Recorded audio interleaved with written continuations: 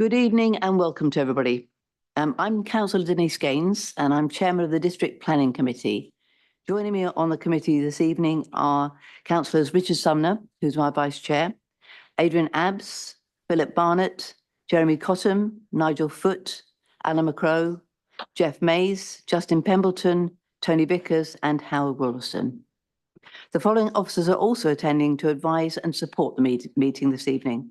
As Deborah Inston on my right, Team Manager and Development Manager, Matthew Shepherd, who is our Senior Planning Officer, who's going to do the presentation this evening, Bob Dray, our Development Manager, Paul Goddard, Team Leader of the Highways Development Control, Paul Backers, who's our Principal Engineer, Daniel Phelans, who's our Economic Development Research Assistant, Annabelle Munro, who's a Legal Advisor, Stephen Chard, who's the Clerk this evening, and Sam Chilton, who's going to be our Zoom host. Before we start this evening's meeting, I'd like to take this opportunity to remind members that we are subject to the Code of Conduct, which requires us to uphold certain standards, including, importantly, respect. Members across the chamber may not always agree with one another, but I would ask that in our disagreements, we endeavour to always be respectful of others' views. I would also like to ask that any members of the public attending this meeting refrain from approaching the councillors unless they're invited to do so. If a member of the public interrupts the proceedings at any meeting, the chairman of the meeting may, after a warning, adjourn the meeting until order is restored. If we hear the evacuation alarm this evening, we must leave the building immediately. Please proceed via the safety emergency exit routes and please follow any instructions given by officers.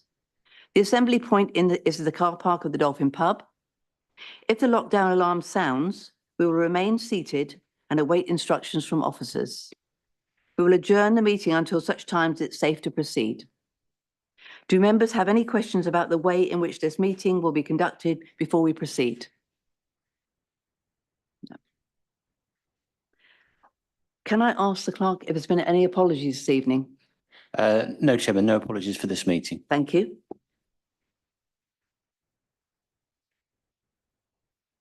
Can I ask members to consider the minutes of the meeting held on the 11th of September 2024 and ask for a proposer and a seconder of those minutes?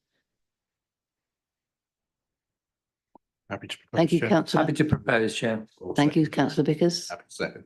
Thank you, Councillor Sumner. Is that what everybody agreed with that was present? Do I have a show of hands, please? Thank you. And can I sign the minutes?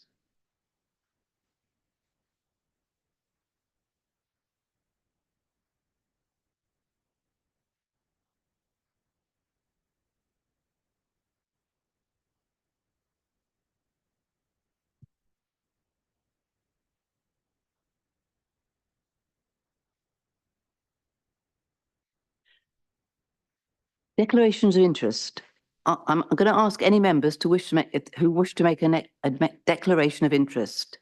We've not been notified of any in advance of this meeting. However, a number of declarations of interest were made at the Western Area Planning on the 3rd of October, and district members present from the Western Committee may want to raise these tonight again. Councillor Philip Barnett, I don't need to do that. Oh, okay. Apparently, I don't need to do that. Has anybody else got any declarations of interest from the meeting this evening? Councillor Abbs. Yeah, thank you. For a change, I have been lobbied by all sorts of people this time, so I should go on the record. You have? I have, absolutely have this time, yes. I think most of us have actually. Yep, I'm assuming so too. You haven't? No. Oh. Do you feel lonely? So on to the business of this evening. We're going to move on to the Kennett Centre, Newbury. Before we do that, for those of you who are new to this meeting, I'll be briefly explaining the procedure. Officers will present the application to the committee, after which the following groups might wish to make representations: the parish and town council representatives, objectors, supporters, the applicant or agent, and any ward members. Ordinarily, in accordance with the council's constitution, the total time allowed for speeches in respect of each group of speakers should not exceed 5 minutes. However, The council has received requests for the time limit for each group of speaker to be extended this evening for up to 10 minutes. It would appear sensible for the request to be allowed on this occasion. The committee will have to suspend standing orders to allow for each group of speakers to speak for 10 minutes. I will propose from the chair the suspension of standing orders. Does that find a seconder? Thank you, councillor Williston. Can I ask members to vote on that? Thank you. We will suspend standing orders for the committee members will have the opportunity to ask questions and clarification from those speakers. Members will then have the opportunity to ask questions of officers. The committee will then debate the item before determining the application. I'm now going to invite Mr. Shepherd to begin his presentation.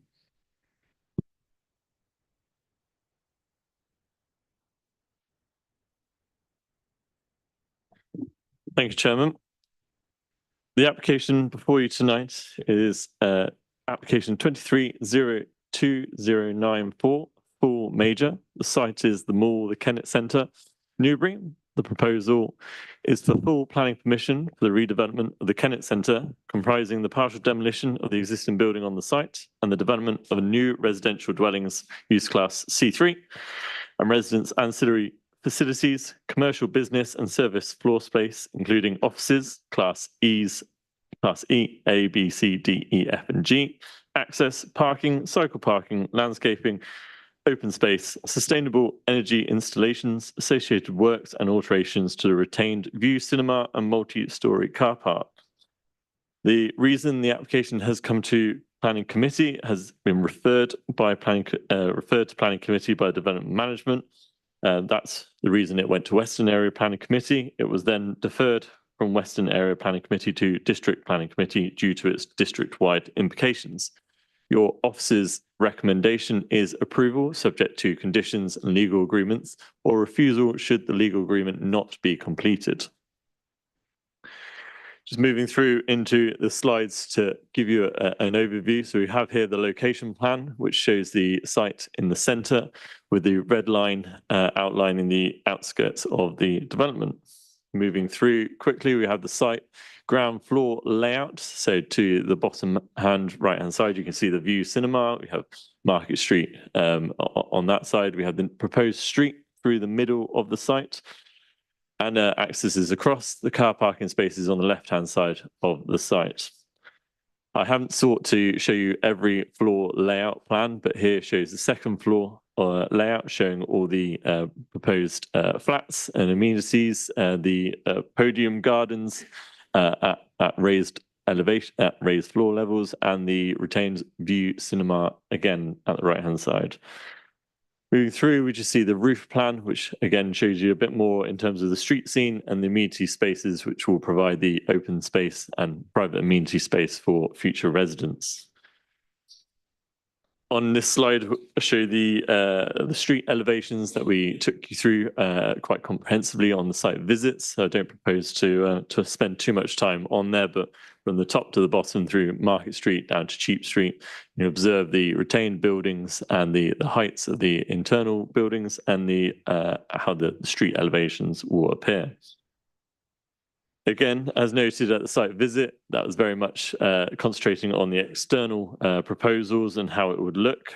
So we're going to run you through each of the blocks and show the different elevations of the proposed internal blocks and the external blocks. So we start here at block S, which is 6 to 8 stories. So we're down at the south of the site. So you can see the bottom right-hand side is the red outline of the building that we're looking at, the proposed building we're looking at. Moving through, we have block D, so again to the eastern side of the Market Street road side. Again, we are down and see at the bottom of those slides, we can see the internals and how it would look from inside the proposed street. Moving to block A's, we show, which is 7 stories into the site. At the top of the image shows the buildings on Cheap Street for comparison of height, so that's the white blocks outlined. Moving across This is block A. So again, this shows what the internals of the development will look like, mainly the bottom. So from the internal of the street scene. Moving to block B, so further into the site towards the north, we have two elevations here of around about 6 or 7 stories, and block B elevations 2 and 3. So we can see the north side of the development in the centre. Block E on the periphery of the site, so on the west side of the site, adjacent to the existing car park at 5 and 4 stories, heading towards the Newbury Public House, which you can just see at the top image on the left-hand side. We then have block F at the north end of the site, which includes a curved shop frontage, which is the proposed access through the site.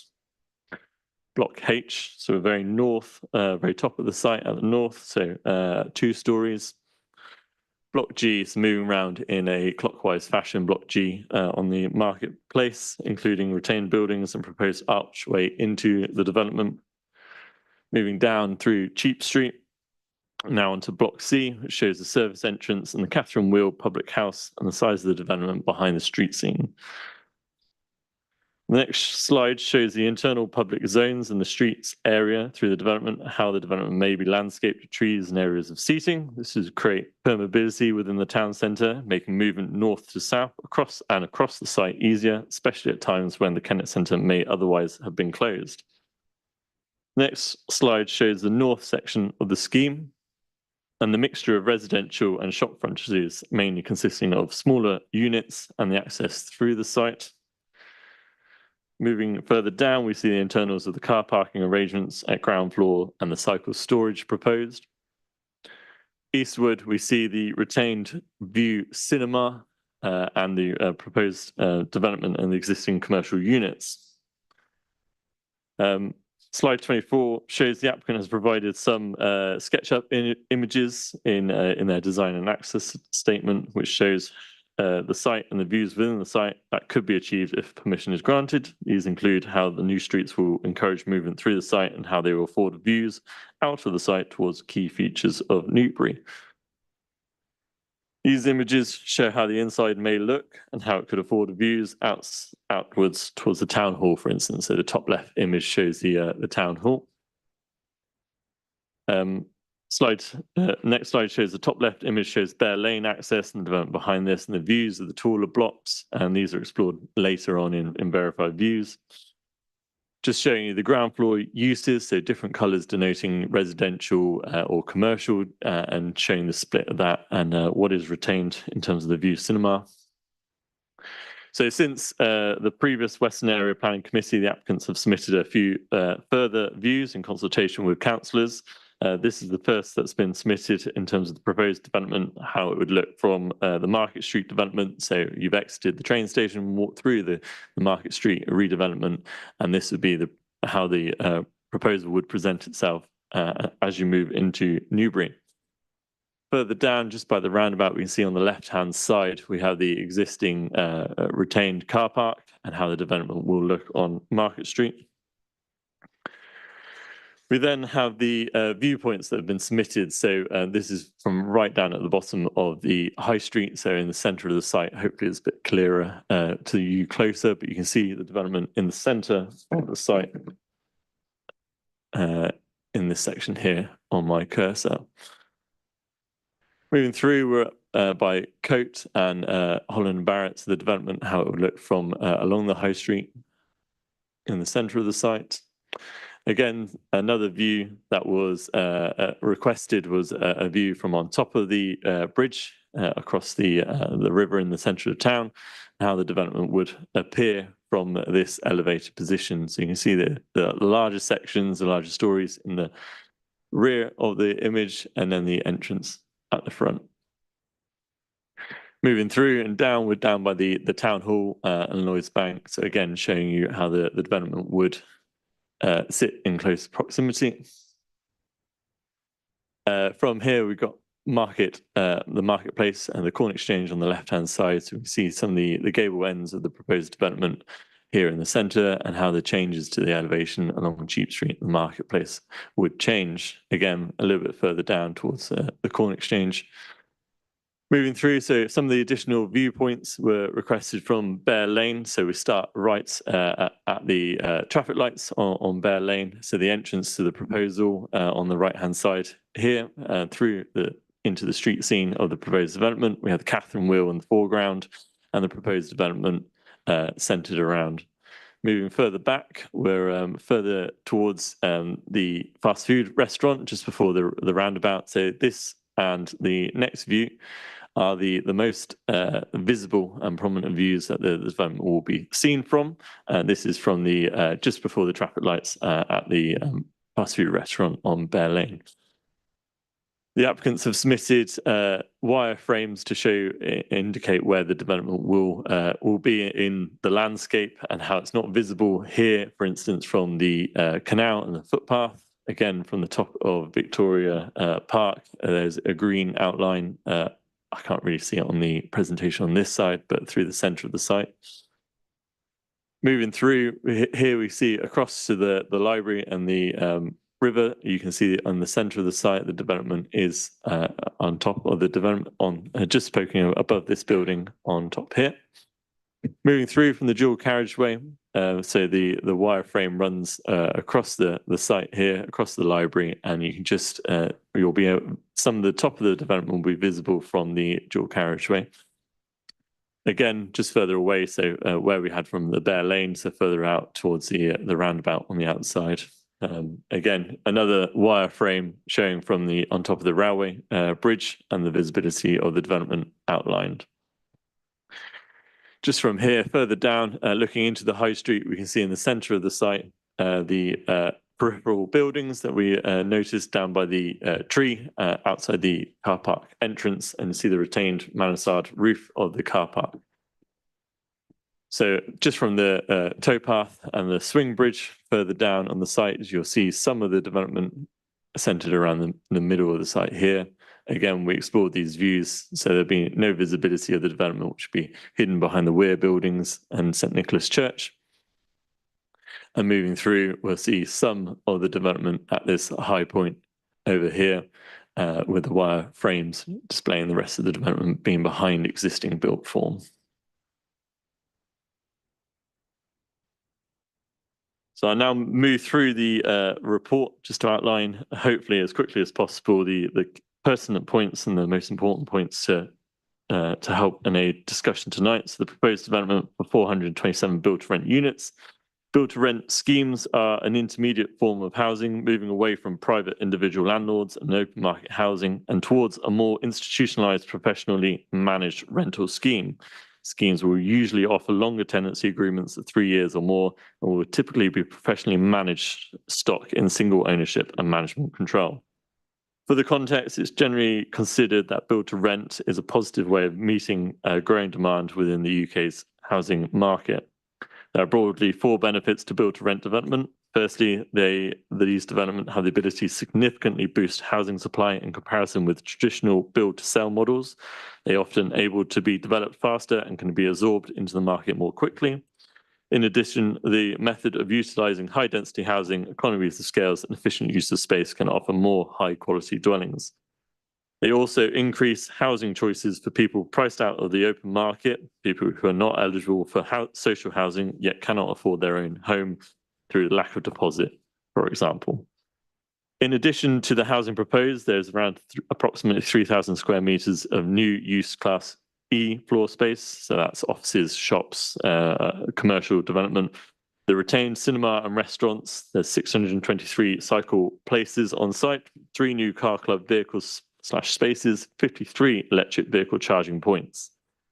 The site currently comprises the Kennet Centre shopping centre built in the late 1970s, early 80s. It is in a state of decline according to the applicants and is considered to be failing as a shopping centre and in need of significant investment and repurposing. The proposed development involves demolition of the majority of the centre with the exception of the View Cinema block and multi-storey car park. The scheme is made up of 9 residential blocks ranging from 2 to 8 stories in height. In comparison with the previous application and appeal scheme, the tallest elements, blocks A and B, have been reduced by 2 stories. The report covers the planning history of the site. The previous scheme was refused and initially appealed, but through work with officers, the new scheme was submitted, which is subject to this application. The site is within the settlement boundary of Newbury, is in close proximity to listed buildings which are comprehensively covered in the report. It's within the conservation area, within an area of archaeological interest, within the town centre commercial area, part of the primary shopping frontage. It's in proximity to SSI sites of the Kennet and Avon Canal and in proximity to public rights of way. Site is also within flood zone 2.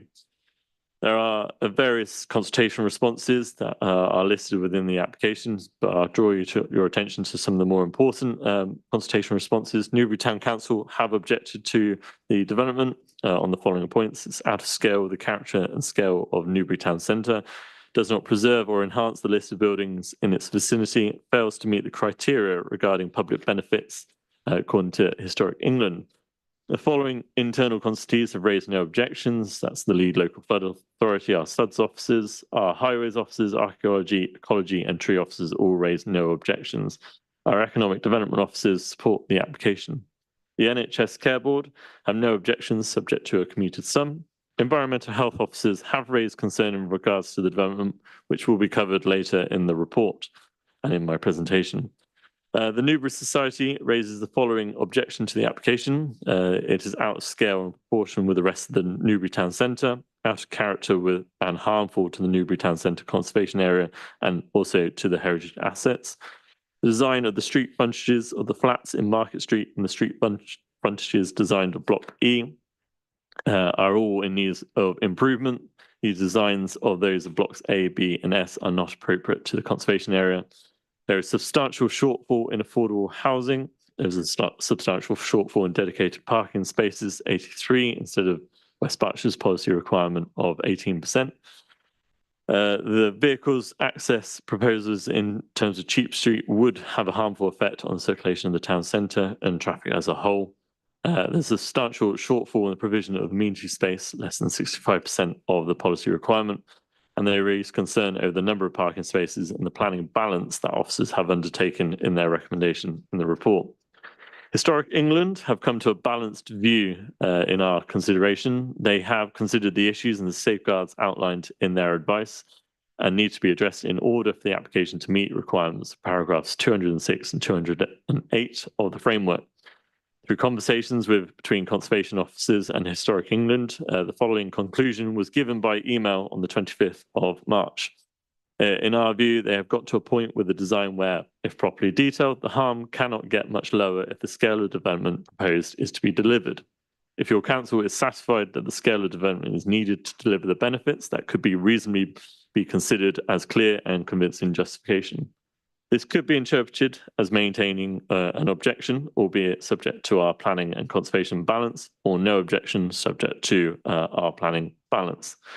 Council has received a large number of representation and a large number of late representations since the report has been published. Objection to the application.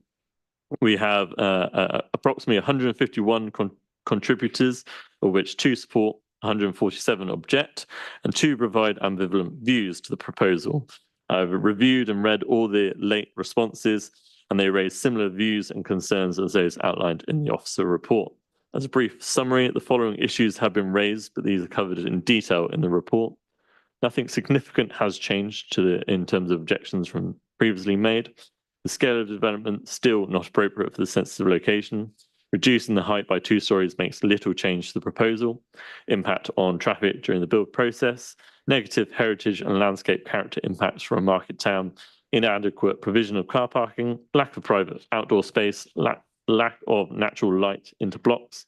Overshadowing and loss of light into existing adjacent buildings. The letters of support outline support in terms of revitalising the area and bringing investment to the town centre and help tackle the growing population of Newbury. The main issues for consideration in this application are listed in the report, and I'll make a brief summary of each of those main issues. So in terms of the principle of development, we are in the centre of Newbury in a highly sustainable location, redeveloping a brownfield site in settlement boundaries. The principle of development is widely supported by the core strategy and policies ADPP1, ADPP2, CS1 in terms of delivery of housing. There is, however, a net loss of 15,000 square meters of Class E commercial floor space in comparison to the existing site. This would consist of both shop floor space and internal walking areas, which are replaced by public realm through the site. Some of the site is within flood zone 2, and therefore the provisions of the development plan, provision of the sequential tests must be passed in terms of CS16. The flooding sequential tests must look at whether there are any sequentially preferable locations for the development to take place. In other words, a location that is not in a flood zone. The development has looked at whether other sites outside the flood zone 2 across the district can accommodate the quantum of development proposed here. The report outlines how a certain level of build-to-rent flats need to be proposed on the site to accommodate economies of scale. Therefore, when assessing the availability of alternative sites, we need to consider how these sites could accommodate all or some of the development in line with the base level and number of units. The sequential tests found no alternative available sites that could accommodate this quantum of development, and as such, the sequential test is considered to be passed.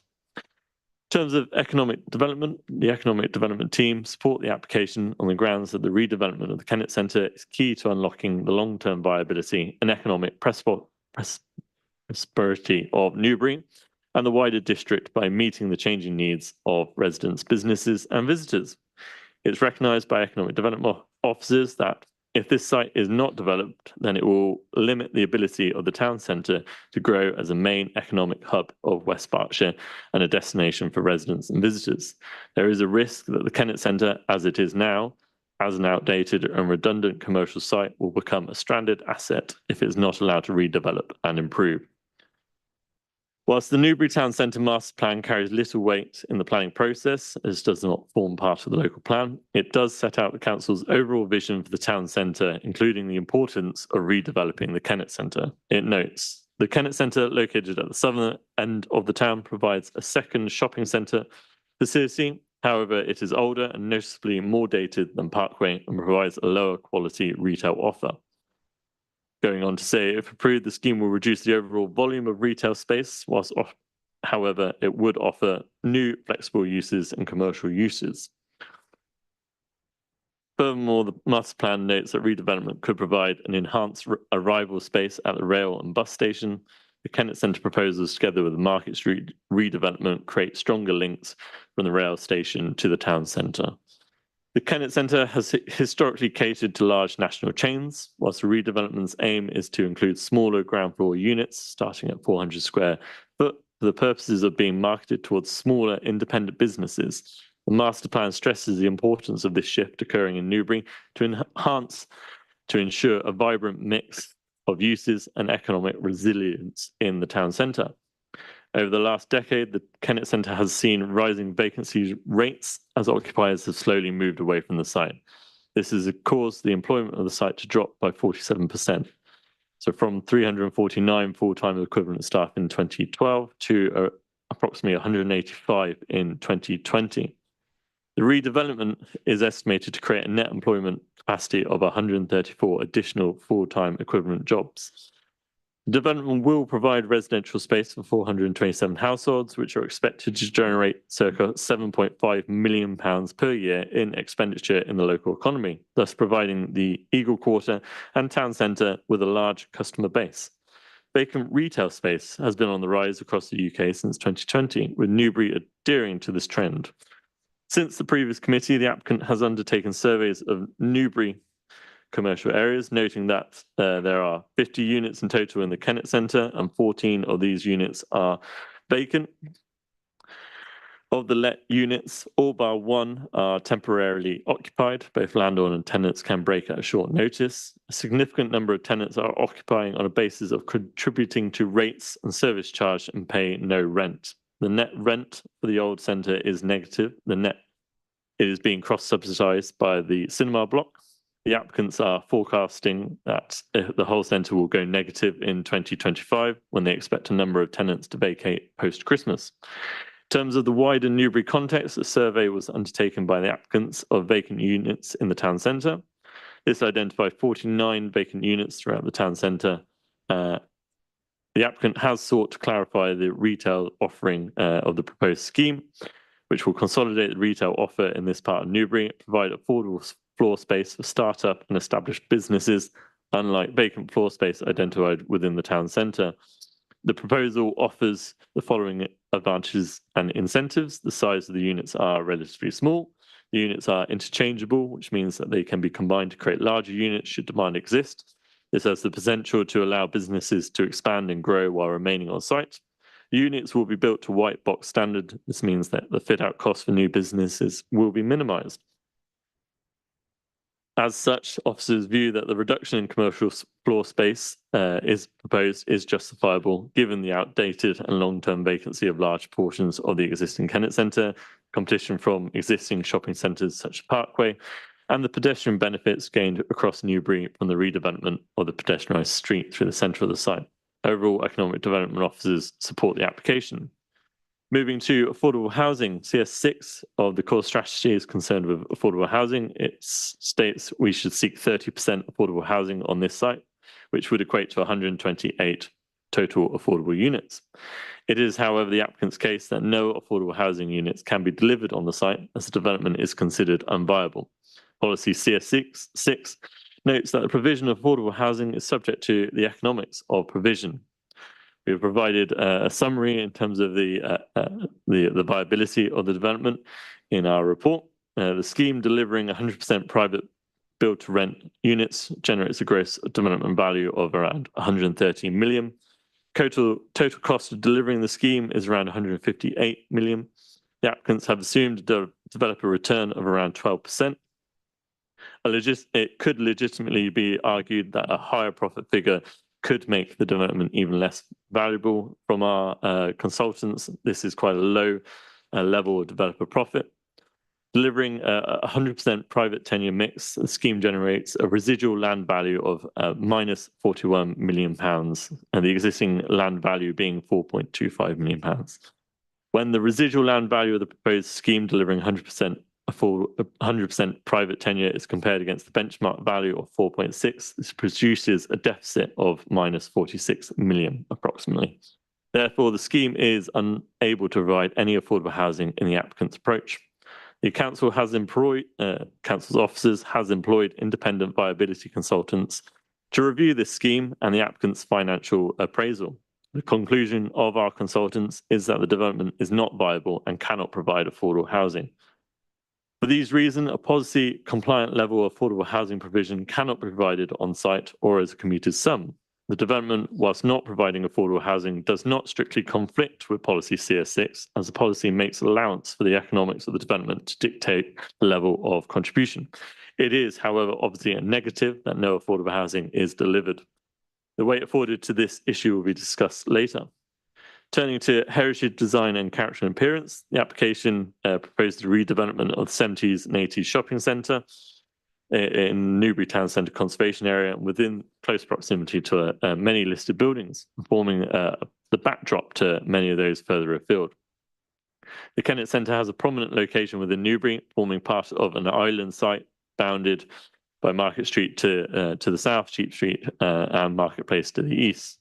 Due to its central location in the core of the town, any redevelopment of the site has the potential to impact the significance of the conservation area and the setting of numerous listed buildings and non-designated heritage assets, which are experienced from a number of short and medium distant viewpoints within the town centre. The conservation area holds above 150 listed buildings and structures and a number of heritage assets. Although there's no single architectural style that dominates the Newbury Town Centre, there's generally a high quality stock of 18th and 19th century buildings and survival of some 16th and 17th century buildings. There is a shared palette of traditional materials, narrow plots, fine urban grain, and generally low level buildings that create a strong and coherent character. Whilst the building heights within town centre vary due to differing designs, the majority of the buildings are relatively small scale, comprising 2 and 3 stories with the occasional attic floor or dormers. The exceptions to this are the Corn Exchange, Town Hall, and the towers of St Nicholas Church and St Joseph's churches, which intentionally protrude above the roofline of the surrounding buildings and form key landmarks in the area. The proposal has a number of taller buildings, up to 8 stories, which are located in the centre of the site and along Market Street, up to 6 stories. Building heights mostly vary between 2 and 5 stories along the surrounding streets. The proposed development results in a substantial increase in height and built form, especially towards the centre and south of the site, which would be perceived in a range of townscape views. The new perimeter buildings alongside landscaping and associated works would result in altered streetscapes and views through the conservation area. This application is considered through its impacts on the character and appearance of Newbury Town Centre and its setting on listed buildings. Historic England confirmed that in their view, the proposal is at a point where, if properly detailed, the harm cannot get much lower if the scale of the development proposed is to be delivered. They have advised the council that if the council is satisfied that the scale of development proposed is needed to deliver the benefits, then this would be clear and convincing justification. Your officers considered that there is clear and convincing justification for the scale of the development. It's considered that the loss of the existing shopping centre has been clearly and convincingly justified due to the limited architectural benefit of the current Kennett Centre and in its poor fabric. The proposed demolitions are necessary to provide a more appropriate building envelope that would enhance the town centre by providing improved permeability and connections through the town centre and replacing the existing unattractive, largely blank facades with new buildings that respect the historic plot patterns, architectural detailing, and materials of the conservation area. The retention of the existing building structures and upgrading these have been explored, but it is not possible to achieve this and provide a high-quality development. The quantum and the heights have been reduced through discussions with officers and Historic England during pre-application and the application process to the minimum required in order to make the redevelopment of the site viable and achieve a high quality architecture and materiality. This is evidenced in the accompanying financial viability assessment, which demonstrates that any further reduction in the quantum of proposed development would result in the scheme that would not be economically viable. The viability assessment is considered to provide clear and convincing justification for the volume and scale of the built form proposed. Whilst the height of the internal blocks have been reduced, they are still considered to be substantially taller than that of surrounding built form, departing from the scale and massing of Newbury's historic core. The scale of the proposed development within the centre of the site would harm the significance of the conservation area and a number of listed buildings within it. It is acknowledged that the reduction in height of these blocks has materially reduced their impact on the key town centre views since the previous application. However, the increased massing and built form can still be perceived in the scheme. While the increase in built form departs from the scale of Newbury as a historic market town, this is mitigated in part by the articulated and varied roof form of the proposed development, which reduces the perception of massing at high level. Whilst the proposed development is still considered to harm the significance of the conservation area and a number of listed buildings within it, the harm has been meaningfully reduced through a reduction in heights of blocks A, B, and improvements to the facades of external blocks. And as such, officers find that this is a low to moderate or less than substantial harm. The proposed scheme will result in harm to the significance of the conservation area and the setting of a number of surrounding listed buildings, largely as a result of the increased height and scale in the centre of the site. Paragraph 206 of the framework states that any harm to or loss of significance of a designated heritage asset should require clear and convincing justification. The officer report sets out why your officers feel that there is clear and convincing justification for the scale of the development.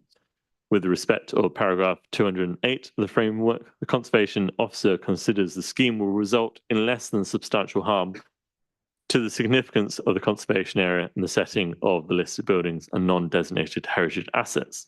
They also consider that this harm has been significantly reduced from the first iteration of the scheme. The conservation officer considers that the harm would now be a low to moderate level of less than substantial harm to the heritage assets identified. It is, however, important to note that despite being at the low end of less than substantial harm, this harm is real and serious and carries significant weight in the planning balance. In line with paragraph 208 of the framework, less than substantial harm should be weighed against the public benefits of the proposal in the planning balance carried out by the decision maker. In carrying out this balancing exercise, great weight should be given to the conservation of these heritage assets. In regard to urban design, the layout has been carefully designed to integrate with the town centre, paying special regard to the urban grain of the surrounding area, including patterns and movements across this area of the town centre. It provides permeable layouts, which connects adjoining streets with the surrounding streets, offering a strong framework of north to south and east to west links. The redevelopment of the Kennet Centre would also be open the area in the centre of the site to the public rather than being closed off inside shopping centre, which closes at night. This would provide a new street with active frontages, cafes, seating areas and landscaping. The layout and arrangements of the blocks is such that public spaces will be overlooked by buildings. In addition, each building has active frontages, either commercial or residential. The scheme therefore provides a high level of natural surveillance, which will help reduce opportunities for crime and disorder. Moving to amenity, the proposed development is considered to create an acceptable environment in terms of impact to neighbouring amenity. The design of the development adheres to the existing street pattern. The windows facing out the development serving residential development would follow the SPG's requirements of minimum street depths.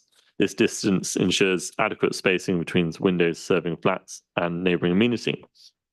The use classes on the ground floor will all be subject to planning conditions to ensure that they do not impact the residential developments above. There are extensive conditions on land contamination, and environmental health officers do not raise concern in regard to air quality.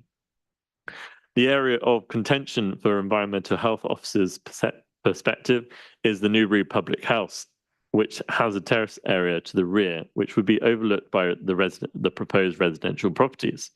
This terrace has music events on it, which may give rise to noise issues with the proposed development. Noise assessments have been undertaken by the applicants and were considered by officers. Several rounds of these noise surveys have been submitted in regard to the live music of the terrace on the Newbury. Environmental health officers are concerned that this would result in significant noise levels within the future development, which is likely to make the residential development undesirable. Flats in blocks B are in close proximity to the terrace and would directly overlook it. Flats in blocks E and F would also be affected.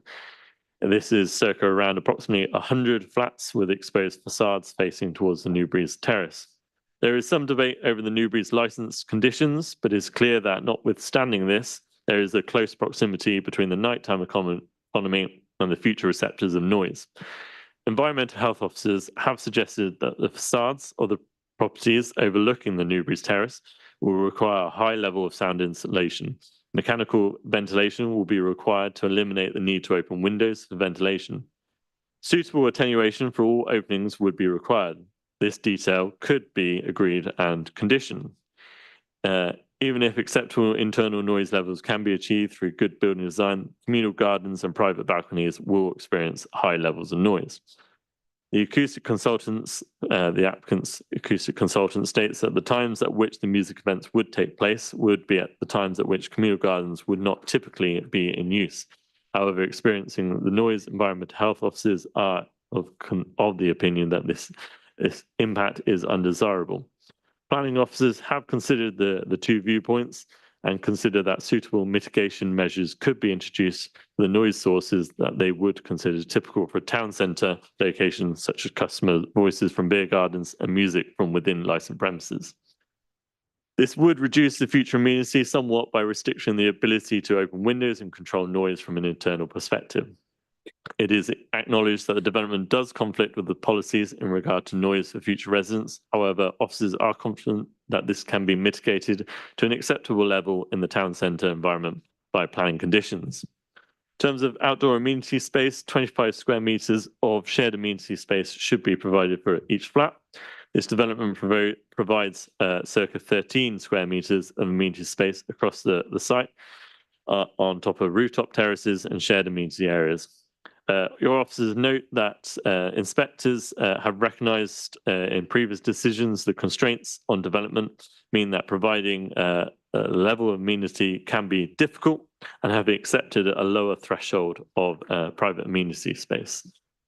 The development does not provide any public open space provision, but it must be acknowledged that the site is a brownfield town centre development and provision of open space would be very difficult.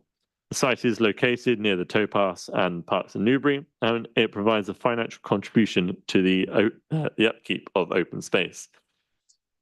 Since the previous committee, a condition has been drafted requiring one of the commercial units to be used for a children's play space to address councillors' concerns. Highways officers will talk on their section of the report subsequently.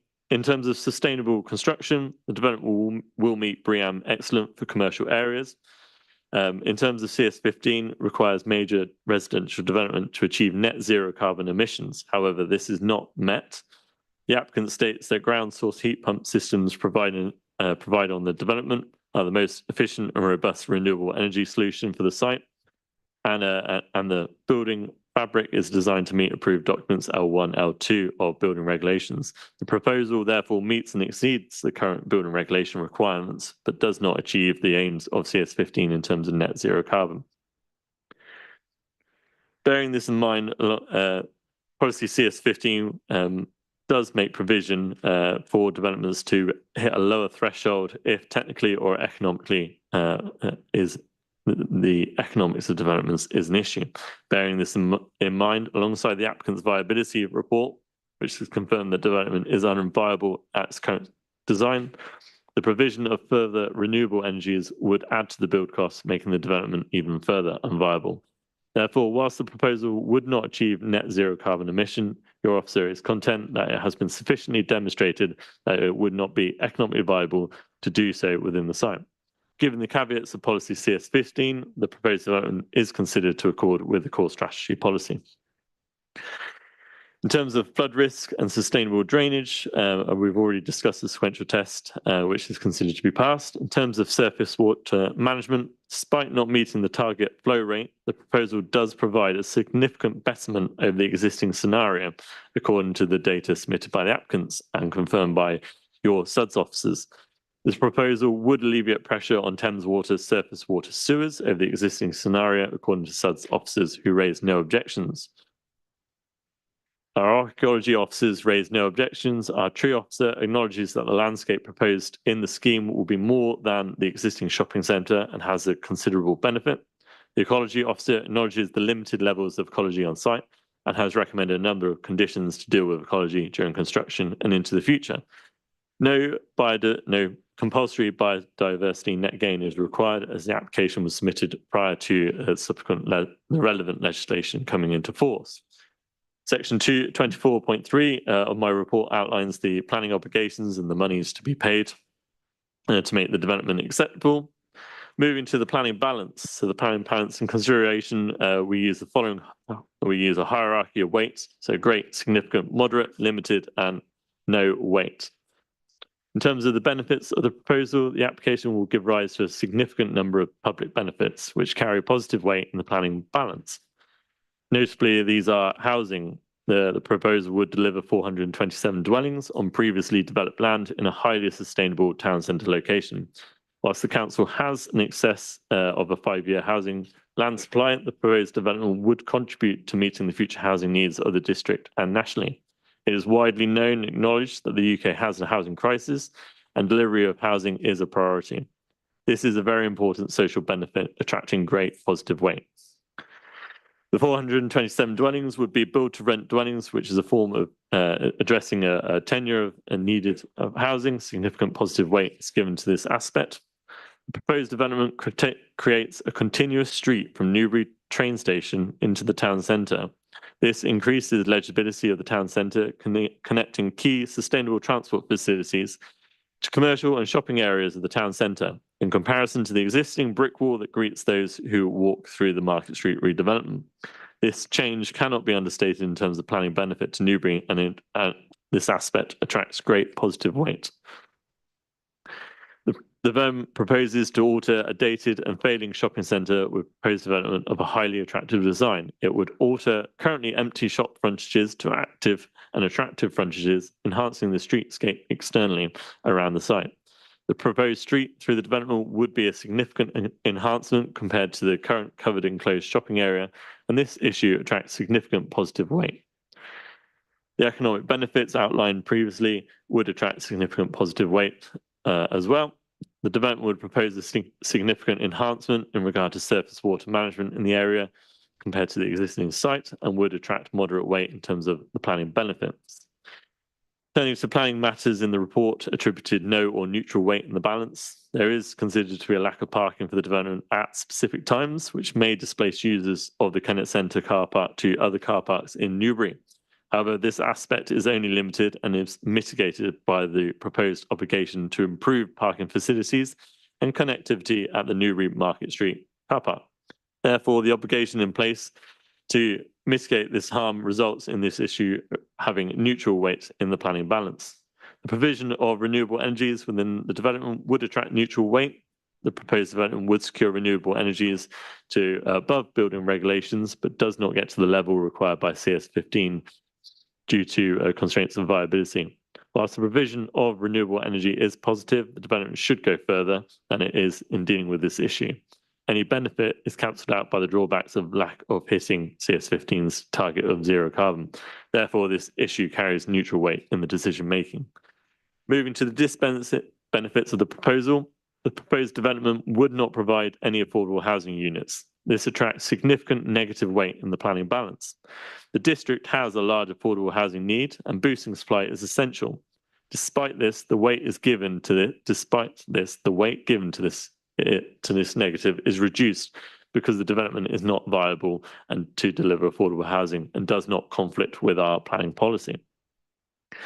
Turning to heritage, paragraph 205 of the framework advises that the great weight should be given to the conservation of designated heritage assets. Conservation officer has advised that there is a low level of less than substantial harm to the heritage assets in Newbury. The harm to these assets would be at a low, moderate level of less than substantial, but nevertheless, great weight needs to apply to this issue. Moderate weight is given to the issue of future occupants' amenity, which may be impacted by the nighttime economy of the Newbury public house.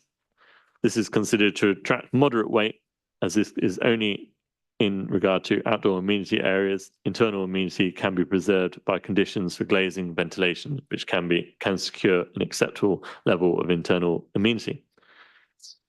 Impact on the heritage significance and the NPPS tests. It is acknowledged that there would be a less than substantial harm to heritage assets in the case from the development. However, there is clear and convincing justification for the scheme. Officers have given great weight and importance to desirability of preserving or enhancing the character and appearance of the conservation area, the setting of listed buildings and non-designated heritage assets. It is considered that the less than substantial harm that would be caused by the proposed development has been adequately mitigated by the quality, design, detailing and materiality and is justified. And the harm would be outweighed by the high level of public benefits that would result in accordance with Section 66 and 72 of the Planning Listed Building Conservation Areas Act of 1990 and the framework. Turning to the overall planning balance as set out, the application includes a variety of planning benefits and disbenefits, such that a balanced conclusion is required. It is considered by officers having particular regard to the redevelopment opportunities presented by this proposal that, taken together, the planning benefits of the proposal outweigh the disbenefits. And there are no other material considerations of sufficient weight that indicate that planning permission should lead to refusal. Technical issues from consultees can be dealt with by way of planning conditions. In view of the above, the application as amended is acceptable to your officers and is acceptable and satisfactory, and officers recommend that it should be granted planning permission subject to conditions and prior satisfactory completion of a Section 106 legal agreement. The proposed resolution includes the ability to refuse the application if the Section 106 agreement is not completed within a reasonable timeframe. Full recommendation is provided in the report. There is an overview list of conditions right at the end of the report, circa around 50. There's one minor change to condition 42 to change the trigger and updates, and this is in consultation with the applicants. It brings it to post-demolition, but pre any works above ground level. The update sheet also updates on comments and reps and the correction of some of the numbers in the reports. This concludes my presentation, Chairman. Thank you, Mr. Shepherd. Before I bring Mr. Goddard in, I'm afraid we do have to go back and revisit our declarations of interest, members, I'm afraid. So I'd like to start with, I declare that I actually was lobbied both in a written and verbal way. I've been lobbied by both sides.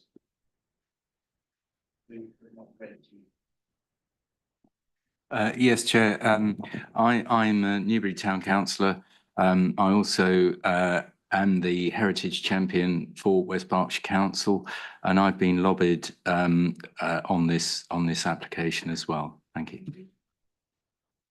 I've been lobbied by both sides since the start of this whole saga, but since the Western Area Planning, only by the objectors. Councillor Barnett. Chairman, I like councillor because lobbied considerably by both sides leading up to the first round, but since then I've only accepted two request on this particular application. But again, of course, if we do need to declare it, I'm also a member of Newbury Town Council and also its Planning and Highways Committee. Councillor McCrow. I've received two emails from objectors. Thank you. Councillor Mays. Chairman, I've received one letter from the Newbury Historical Society. The gentleman who sent it is here tonight and making a presentation. Councillor. Yes, Chair, I've received emails from both the Newbury Society and Newbury Town Council, both of whom are objecting to the proposal. Yeah, nothing's changed. I've still been lobbied. Yeah. Can I ask now, Officer Mr. Goddard, if you'd like to give any comments on the presentation? Thank you, Chairman. I will do just that. My section, relevant section of the main committee report with the pink cover is from page 57. I will roughly follow that report in my presentation. There's also a handful of slides that I may show at some point as well to help along. Beginning with traffic generation, we all know that the town centre does become congested during some times of the week, along with pretty much all town centres, prosperous town centres in the nation. The question before you tonight is whether this proposal will increase traffic generation in any way from when the Kennet Centre was at its heyday. And my advice to you tonight will be that it won't. We need to consider that the Kennet Shopping Centre was much more occupied than what it is now. And we also need to consider that shopping habits have changed over the years, particularly since the advent of the COVID-19 pandemic. There is less shopping taking place in town centres, rightly or wrongly. And therefore, your highway officers consider that the proposal should not change traffic levels overall from what was there before. However, we do note that because of the increase in residential, that there will be a relatively small increase in traffic levels during the AA morning weekday peak. And therefore, as requested, the applicants use the council's All Newbury Visum traffic model to assess any increase. And the results from that modelling work confirm that there should be no additional traffic congestion as a result of this proposal compared to what the Kennet Centre would have generated in its day. There is a framework travel plan that has been submitted that would encourage more walking, cycling and use of public transport, and that is secured by condition or legal agreement.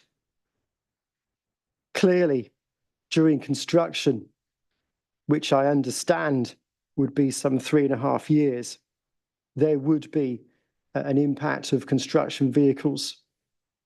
However, as with the recently completed Market Street redevelopment next door to here, and further in the past, the Parkway Shopping Centre, there will be a construction management plan submitted that is secured by a condition that is listed in your, out of the 50 conditions that is in your pack. Such details will be submitted post-consent. Moving on to access and site layout, the existing Kennet Centre shopping multi-storey car park will be retained virtually as is, and the access and exit will remain unchanged as a result of the proposal. It is proposed to remove the existing service ramp from Market Street that goes up to the roof of the existing shopping centre. And access to the proposal we've replaced by 2 access points, one from Cheap Street, opposite from where the post office once was, and that would be used by commercial vehicles, deliveries. We do not anticipate that it will be a heavily used access for what it will serve, but with just commercial vehicles. The access will be designed and secured in detail by condition, and we are content as officers with its width and sight lines onto that section of Cheap Street. The other proposed access is onto Bartholomew Street. And I wondered if I could have a slide up on this to help explain.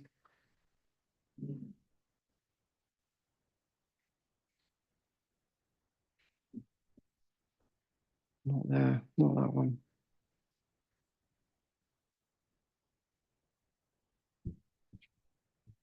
The one with the photograph. That's the one. So that shows things how they are existing, and you see the entrance to the multi-storey car park there with the blue signage above it. The other entrance to the development is just further to the north on the right-hand side there. And to allow that to happen, this is a one-way street. When it is open overnight for traffic, and this means that the current rising bollards would have to be relocated further north of the proposed access. And this then means that this section of Bartholomew Street would need to be reconstructed to make it two-way. And this would also include the allowance for cyclists to not only travel northbound along this road, but also to travel southbound as well. And this would be done by changing the traffic regulation order that allows that. And this has been welcomed by counterparts at Active Travel England. By making this section of road two-way, we also need to change the configuration of the traffic signal junction to the south. Can I have the slide on that? That's the one. And these proposals will need to be designed up in much further detail, but the islands in the middle will need to be removed to allow vehicles to come out of Bartholomew Street to be able to turn right and proceed southwards along the rest of Bartholomew Street. Pedestrian crossings will be retained on all 3 arms of that junction.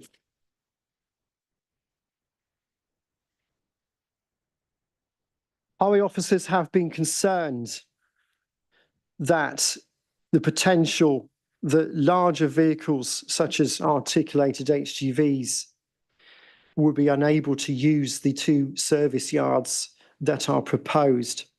However, the applicants have provided assurance that due to the proposed size of the retail units within the proposal before you, it is unlikely that such vehicles of that size will visit the site.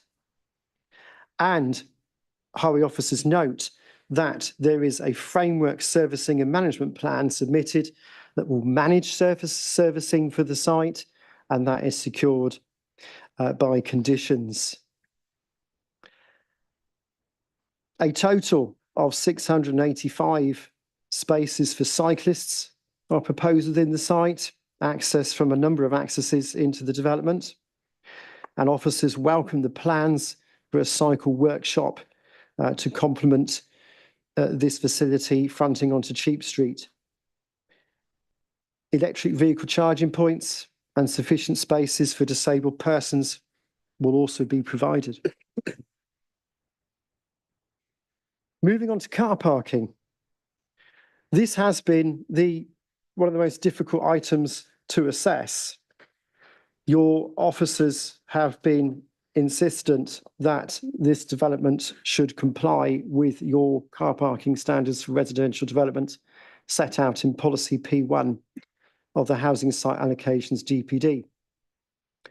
Using those standards, the proposal requires 471 car parking spaces, of which 475 are provided on site. So therefore, the proposal does comply with your residential car parking standard set out within your relevant standards. Currently, within the Kennet Centre Shopping Centre multi-storey car park, there is an existing level of 415 car parking spaces. That was a picture taken earlier on that shows that at times it's not well used in places, but I will talk a bit more about that a bit later on. So I just want to go over these car parking figures a bit more. There's currently 415 on site, 475 are being proposed, and that 475 includes the 83 spaces that are accessed from the Bartholomew Street access that I discussed earlier on. There are also some 66 car parking spaces on the roof, accessed from the ramp from Market Street. Due to the decline in the occupation of retail units within the shopping centre, they are not widely used, certainly not as much as they were used to be. And it is our view that they will disappear with the extensive retail offer that will disappear with the proposal. So we haven't included them in our overall car parking calculations. I need to point out, bottom of paragraph 15.17, that there is a slight typo that has quite a meaning. The word now should actually be no. The council has no updated car parking standards for retail in the town centre. We have residential car parking standards, but we don't have retail car parking standards to lean on. Somehow that W crept in there. So we have enough car parking for residential, and the car park is going to be for dual use. It's going to be for residential overnight and retail shopping during the day. The question is there enough car parking for such a dual use car park? Now, the applicants have done some car parking surveys of the existing Kennet Shopping Centre from November 2022. And we consider that over the last 2 years, the figures have not changed very much. And it showed that during the weekday, that car park is less than half used at the moment. On Saturdays, it's a bit busier, about 2/3 full. And this highlights what I was saying earlier on. Shopping habits have changed. The car park is not as much used as it used to be. So but the question is, what about the residential? What is the likely demand for that likely to be in reality? Notwithstanding your parking standards. So therefore, your highway officers have undertaken a number of car parking surveys at a nearby residential development of flats at Bartholomew Court, which is about 300 metres behind where I'm sitting. And during the day, the figures are at the bottom of page 58, paragraph 15.18, we found that during the day, each flat had about an occupancy of about 0.43 to 0.57 cars per flat. And as you would expect, it was somewhat higher in the evening. So what happens then if we put the surveys that the applicants did in November 22, showing the existing occupancy of the Kennet Shopping Centre, and then the expected car parking demand for the residential proposal before us? And the figures suggest that during the week, most of the time, the proposal before you, there is sufficient car parking for both uses. But at weekends, it is likely at times to overflow during the middle of the day.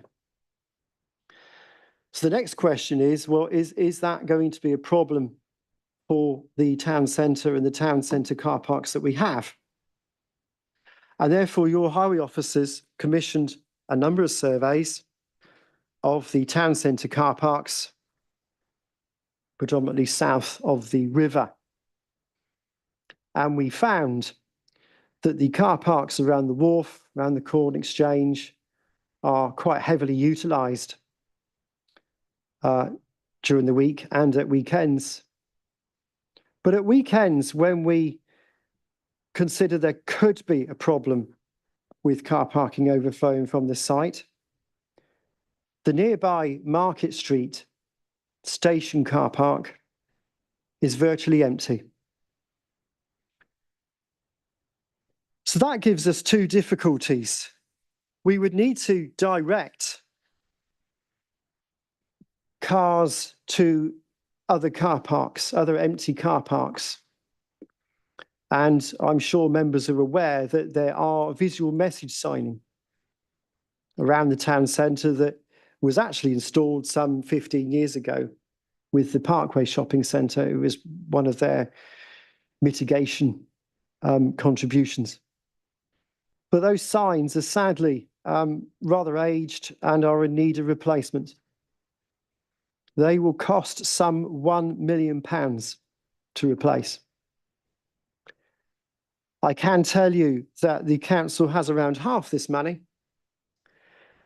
and the developers before you, it is proposed that they make a contribution for the remaining half so we can afford to replace the signs and make them useful and fit for purpose. The other issue is the Market Street Station multi-storey car park itself. I've got a photograph of that too, if I may. Thank you, Matthew.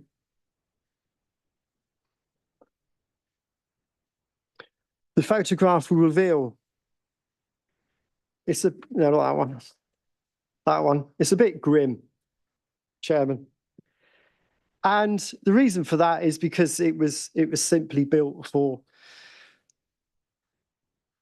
commuters catching the train and for your officers that park in there to work in these offices. It wasn't really used for shoppers. And so therefore, we've agreed with the applicants that they will undertake some improvements to this car park, as well as improving the route towards the car park from the site itself. So in conclusion, I'm now on page 60. This is the final recommendation. And there's two sections there. There's a list of highway works that will be completed under section 278 of the Highways Act 1980. And that includes the provision of the accesses, relocation of the bollards, and the reconfiguration of the Bartholomew Street, Market Street traffic signal junction that I mentioned earlier. There's also under section 106, financial contributions towards the visual message signing, £500,000 listed there. There's the traffic regulation order to ensure that cyclists can cycle two-way along Bartholomew Street and associated signage. And then there's £70,000 towards improvement to the Market Street station multi-storey car park. And some of the improvements are listed underneath there. They include significant improvements to pedestrian routes towards and within the car park, making it more accessible for disabled persons and improving some of the footway routes past this building towards that car park, to make it more attractive for use by visitors to the town centre. On the few occasions, it needs to be added, when the car park proposed this development would overflow. And on this basis, should all the above be provided, officers recommend approval of this planning application. Thank you, Chairman. Thank you, Mr. Goddard. We're going to now move on to the speakers, but before I do so, I'd just like to remind everybody that we actually have got standing orders suspended at the moment, so that speakers can have 10 minutes rather than the normal 5 minutes. Once the speakers have had their time, we will actually reinstate standing orders before members ask questions. They will be asking questions when you come up to the lectern. If you just turn the microphone on.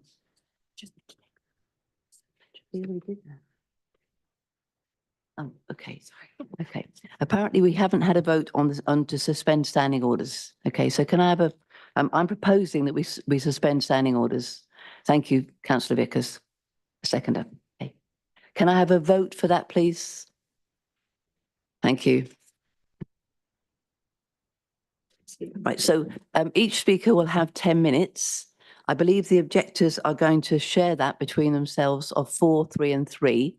Do you wish to be told when your 4 minutes is, or when 3 minutes is up on the 4 minutes, and 2 minutes when it's 3 minutes? Yes?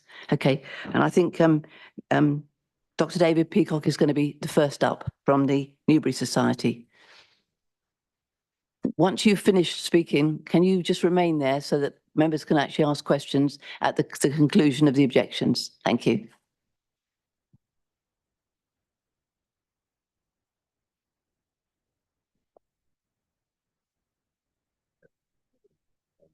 I beg your pardon. I'm so sorry, Dr. Peacock. Can we have a town council first? It's just one little line there, Councillor Moore. So I missed you out, I'm afraid. Do come up. Thank you. Do you wish to be told when your 9 minutes is up?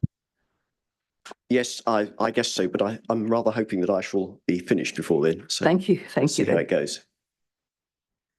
Thank you. I'm Andy Moore. I'm the chair of the Newbury Town Council's Planning and Highways Committee. Newbury Town Council has had a long engagement with this application and its predecessors, stretching back 4 years to when an initial public presentation was made.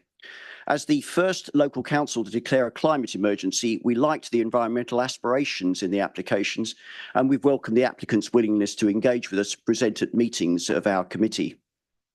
But from the very beginning, we have registered major worries about the sheer size and scale of the proposal, its height and massing, and the effect on our town and conservation area should it proceed. As early as June 2021, we expressed deep concern, followed by a strong objection to another iteration in October 2022. When the earlier applications went to appeal, we registered as a Rule 6 party and prepared a substantial submission.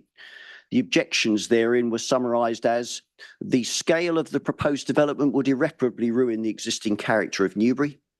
The height of the proposed development would have a seriously detrimental impact on the town centre conservation area and the listed buildings nearby. And the proposed development does not meet the requirement for diversified housing supply for Newbury. The appeal was withdrawn, so we moved to the current application. We earnestly hoped that this would recognise and respond to the huge public concern expressed about the earlier applications as voiced by the Newbury Society and the Town Council. Regrettably, we do not find that much has changed. We first considered the current application on the 6th of November last year with the following summary submitted and on the portal. It is out of scale with the character of the Newbury Town Centre Conservation Area.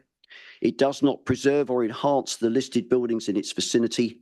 It fails to meet the criteria required regarding public benefits, the Historic England guidance. Slightly different emphases, but the same overall conclusion. The minor changes that were subsequently made did not convince us to change our minds in March. In some more detail, our Heritage Working Group prepared a report which was adopted on behalf of the Town Council and submitted with our November consultation response. This report was informed by the perspectives developed by the Newbury Society, who will speak to the specifics of it. Key for the Town Council was the potential effect on the iconic historic buildings along Bartholomew Street, where the Newbury, a listed public house, would be dominated and diminished, and on Cheap Street leading into the marketplace. The same is true with the Catherine Wheel and the former Save the Children shop, both listed, which are dwarfed by the 7 stories plus roof which would loom behind them. There was some criticism at the Western Area Planning meeting that the visual AVR images did not include views from Bear Lane, at the other end of which has the delight of the BT Tower, an eyesore from a previous generation, where one can stand back in Bear Lane up to 100 metres. And I'm pleased to see that this has been corrected. And the result, of course, perfectly illustrates how Newbury's older buildings would indeed be dominated and diminished. Have you ever been in a US city and come across, say, a church built in its early years, simply swamped by skyscrapers all around? Please let us not begin that here. Beyond heritage and voiced in our earlier submissions were concerns about mix and affordability of housing. It's perhaps difficult to imagine the site being redeveloped with other than flats, although even the Market Street development opposite has managed to include a couple of streets with townhouses. But there are a lot of apartments in the town centre. Parkway, Market Street itself, and the forthcoming Bond House, the former Bayer offices, are large sites, but there are a good many smaller ones, and a lot of retail outlets have returned floors above to flats. The Town Council would like to see a greater mix of property types, and this was supported in the survey conducted in the early phase of producing our neighbourhood development plan, well over 2 to 1 in favour of houses over flats. The same survey showed good support for affordable housing, and it is deeply disappointing to find that the argument for no affordable housing has been accepted by officers despite the policy requirements. To quote from a statement at the Western Area Planning meeting, if the proposed development cannot justify the inclusion of affordable housing, it's the wrong scheme. Given our overwhelming concerns about scale, we had not looked deeply into issues such as amenity space and car parking. Indeed, if the scale were much reduced, the parking equation might be easier to solve. We were also reassured by the repeated comments from the highways officers that no special allowances should apply. It's surprising, therefore, to find that beyond a list of conditions, the parking is now acceptable, but it is stated that residents would pay and contend with visitors to town centre facilities. Others may wish to explore that in detail, but it seems to me potentially to satisfy neither residents nor visitors, with possible effects on the already crowded streets of the main thoroughfares of South Newbury. The officer's report for this meeting and the application comes down, as is often the case, to a judgment of planning balance. Weights are assigned to a number of categories and suggestions are given for the allocations. This isn't a scientific process, I think. I'm sure many of us could argue with the suggestions.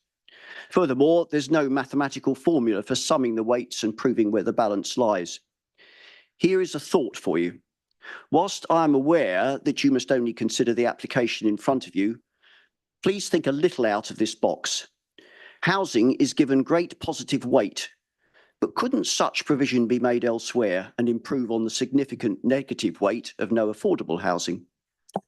Economic benefit is given significant positive weight, but it's not impossible to envisage how such benefits might derive from other schemes which might enhance yet further the offer of our town centre. The impact on heritage is correctly given great negative weight. If this application were approved and built, There would be no alternative to that. Our heritage would be irreparably damaged forever. Newbury Town Council, as I have stated, does not object to the principle of redeveloping the Kennett Centre. It has always been a controversial mix of styles. Some might find the Bartholomew Street facade opposite the church tolerable, but few could like the cheap street construction along from the cinema. Its main original purpose of retail has been hollowed out by the developments elsewhere and the online revolution. It is due to be repurposed.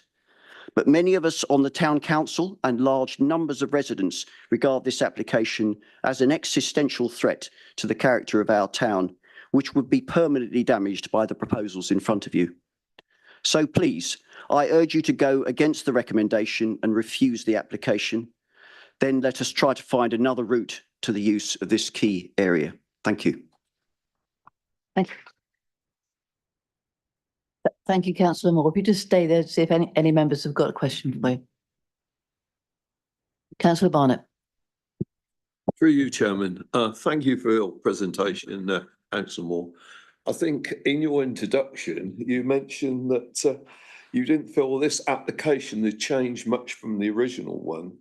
But do you agree a reduction in height is a reduction, is a change from the original application?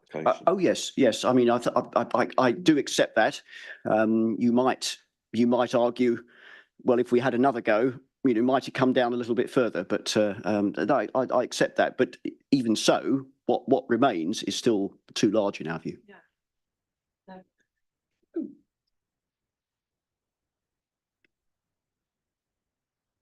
Any other members have got a question? Oh, sorry, councillor Abbs. No need to be sorry, Chairman. Councillor Moore, you mentioned weighting and that Newbury Town Council would possibly put different weighting than the officers have. Do you mind if we step through? I mean, you mentioned not being a formula for doing this. Personally, myself, I'm very interested in the weighting. So I just simply added a number to each of the categories, you know, none, 0, 1, 2, 3, 4. In which case, you very easily come up with a, you know, take what the officers have said, and it comes up with a number. Actually, so just so you know, it's 19 to 13 in favour of the application. Okay. What I'm really interested in is Newbury Town Council's position in some of the key aspects. So I don't know if, and apologies to the members, but I'm really interested in hearing what the town council has to say on 22.5, 6, 7, 8, 9. They are all to do with the weighting that you've said. So for, if I can help you. Sorry, yeah, I haven't got the. No, I didn't. I could see that you haven't. So the first one is the 22.5. The proposal would deliver 427 dwellings, and it's given the great positive weight. Do you agree with that? Word great, or would you have it's significant, moderate, limited? Where would Newbury Town Council be on? Yeah, I'm in a slightly difficult position here because I'm representing the views of the Newbury Town Council. We hadn't seen the weightings process as we considered this last. Oh, so we can't really go through it. So I got no alternatives to you. That was really just an invitation to you to think hard about the way the weighting might work out, and you clearly have. I don't know whether everybody else has got a formula like that, but I can discuss it with officers later. It's okay. Right. I just thought you might have an opinion you can share with us. No, I mean I think I've given you what I view. You know where I think. Well, what I heard, and please correct my word, is you think that the kind of the weighting is a little bit too positive from an. Well, I think the point I was trying to make was particularly was that the weighting on the heritage thing is a sort of, you know, lose it, do it and lose it. Once you've done it, the heritage is destroyed, is damaged forever. Whereas if you really needed to do more, you know, housing, there must be other schemes and other places where you might be able to do that. This scheme on this site, you know, if it went ahead, would damage the heritage forever, in my view. Yeah, but I mean, the officers did put it down as great, the highest possible impact. Yeah, absolutely. Councillor, any other questions? No, that was thank you. Councillor Vickers. Chairman, yes, you've just said, councillor Moore, that the heritage will be damaged further, but wouldn't you not agree that there is no heritage asset within the development or in its immediate neighbourhood that is physically damaged by this development? It's the view and the setting. So the heritage is not irreparably damaged at some mythical time in the future. Wouldn't you agree? You could demolish what we're proposing to build now and have a great big park, if you like.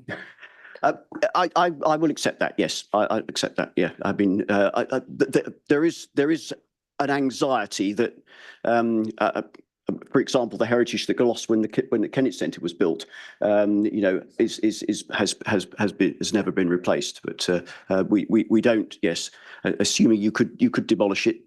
Yeah. Okay. I think we've had enough of a debate with councillor Moore. Councillor Sumner. Thank you, Chair. Councillor Moore, lovely to see you. It's been a while. Yeah. Just a statement for clarity, I suppose, really from me, that you recognise that the existing developments that have taken place over the years are far from consistent.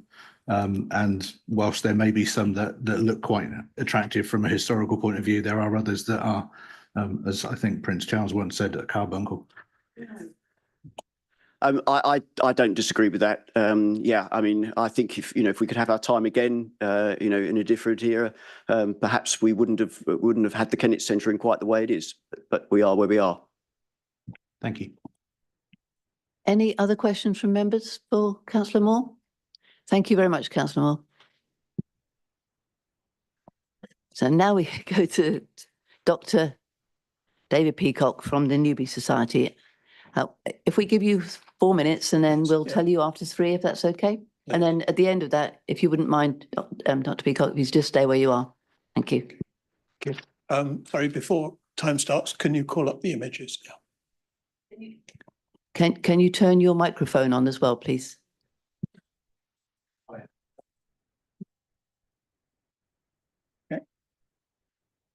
So my name is David Peacock, speaking for the Newbury Society, and like many Newbury people, the Newbury Society is not against modernisation or even redevelopment of the Kennett Centre, but it has consistently opposed the scale of the development proposed by the applicants, which it firmly believes would be damaging for Newbury.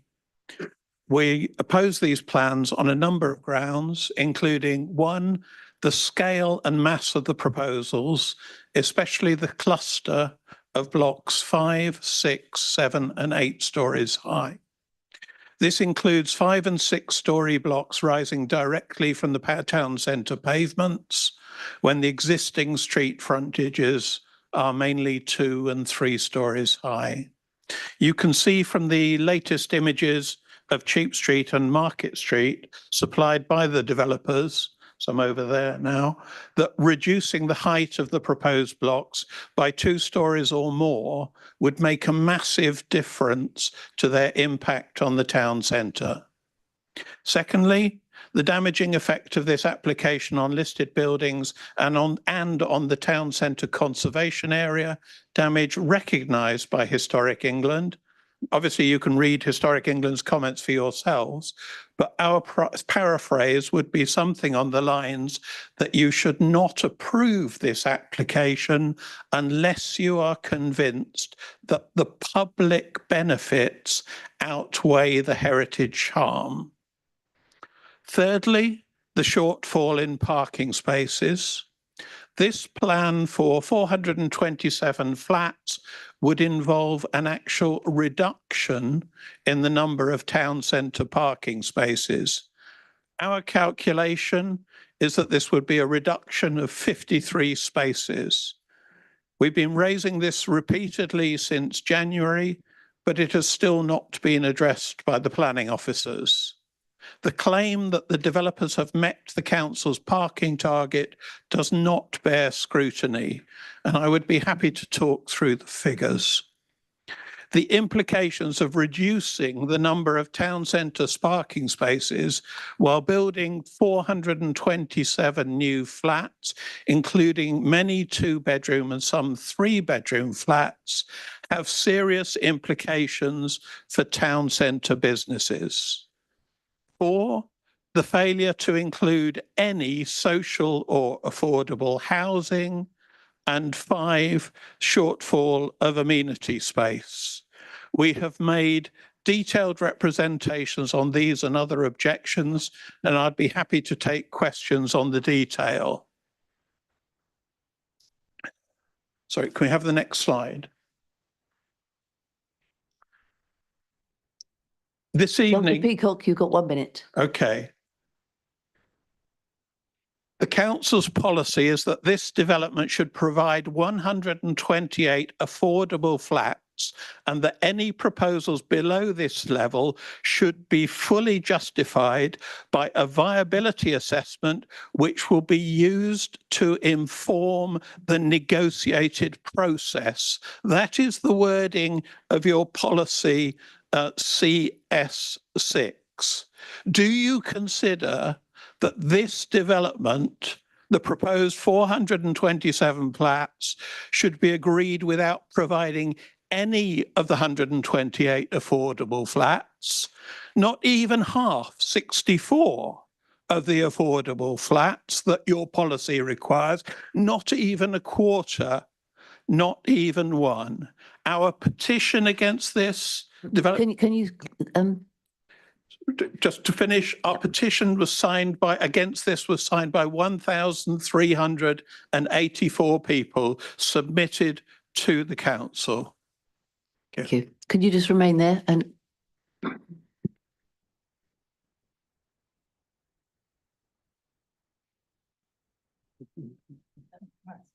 sorry, Dr. Peacock, can you stay there? You want to do questions? Yes, at the end, yeah. Okay. Mr. Pick, you've got your 3 minutes now. Sit down once.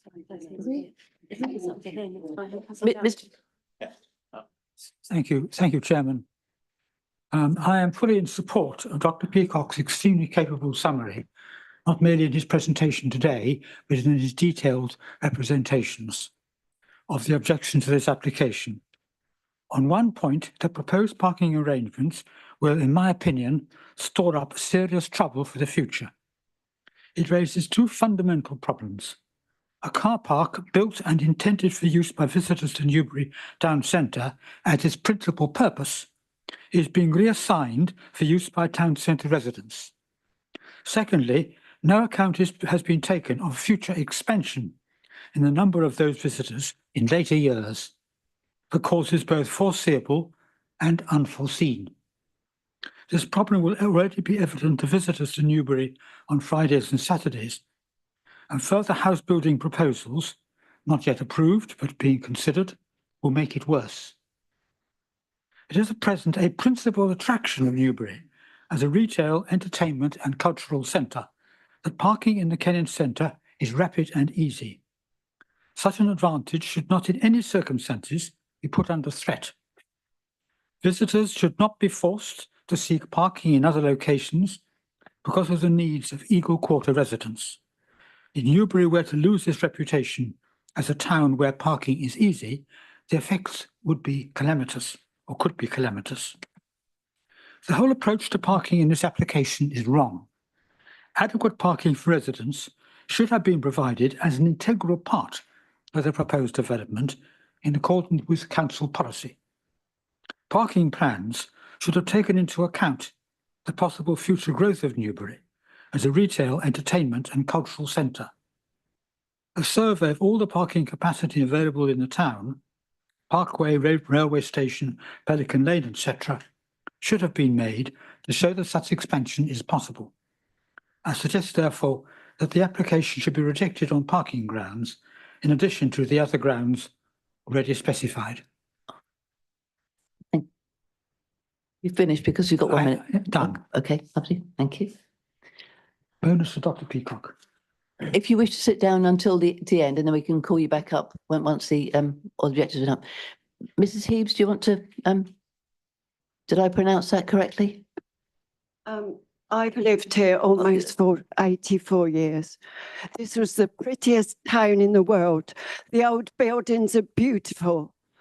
What do we want square boxes for? We don't. And what about eco houses? Why don't you think about the atmosphere and the water trouble we're having, the sewage. People buying a flat and can't open the window. 400 people can't open their windows. Sorry, I'm just against it completely. Leave our little town alone. That was a good shopping centre when it was open. Why don't you get it back to scratch? The toilets aren't mended. You're charging the earth. Let real people come in and let them have a 10-year lease. Iceland, Waitrose, King Charles will come here. I know he will because I wrote to him. Thank you. Can I have the objectors back up on the lectern, please, and then see if members want to ask questions?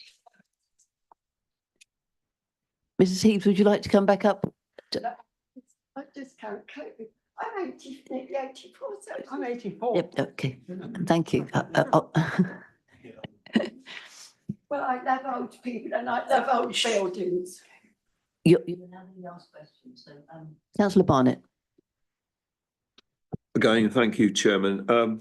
Dr. Peacock mentioned about a negative 53 on your calculation, and I think Anthony Pick mentioned inadequate numbers. We needed adequate numbers. So really what I'm asking between you, what do you feel is the adequate number of car parking spaces required? It would need the amount stated in council policy, which is currently not provided. Can I put it another way? If you take the number of car parking spaces required by council policy, can you go and to subtract the number being provided, which is 83, it comes to about 380. If you take the present Kennedy Centre and remove the number of car parking spaces that will disappear as a result of this development, and I've had difficulties deciding on what they are, it's 380. So in effect, the application is assuming that all that available space will be, in principle, be available for their residents. I don't like it. The idea of dual use for the multi-storey car park depends on every space in the car park being dual use, which clearly doesn't allow for those working in shops, those working in offices in the Kennett Centre. It doesn't allow for shoppers. There's been an assumption from the officers. Dr. Peacock, you're no longer answering the question, I'm afraid. Can we just wait for the next question? Thank you. Councillor Pemberton. Thanks, Chair. If I can flip the parking proposal on its head, if I may, we are obviously in the midst of a climate emergency. Do you think that occupants of flats, this development or any property is entitled to a car parking space? Do you think they should automatically be entitled to a car parking space purely by dint of occupation? And do you think visitors to our town should also be encouraged to come using other active travel measures instead of just automatically defaulting to using a car? It's simply by not providing the parking spaces is not an active encouragement to do that. The people living in these flats, if they want to get about the West Berkshire area, are they seriously going to use public transport to get across West Berkshire? Particularly when hopefully the circumstances will enable the proportion of users of electric vehicles to rapidly increase. No, I think people ought to walk more. I walk everywhere. I walk from the station. Thank you, Mrs. Heaps. Yeah, thank you, Mrs. Heaps. Thank you. Councillor. Too many cars. Thank you, Chair. And yeah, I think that conversation therefore has gone full circle. My question to any of you, all of you, is with regards to Mr. Goddard's conversation and the improved signage, which we see in other towns, whereby you know as you approach the town where you will and won't be able to park and therefore direct your car accordingly. Your views on that in comparison to your current position on parking, please. This is a development for 427 flats, which is providing 83 new parking spaces. You may be able to tinker with signage, but that won't address the actual shortfall. Thank you. Pick the numbers up with Mr. Goddard on a while, Chair. Thank you. Okay, councillor Sumner. Councillor Abbs. Yeah, thank you very much, Chairman. It's a question for Mrs. Hebes, please, if I may. You seem to infer when you in your short presentation that the state of the Kennet Centre is a result of the current developer. Up to scratch, we have to So I've understood. So go there. so the question is, do you believe they've deliberately run it down then? Okay, thank you. No, it's okay. That's fine. If my toilet is working, I get the plumber in. Thank you, Mr. Hick. Thank you very much. Who are these people? Hands up. Okay. Thank you, objectors. Thank you. Sorry. You can't send, Dr. Peacock. The 66 spaces are crucial.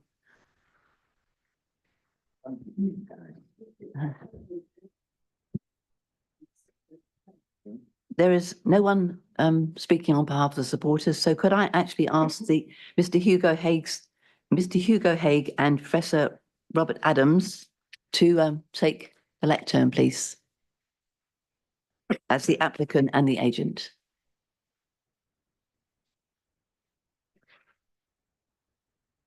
Can we have our slides? Is Professor Adams not joining you? Yes, Okay. he is. Are I'm you going to going say to a few words, then Okay, he's are going you to going to join split in. up 5 minutes and 5 minutes or? No, we're not. So just if you'd be kind enough to give us a 1 minute notice at the end of our 10 okay. minutes, that'd be great. Thank you. Thank you. That's great. Thank you.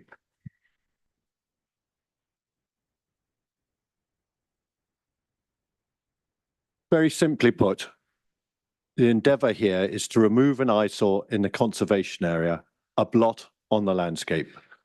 We have employed 2 architects, both well-renowned in their field. Robert Adam, who is a nationally renowned conservation architect, and Bob has very carefully designed all the street frontages in the conservation area, and I'll let him run through his detailed design. Okay, it's my turn. Although I'm actually going to here to discuss the outward facing buildings, I shouldn't miss the quality of the new street and square. And as with any new building, of course, as we all know, there'll be some change to the place. But the new buildings in the centre are good designs in their own right.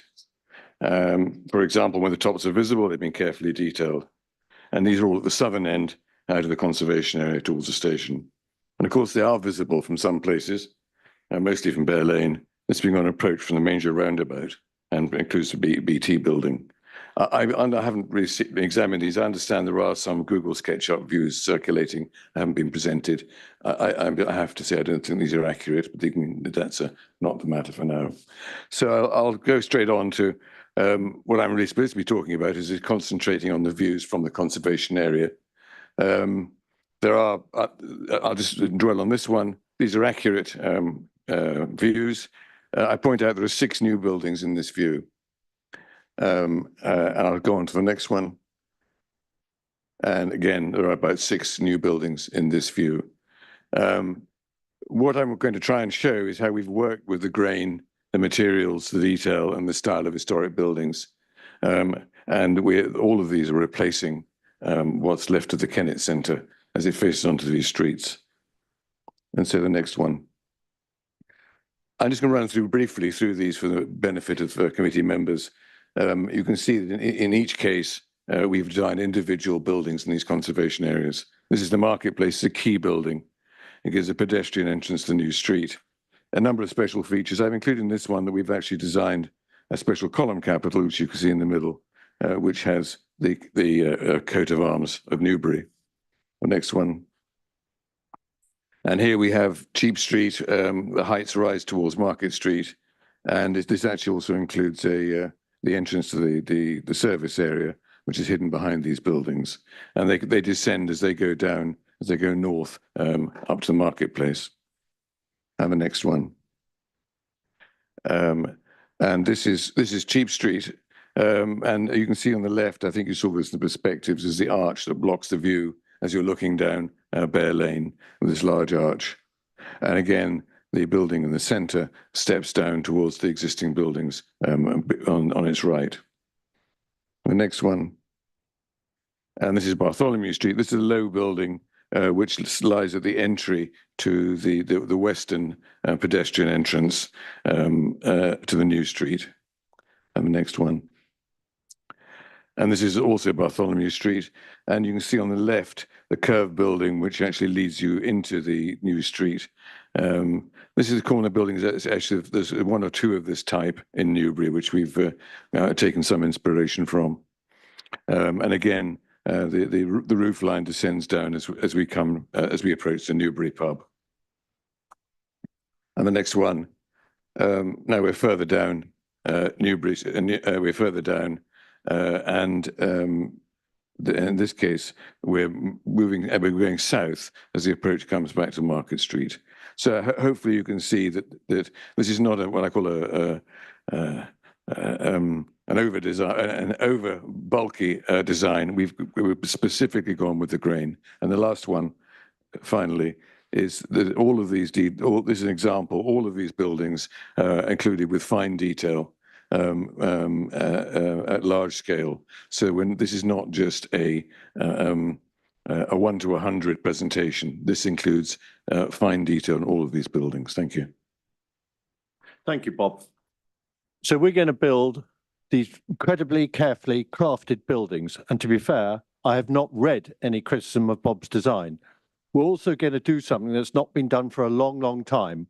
We're going to introduce new streets and alleyways into the heart of Newbury Town Centre. The new street is 18 metres wide, wider in some places than Northbrook Street. This is a hugely significant pedestrian street, free of vehicles, lined with independent shops, seating, cafes, and it's approximately 370 square metres, nearly about an acre of space. But sadly, it's not for free. It's an extremely expensive and well in excess of £2 million. So we do need the housing and the height to be able to make this happen.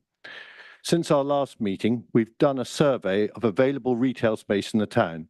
There's over 100,000 square feet, which is vacant. This excludes the 200,000 feet in the Kennet Centre. All our existing tenants pay some service charge. Some pay some market rent, sub-market rent, and some pay no rent. They're all subsidised, and as such, this is unsustainable and unviable.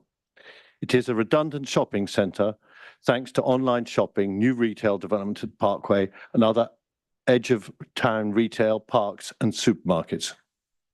We have worked extremely hard with your officers. In consultation with them, we've lowered the scheme from 11 stories to 8. And most of the scheme is considerably lower. The height is only in the southernmost section and it's internalized within the scheme. Saying it from you'll see it from here or there is not really the point, but you will occasionally. At its highest, it's 3 meters lower than the BT exchange, and it's the same height as Stirling cables. It is also worth noting that its lowest point is only 2 stories high. The planning officers have concluded, considering all aspects, that it conforms to the relevant planning criteria and have recommended approval. So let's look at the benefits. The removal of an eyesore and its replacement with an extremely carefully designed development. New street frontages to enhance and improve the conservation area. The creation of a new wide pedestrian street linking the station to the town centre, which is as wide as Northbrook Street.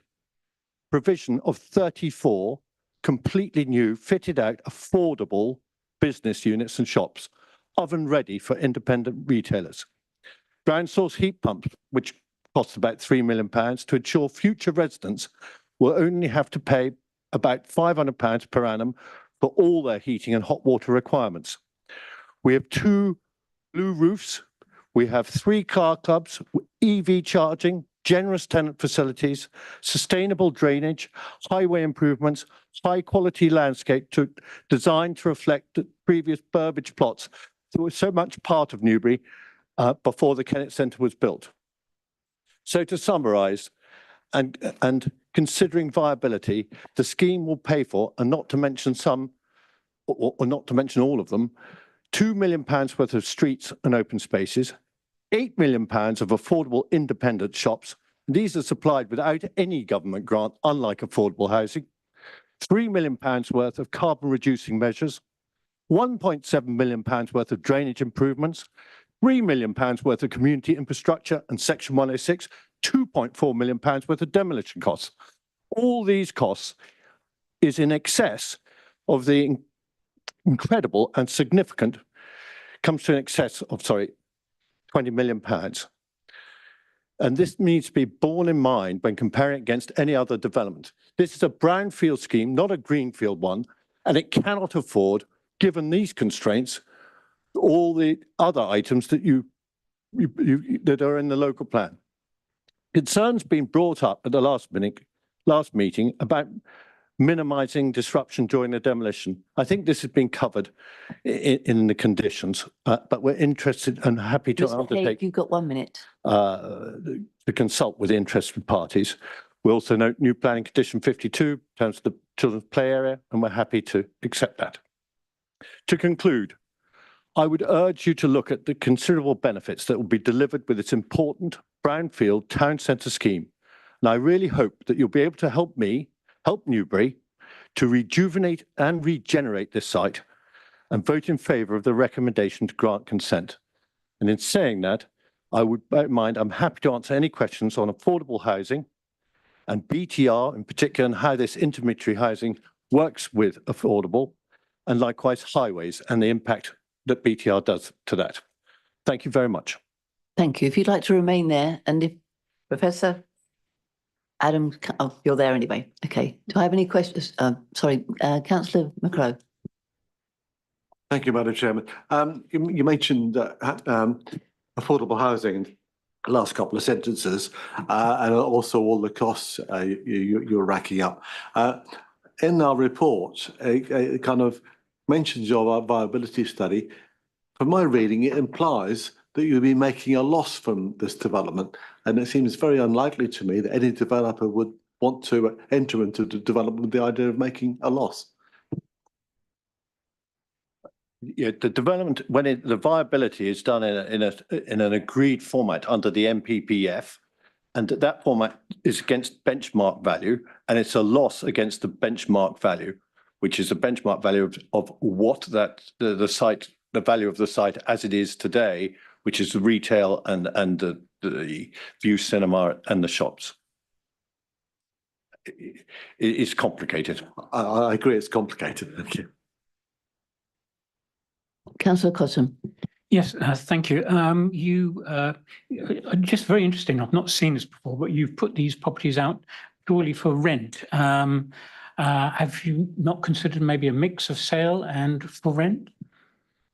No, we haven't. And the reason being is that it is about the management of the site. You need critical mass for build to rent. I mean, obviously the Weaver's Yard scheme, which is done by Granger, that's a build to rent scheme. That's 230 units. Ours is 427. We have done one in Reading. That was 315 units. And it's about the management.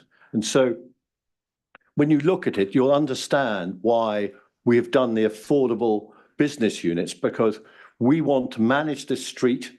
The street needs retail fronting it. There's nothing worse in the world than empty retail at the bottom of residential, because it just doesn't add to it. So by building these units and making them affordable, we are allowing tenants to come in there and make it vibrant.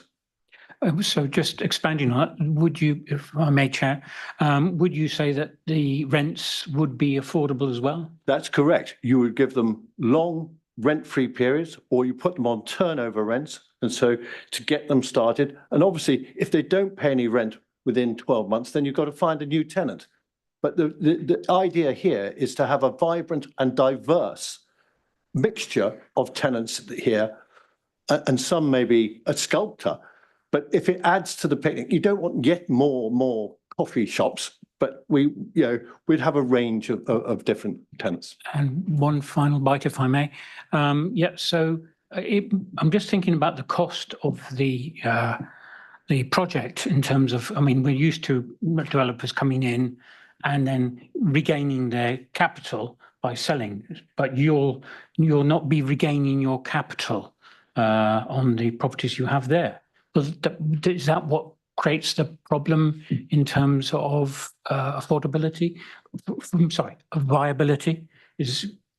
No, it's done on and it's a complicated area, which I don't tend to go through here, No. but just very briefly, it's done on a forward fund agreement with a fund. Now that fund may be a pension fund, it will be an institution that will come in and fund the whole scheme and be prepared to wait over a 30-year period to get their capital back. As you will know from the summary sheet that we have given for the costings for the viability, the build cost on this scheme is 150 million. This is no cheapskate job at all. This is a high quality scheme.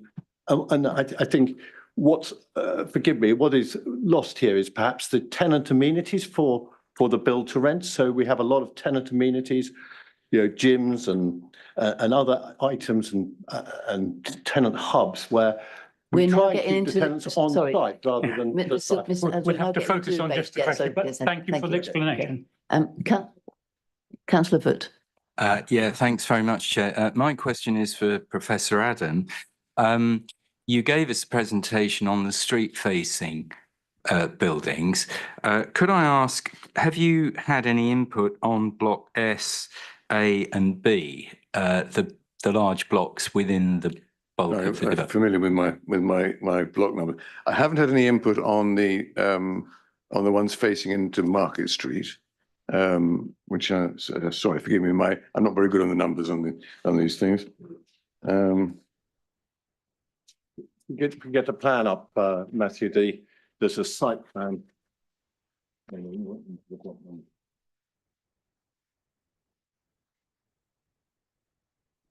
Oh, there we are. Sorry. No.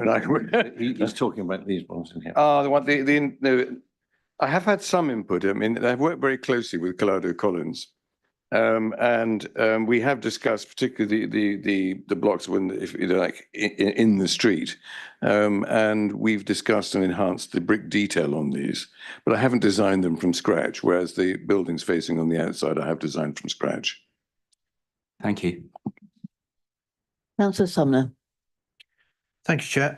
A question for each of you, if I may, and Professor, I'll start with you.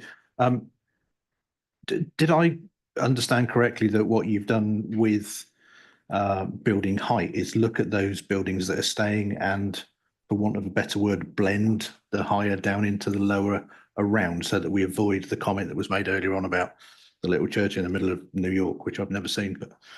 Yeah, I mean, I think it's one of the issues with this is with that comment and with what you're saying is that a lot of this is done from what I call straight elevations, not from what you actually see.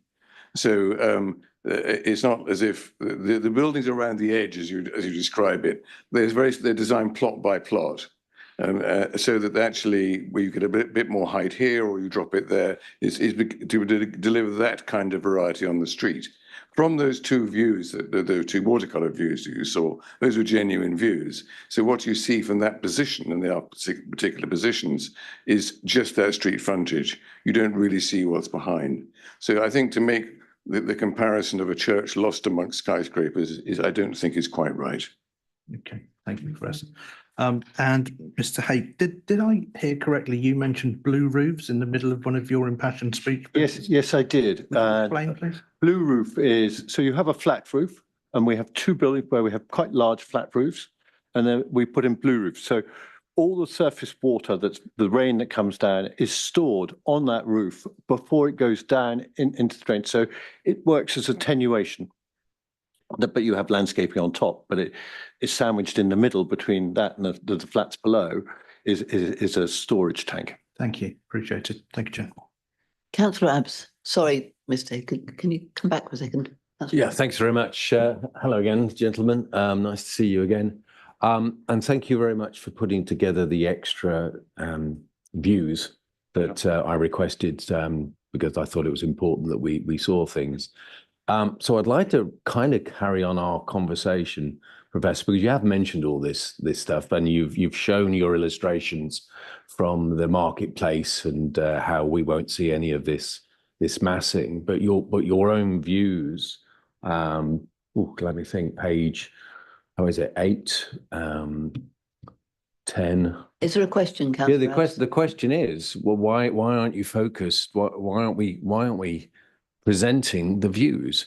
We're cherry picking the views still, and the developer is showing us just a couple of views and a couple of artist impression, maybe accurate or not accurate. I don't understand why the developer continues to not show the views. And I'm just looking for why that would be. Can I answer that? Please, yeah. There is a document in the submission, and I think there's 36 agreed views. Originally, we had looked at even more than that, but you can't see anything, so there's no point in presenting a view. All the views, wherever it could be visible, we have done. Can I just And ask they a were question agreed then? with the local authority. When this was created, was some kind of 3D modelling used to create what we see, the outputs of what we see? The architect did one. So to centralise the So height. which software was used to use that then? Was that SketchUp by any chance? That's not really. No, Councillor, we would use Revit. Revit. Okay, thank you. Thanks. are there any other questions from members for Dr. Adam or Mr. Haig? No? Okay, thank you both. Thank you very much. Thank you. Can I now ask the ward members to come up? And again, you have 10 minutes between you. Are you going to split it 5 and 5, or are you going to sort of do it into left like you did last time? We're going to Fine. do a tag We'll let you team, know so when the minute thank is you up. very 9 minutes up. When you're ready. Thank you, Chair, members of the committee. We are speaking this evening in our role as ward councillors for Newbury Central. There is a clear and overwhelming sentiment within the local community against this proposal, which you will have seen from your papers. Since the original plans were submitted, residents have voiced strong objections, reflecting deep concerns, particularly about its potential negative impact on Newbury's heritage and character. We personally spoke with hundreds of Newbury Central residents during the local election campaign in 2023, and the vast majority of those who offered an opinion were against. As long-term residents of Newbury, and for me personally, as someone who also grew up here, we share these concerns. Between us, we will cover 3 areas of harm arising from this proposal: scale, housing, and parking. Thank you. This proposal does include some attractive elements, as we've heard, including much of the street frontages, detail, and a new street. But it's clear that the main challenge is the scale of the development, and also that the plans and verified views that were provided last time at WAP didn't adequately convey the impact of the development. Next slide, please. Sorry, that one. Yeah.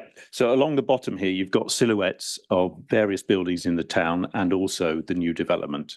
What it shows is that block 8S, which is highlighted in yellow on the ground plan above, and is 8 stories high, is only slightly lower than the BT Tower, which everybody hates, as we know, and the tip of the town hall. Slightly lower, but it is higher than the St. Nick's spire. The elevations on the right, which we've seen, do show the scale, but we've been repeatedly told that those are elevations and we won't see the buildings like that. And that prompted me, in the absence of a 3D model from the developer, to build a basic 3D model myself to try and visualize what it would actually be like. So the model that I put together is basic. I don't have the skills to put gables and things like that on it. So all the buildings are represented by blocks. So it should be seen as indicative rather than definitive, but I think nevertheless useful. Since I presented a presentation based on the model, the developer has, as we've heard, submitted some further detailed and verified views, which I will also be using. Next slide, please. So this comes from my model, and I think gives a better idea of the scale of the new buildings within Eagle Quarter. The Eagle Quarter buildings are in brown, listed buildings in the vicinity are in blue, and others are in white. So the mass of the tall 6, 7 and 8 story buildings tower over the rest of the town centre, and the 6-story blocks that face onto Market Street on the right-hand side there are significantly taller than the ones opposite, the new ones opposite, which are just next to us here, which many people already think are too tall for the town centre. Next slide, please. So The 6-storey blocks are shown on the top right, and that's a new view from the developer, which we've already seen. And you can see by comparison with the picture to its left that they're nearly twice as high as the buildings that exist there at the moment. My block model is underneath on the right-hand side, and you can see the silhouettes match up actually quite closely with the detail from the developer. Next slide, please. This is the view of my model from above Bear Lane. And it shows clearly, as the developer has told us, that the big buildings are in the middle of the development and towards the southern end, which is on the left. And that's to try and minimise their visual impact, as we've heard. But it can't avoid it being seen altogether. In the middle of this view, you see the Catherine wheel in blue. You can go to the next slide, please. So the above two views are from the developer. On the top left is as it is now, and the top right is as it would be from part way along Bear Lane. And again, that top right-hand image corresponds very closely with the image from the model that I produced. And you can see those buildings are really starting to tower over the town. Could you move to the next one, please? If you go from further back along Bear Lane by the junction with Wharf Street, that mass becomes even more imposing, and it starts, I believe, to become akin to the little church swamped by the skyscrapers that we've been hearing about before. And you'd see a similar view, not quite the same, but when driving past on the A339, and that would reveal Newbury to be no longer a lovely market town. When you see that lower view, I ask you, members of this committee, how you can possibly agree with the report, which states that that represents less than substantial to a low moderate level of harm. I would contend strongly that that is simply brutal. It's like a section of 19th century industrial England has been unceremoniously plonked into the heart of our small market town. And this would unarguably and dramatically change the character of the town centre. Next slide, please. These four views show what happens with shadows, and these ones are in midsummer. You can see 10:30 on the top left, noon top right, 3:30 bottom left, and 1:30 bottom left, and 3 o'clock on the bottom right. What you can see is that on the bottom right, so by 3 p.m. on midsummer, which is the lightest day of the year, this lovely new street will be almost all in shadow. And by comparison, the marketplace, which is higher up that view, is largely still in sunshine. Next slide, please. And that gives you an indication of how tall those buildings are. This is the same four views, but in midwinter, so the shortest day of the year. And what you can see on the top right is that at noon, only part of the new street is actually in sunshine, while most of the marketplace is in shadow. Could you please move to the next slide? So I'm going to sum up here on scale. It's totally out of keeping with the rest of our historic town centre, and it would be clearly visible from multiple places around the town centre. Historic England say that harm cannot be significantly further reduced if the scale is to be maintained. But clearly it could be dramatically reduced with a lower scheme, which would still offer the town most of the proposed benefits. At the proposed size, the development would cause real, significant and permanent harm to the Newbury Town Centre conservation area and provide a precedent for future really tall developments. So if you can move to the next slide, please. So housing. So another significant town centre development at the former Jewson site in Pound Street has recently been approved, considered entirely viable and will deliver 30% affordable housing. The report that we have today states in paragraph 11.4 that given the level of need for affordable housing, the policy requirement of 30% units at 20% lower rent levels is justifiable and appropriate. 30% applied to Eagle Quarter would be 128 affordable rent flats, and yet it will deliver not a single one, because it would apparently not be viable at 30% or even at 4.4% or 19 flats this application started out with, and it's even questionable at 0. As one resident who wrote to us said, if the development is not viable with that many flats and business areas that it can't sustain affordable housing, then the whole development should be in question. Given the significant need in West Berkshire for affordable housing, we see this as a gross failure of this development and one that should be given great rather than significant weight in the planning balance. Next slide, please. So parking, we've talked a lot about that already, and it's a major concern for many residents. And as someone living near the town centre in an area with on-street parking, I know how difficult parking can be. The policy requires 471 spaces for this development, 1.1 cars for each of the flats. The entire development, as we've heard, will have 475 spaces. If the residents take up all 471 spaces, that leaves 4 spaces in the Kennet Centre car park for shoppers, people running the businesses in this new development, and so on. What it means is that not just visitors. You have 1 minute. I'll move on and I'll let you sum up. Final slide, thank you. So we haven't spoken to anyone who is against the redevelopment of the Kennet Centre in principle, and we all want to see such an important site revitalised. However, we do not believe that development should come at the expense of real and significant harm to the Newbury Town Centre Conservation Area and its 30 listed buildings, the many in West Berkshire in desperate need of affordable housing, deterioration in our town centre car parking arrangements. In our view, the S106 contribution suggested to mitigate these points are woefully inadequate. The level of harm to the conservation area is higher than stated, and the total absence of affordable housing should be given great rather than significant weight. With these relatively small changes, we believe that the planning balance. Thank you, Councillor Sturgis. Your time's up, I'm afraid. Thank you, Chair. If you'd like to just stay there. Thank you. Abs. Yes, thank you very much, Chairman, and thank you very much for taking the time to create that model. I honestly, it's the best representation I've seen of what the real impact is, and I know that you could walk around that model. So I'm sure there are other views that you could show that are important. The thing I wanted to come back to is you talked about shadowing there for a while. And much has been made of how this new street is going to be wonderful for everybody. Would you like to expand on, its actual practical use if it's constantly in shadow? For how much of the year do you think it's really going to be usable for? I haven't looked at every day of the year. I did also look at middle of spring and the middle of autumn.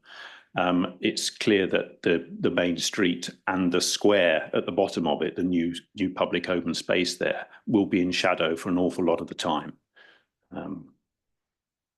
Vast majority of the time it's going to be in shadow. Is that what you're inferring? I don't know about the vast majority, but certainly a lot of the time. I'm sorry, I haven't got the no, okay, numbers, that's it fair probably enough. is the majority. That's fine. I'm not Thank sure you. Councillor Collison's actually got that sort of knowledge, to be honest, throughout the year. It would be in his 3D model, Okay. Chairman. Okay. Councillor Barnett. Thank you, Chairman. Councillor Colson and your fellow councillors for Newbury Central, you both made the comment about speaking to a large number of your constituents, and I think one of you said everyone was against, and the other councillor I think mentioned a majority or large number. In view of what Dr. Peacock mentioned about the number of petitioners against the application that he's submitted, how many residents had you actually spoken to overall to come up with your conclusions? We don't have the actual numbers. I mean, we spoke to thousands, or certainly more than 1,000 over the course of the campaign. How many of those were concerned about the Kennet Centre, I couldn't tell you, but the ones that were interested in it were all against it. That's all I can say. Okay, thank you. I can also add that we said we would stand against the proposed development in our campaign literature, and we were voted in. So, thank you. Councillor Wollaston. Thank you, Chair. I spent an hour and a half going round the outside of the existing Kennet Centre with officers, with the benefit of the photographs that have been produced. And I couldn't really see very much that was going to be seen from anywhere apart from Bear Lane. And let's face it, it's not the most attractive part of Newbury in the first place. I just wonder whether you've done the same thing. Yes, I went on the site visits, or both of us did on the site visit prior to Western Area Planning a month ago. It's true that from a number of places you won't be able to see the massing of this new development, but as I hope you've seen from us, you will be very clearly able to see it from Bear Lane and from when you pass Newbury on the A339, and very much you will see it in Market Street, where there are those 6-storey blocks, that the detail of which bears no kind of resemblance to anything else in Newbury. I'll come back on that, I'm sorry. Unfortunately, I couldn't make the site visit before the Western Area Planning because I was on holiday. So I have no idea what you were actually shown. But my question was, have you actually looked at the surroundings of the existing Kennett Centre with the benefit of those photographs? Yes, yes, indeed. You have So, all of them. yes, and because they were mostly produced, I understand, after Western Area Planning. I beg your pardon? They were mostly produced after Western Area Planning, so No, there's a question. about 4 views were produced after Western Area Planning. Right. Okay. I'll take it up with the officers, thanks. Councillor Sumner. Thank you, Chairman. I just want to clarify a statement that I think you made, Councillor Coulson, that it's about your 3D mapping, that it was, obviously it's been done by yourself. Yep. Excellent work for doing that. But that it's not verified which is the term that's being used, as we have had with the photographs that we use on site visit.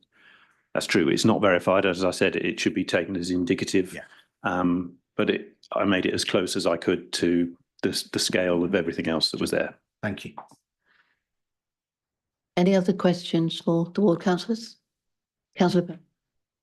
Yes, thank you, Chair. Hello, both.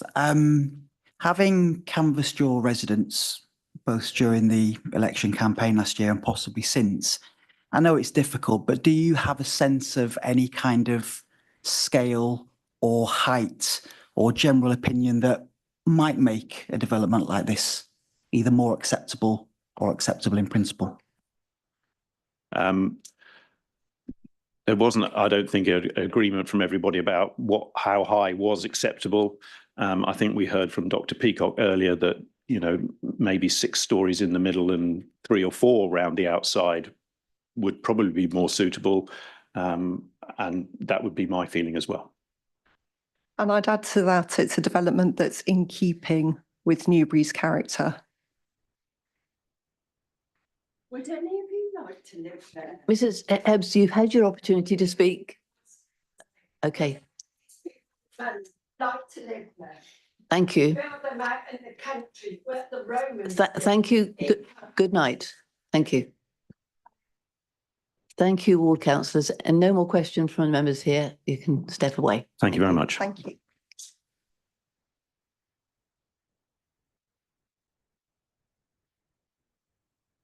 Right, I'm going to now reinstate standing orders. I don't need to vote, do I? No, okay. Don't need to vote, apparently, no. So we're now going to move on to members. Oh, sorry. We're now going to move on to members asking officers for. That's possible, is that okay? I think so. Okay. Of course, Councillor Wollaston. Okay, 5-minute comfort break. Do I stop anything?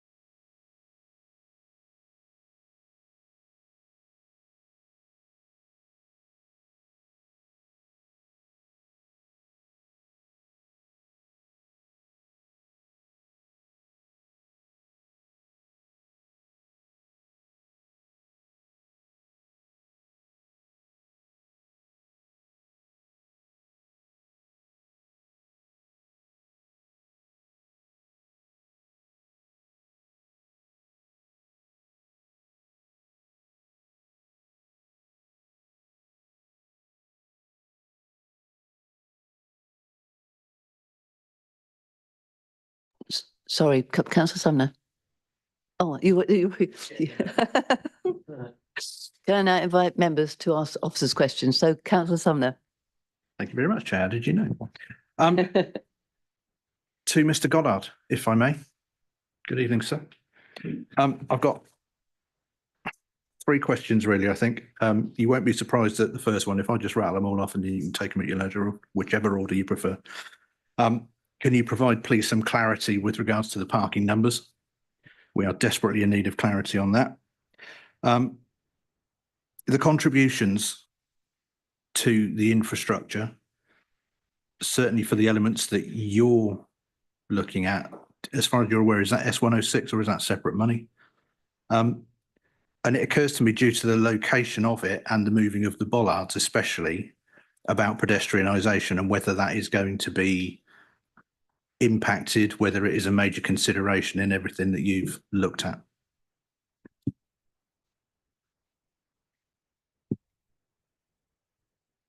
Chairman, I'd like to thank Councillor Sumner for his questions. Clarity on car parking numbers, if you're ready. Currently, the Kennet Centre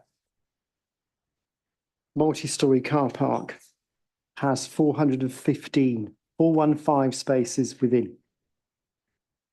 And that information, if you like, is confirmed on the council's webpage. There is also some 66 car parking spaces on the roof, accessed from the ramp from Market Street.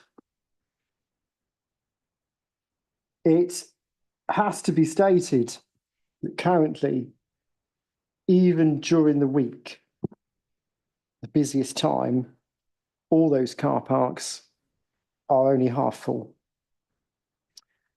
Going forward, the 415 spaces in the actual multi-storey car park is being reduced by 23 to 392. However, a further 83 car parking spaces are proposed accessed from Bartholomew Street just to the north, bringing your total up to 475. The contributions, I would refer you to the recommendation on page 60, which I think sets out all the contributions, the 500,000 to the VMS, the 15,000 for the traffic regulation order to provide a 2-way cycle route along Bartholomew Street, then the 70,000 towards the improvements to the Market Street station car park and the pedestrian links to it. All of those are Section 106 contributions that will be provided by your developer. I think I've answered all your questions. Pedestrianisation. Ah, yes. Thank you. Pedestrianisation. Yes. Members will be aware that there is a proposal to pedestrianise Newbury Town Centre.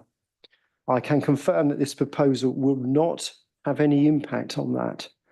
All we're doing is moving the bollards some 45 metres to the north from where they are now, the rising bollards that rise up at 10 a.m. in the morning and are then down at 5 p.m. So whatever we do with pedestrianisation, that will not be changed by the proposal. Okay, so the additional vehicle movements would be on the existing always open network? Yes. Okay, thank you. You're welcome.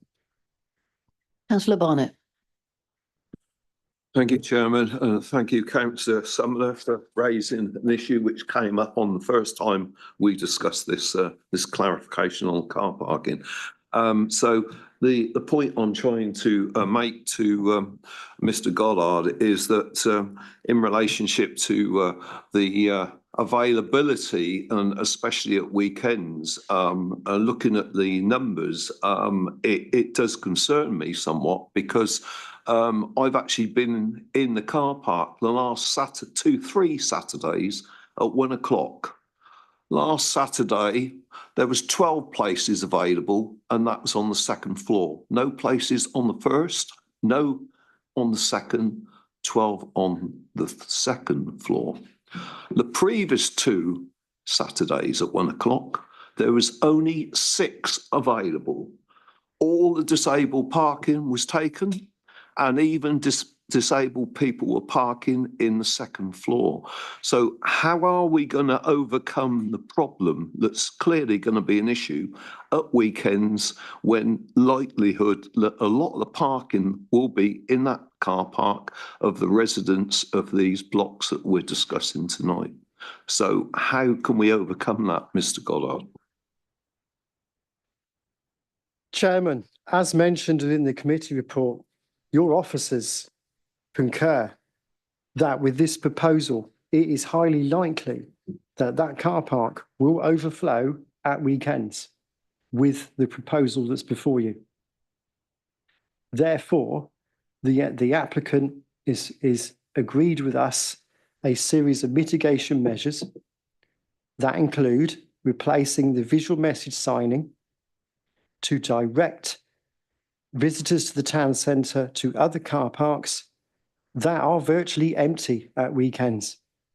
And that includes the Market Street train station car park. You would have heard me earlier on saying that car park is a bit grim in places because it wasn't designed for shoppers. It was designed for commuters and officers that work in this building. And therefore, it will be improved to make it more attractive for use and to give somewhere for shoppers to go when the Kennet Centre car park is full and is overflowing, that is fit for purpose and of use. We will improve that car park for pedestrians and make it user-friendly for instance, disabled people. So yes, we recognise that there will be a shortfall in car parking at weekends, but before you, there is a package of mitigation that can make use of empty car parking elsewhere. Thank you. Councillor Abbs. Thank you very much, Chairman. I have 5 questions, no, 6 questions for you, Mr. Goddard. So, sorry? 6 questions for you. 6. Are you ready? Who controls the leases of the relevant car parks, and for what periods do we control the leases? Who controls the leases over what periods? Second one, although you've been given assurances about HEBs would not be needed, how does that square with the applicant's statement that the units are flexible and could be combined into larger units? Because you said that, we're not going to need HEBs because we're not big units. Well, if they can be combined into large units, they are large units, or could be. When exactly was the parking survey done? Parking charges plans. What have you discussed? Assuming that we do have some control over this, what is the parking charge plans for the residents who would potentially occupy this area? So, ID, what's the yearly cost really? I was just trying to look it up, but I can't find it. So hopefully you'll know. And the development next door to here, which is essentially build to rent, they're almost identical, except for it's not the Kennet Centre. Did they have to did they just ignore the parking side of it, or did they have to supply it on site? That was it. Thanks. I've counted 4. No. 1, 2, 3, 4, 5. I've got 6 here. All right, okay. Let's see how I get on, Chairman. Thank you. As is now, the Kennet Centre shopping centre multi-storey car park, it's owned by the applicant and it is leased to the council. And we expect this to continue and to be clarified further in a car park management plan. The car park management plan is secured by condition. So its use and arrangements and ownership will be clarified by that. And for residents, we expect the charging to be first come, first serve, and to be charged with normal town centre car parking permits. For So no discounts. no discounts as far as I'm aware. But to be honest, well, that has got to be clarified. It's got to be finalised within the car park management plan. That is a condition before us. But that is how we currently anticipate residents being able to park within the proposal itself. The service yards,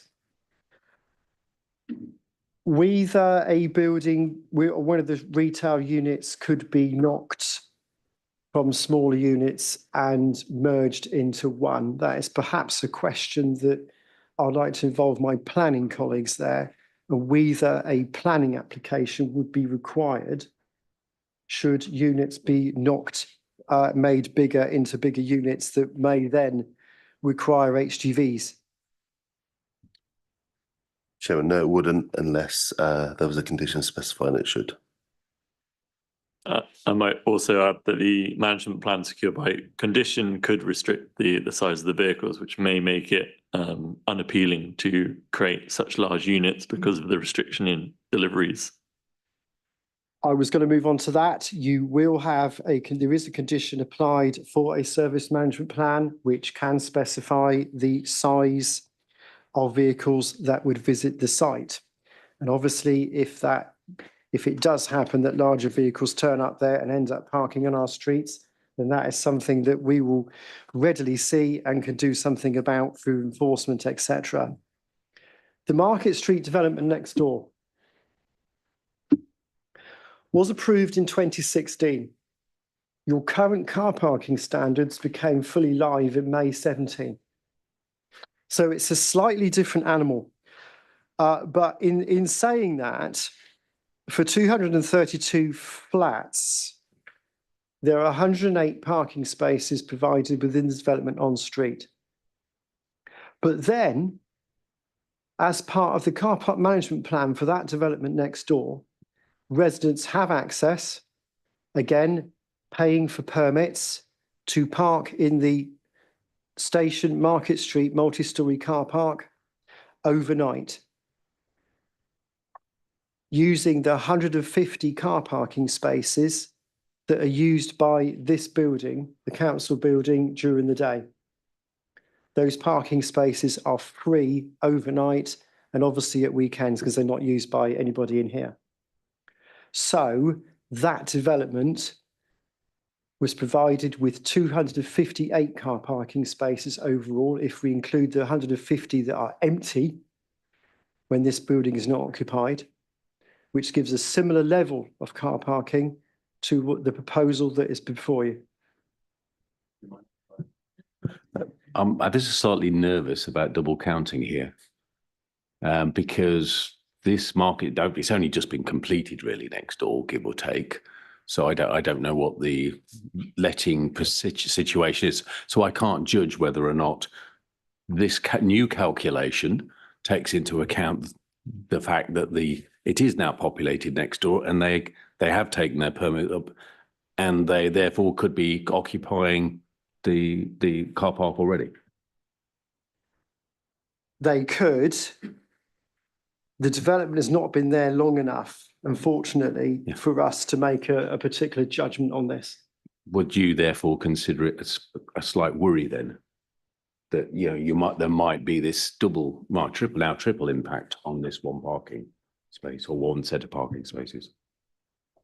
Yeah. I need to clarify your question is where's this double parking coming? Well, with only one station car park, right, multi-story, it's got X number of spaces, and in the Market Street development, we've assigned 150 of them to that, and they've got the rights to occupy that. And now we're saying, oh well, because we haven't got enough actually on site, we're going to again use the same parking space for some more space, and we haven't talked about commuters and any of that stuff. So at what point are we convinced that this one car park that we've got is able to sustain all of these overflows from all of these build to rent type developments? Yeah.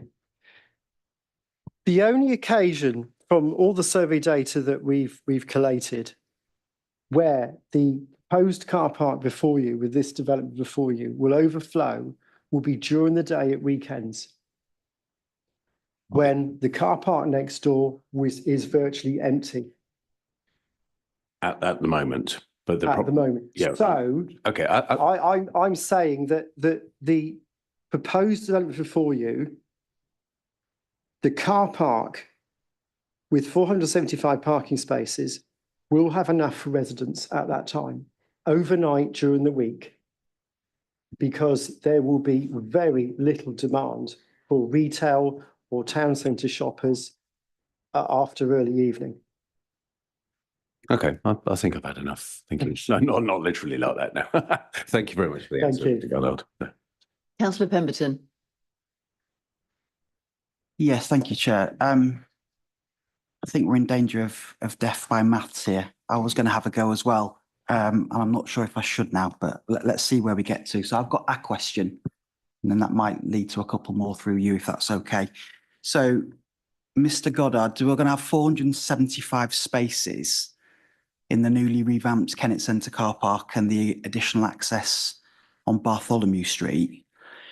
But within that 475, just before we get into the numbers, and we'll see where we go with it, you would accept, just as a point of fact, that we've lost 66 because they're currently on the roof and they'll no longer be there. So we've gained 83, we've gained 83, but we've lost 66 because they're on the roof and we're going to demolish that. Those 66 car parking spaces are used exclusively by the 19,000 square metre development that we currently have of retail floor area. Half of that retail is about empty. I don't know the exact proportion, but half of it is empty. And that car park, the demand is really less than half of 66 from observations made on site. And also, it needs to be mentioned that 19,000 square metres of retail floor area is being reduced to about 2,000. Thereabouts. So an eighth of what it is now. Therefore, any demand for retail. I'm really sorry. Excuse me. I'm really sorry. I'm really sorry. I'm really sorry. You can't. Please sit down. Please sit down. Thank you. I think there's some confusion. Those 47 car parking spaces are included in the 415 that is available for. I didn't say 47. No, you didn't. But some other. Yeah, I know, but I didn't. So yeah, no, I know that. Well, in fairness to you, Councillor Pemberton. Through you, Chair. What is the average occupancy of the Kennet Centre car park currently of an evening after 4 o'clock, roughly? Okay, just a moment.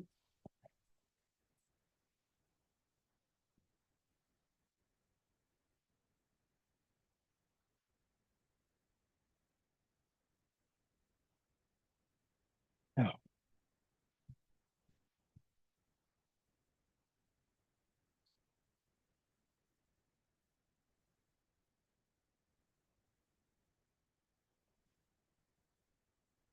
From the surveys undertaken in November 2022, at 8 o'clock in the evening on a Thursday, there's 75 cars in there, which reduces to 59 by 10 o'clock. On a Friday at 8 o'clock in the evening, there was 83, reduced to 71. And on a Saturday, there was 103, reduced to 99. Thank you. Councillor Cotton. I will stay away from parking. It's all speculative. Anyway, my question is about to the officers about amenity and whether we're satisfied that there's sufficient amenity for the people living in these flats. You know, God forbid we have another pandemic and we're all locked away. Probably won't happen. But yes, that's one of my several concerns. In terms of external amenity, we reported earlier that it's a circa about 13 square meters. The recommendation in the SPG is about 25 square meters.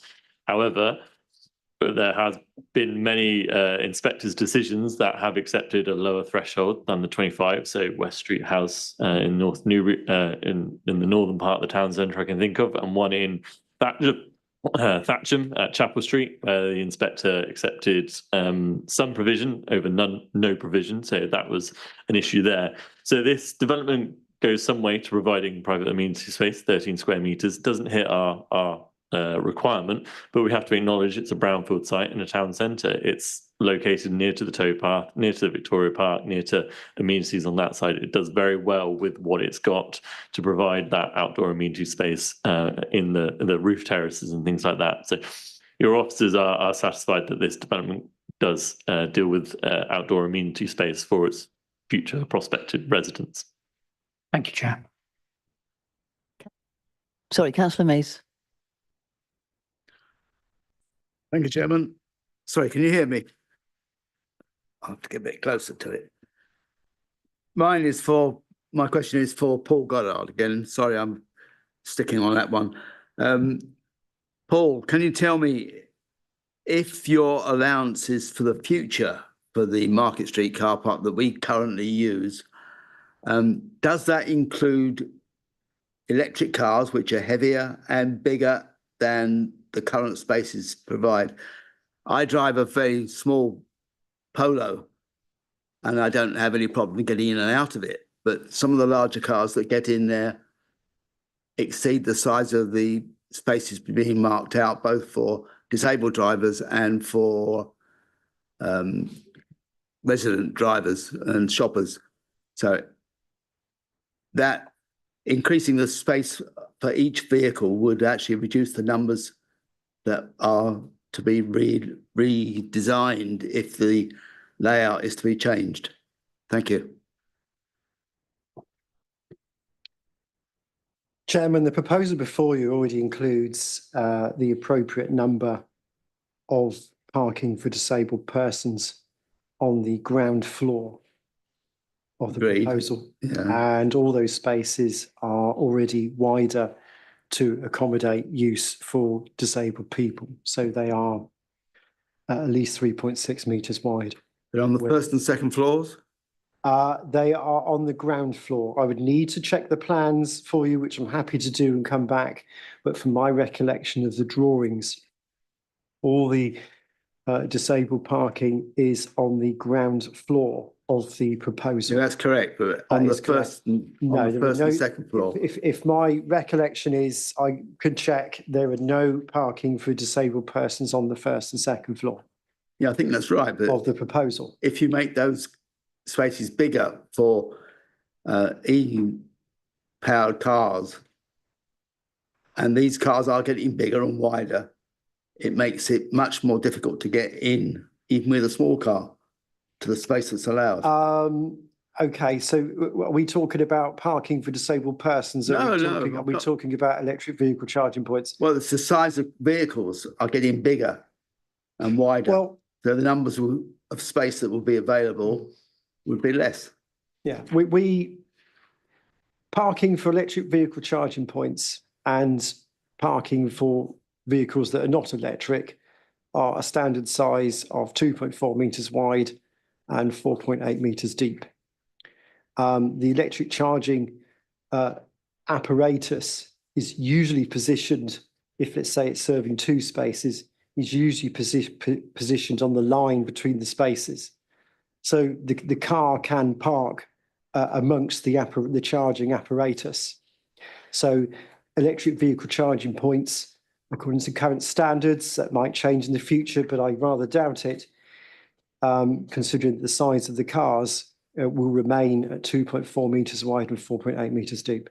Yeah, the number of charging points you're going to provide under this offer is numerated, but the actual size of the space on the second and first floors of the car park would be reduced by the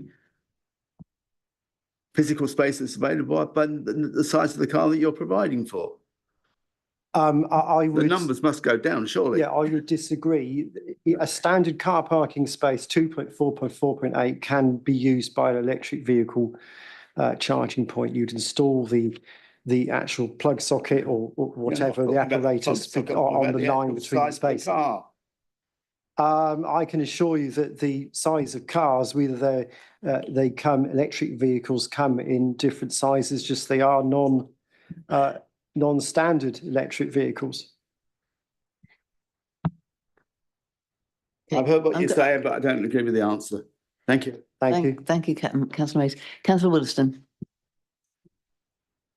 Thank you, Chair. Well, firstly, one just out of pure curiosity for Matthew, on 211, you say there was a previous office building there. I don't recall that.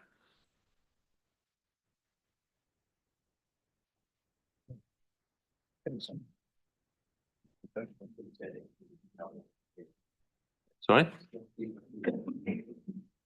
211. Could you ask your question again? I didn't actually hear it. Under 211, it says there was a previous office building there, which is taller than the 8-storey highest building.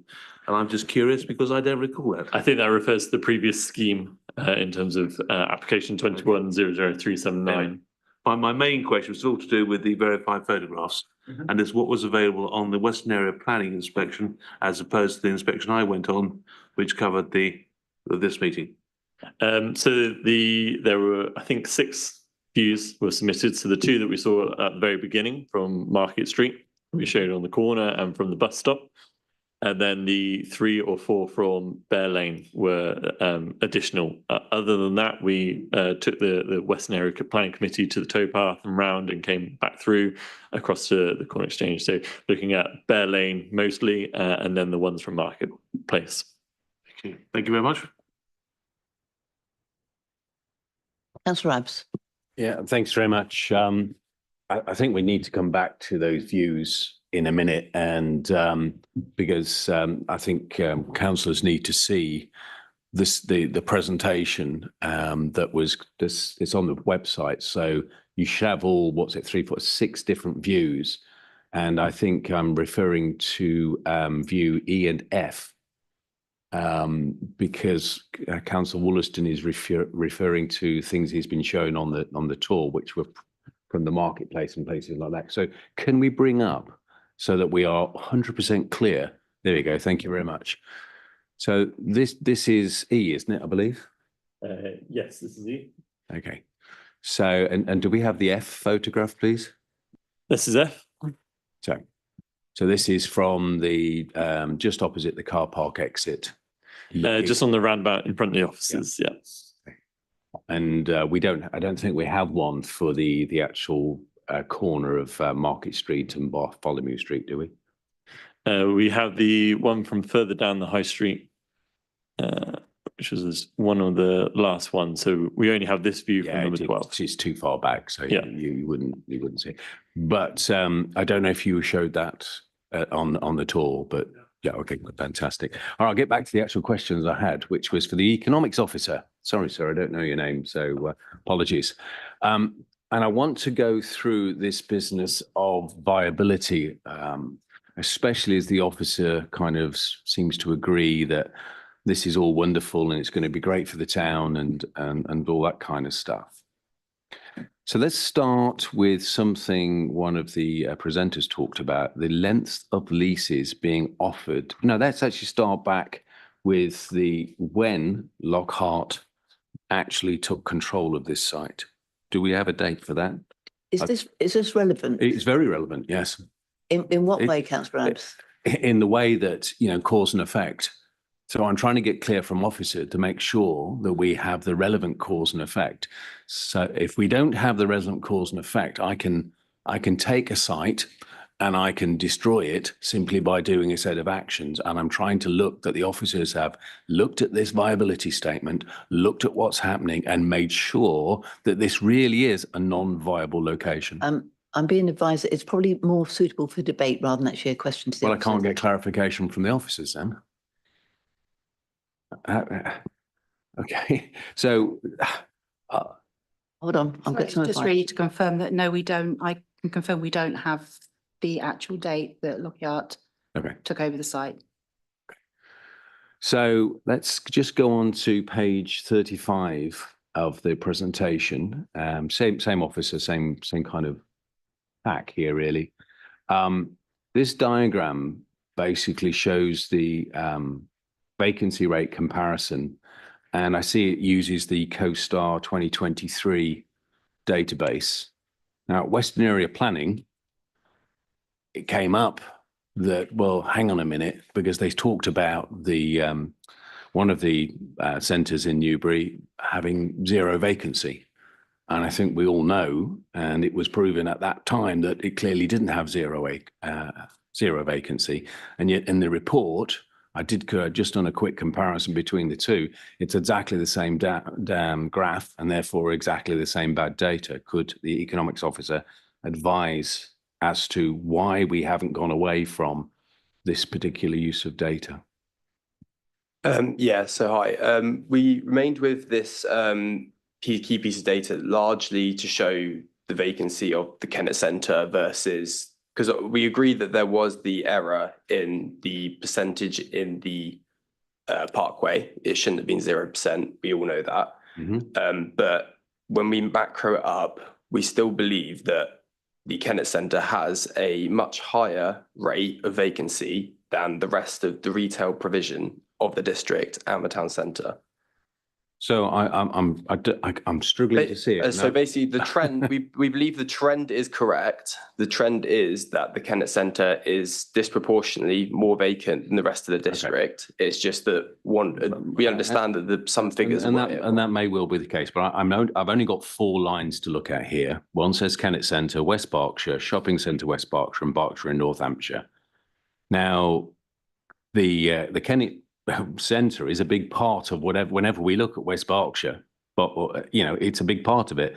So it's bound, if there's anything happening there at all, it's bound to tick up. So having a Shopping Centre West Berkshire, you know, graph showing it ticking up and that, you know, Kennet's higher, I'm not sure why we bothered, because it's bound to, because we've only got 2. Well, I think it shows that its other shopping centres within the district are dragging down the percentage. So as you can see, it's 10% higher for the Kennet Centre, but you can see the trend line. Yeah, but if you see the trend line rising. Can I have a quick? Yeah, the question is, given that this contains bad data, how am I supposed to believe the trends? Because he just said it shows that it's lower than, except for Parkway, it's clearly never been empty. And at the last meeting, there were at least 5 units, including one of the bookends, is only just been leased. So it's nowhere near as favourable in terms of comparison to the Kennet Centre as is being made out in the graph. And unless we actually have solid facts around which to make a decision, yeah, there's bound to be a little bit. I can walk and count the things myself. It's why are we relying on some bad data to draw a conclusion about the viability of the whole space based on other issues that, you know, I'd like to get onto. Some of them might be suitable for debate, but again, the economics officer can maybe answer this question. Now, given that this new offering has offices in it, and of course we don't really have any in the Kennet Centre at the moment, and that's pitched in here as a good thing. Given that there are 0 parking spaces, does the economics officer think that office units rent out easier with or without parking? We believe that given the placemaking initiatives that will be as a result of the demolition of most of it, that will make the train station more accessible, that the reduced car parking is acceptable. Given the potential increase of current employment on the site resulting from the office spaces. As the office spaces are generally small, as the office spaces are generally smaller, we don't foresee there being a massive parking issue, and we believe that the ability for people to commute via the train station is adequate. Okay, so the obvious question is, where is the evidence to back that feeling? Because it sounds like a feeling rather than fact. Where's the data to back this feeling up?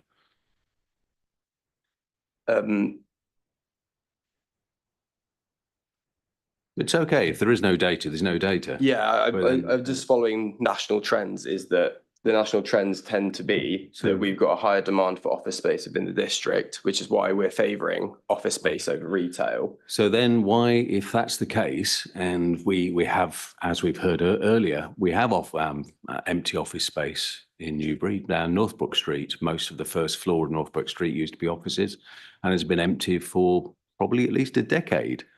Why does the economics officer think that that has remained empty, considering it was really not that much further to get from the train station to it? Because it doesn't match modern trends. So demand for office space, for example, so there's two types of office space. There's primary office space and the secondary office space. Primary office space, if I just get my stats up quickly.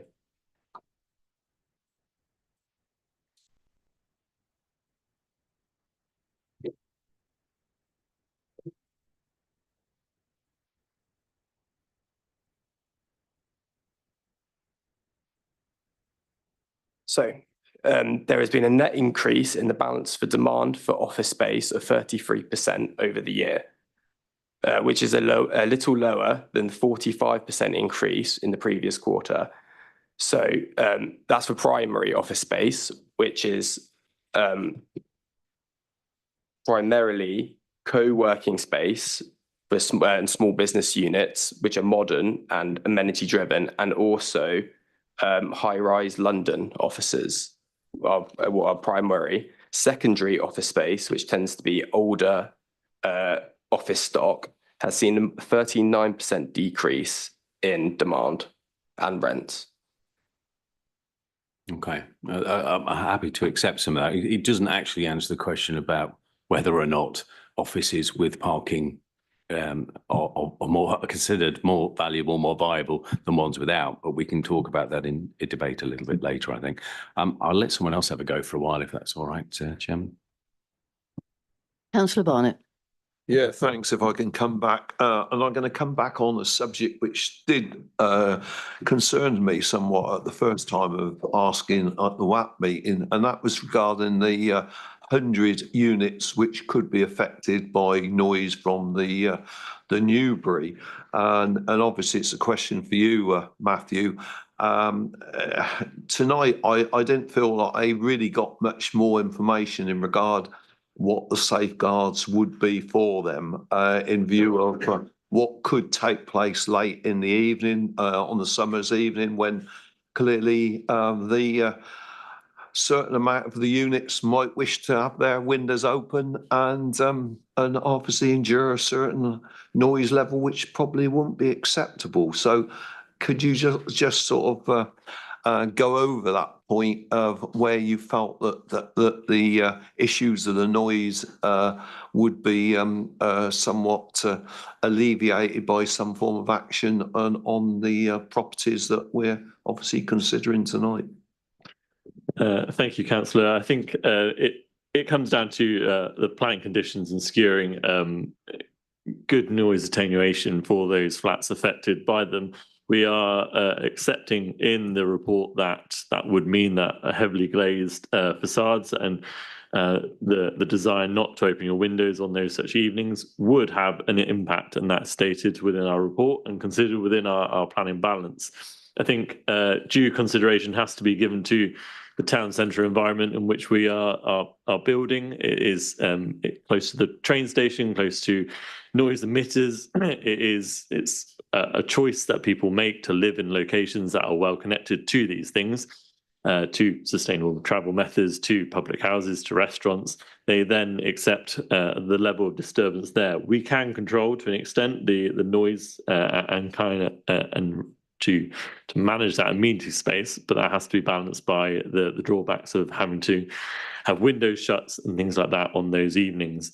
It's a balancing act between the two, and we're happy to accept that there will be some impact and that reduces the amenity of those flats, but that is balanced against the sustainable location, the town centre location, and the acceptance of town centre noise if you were to live there.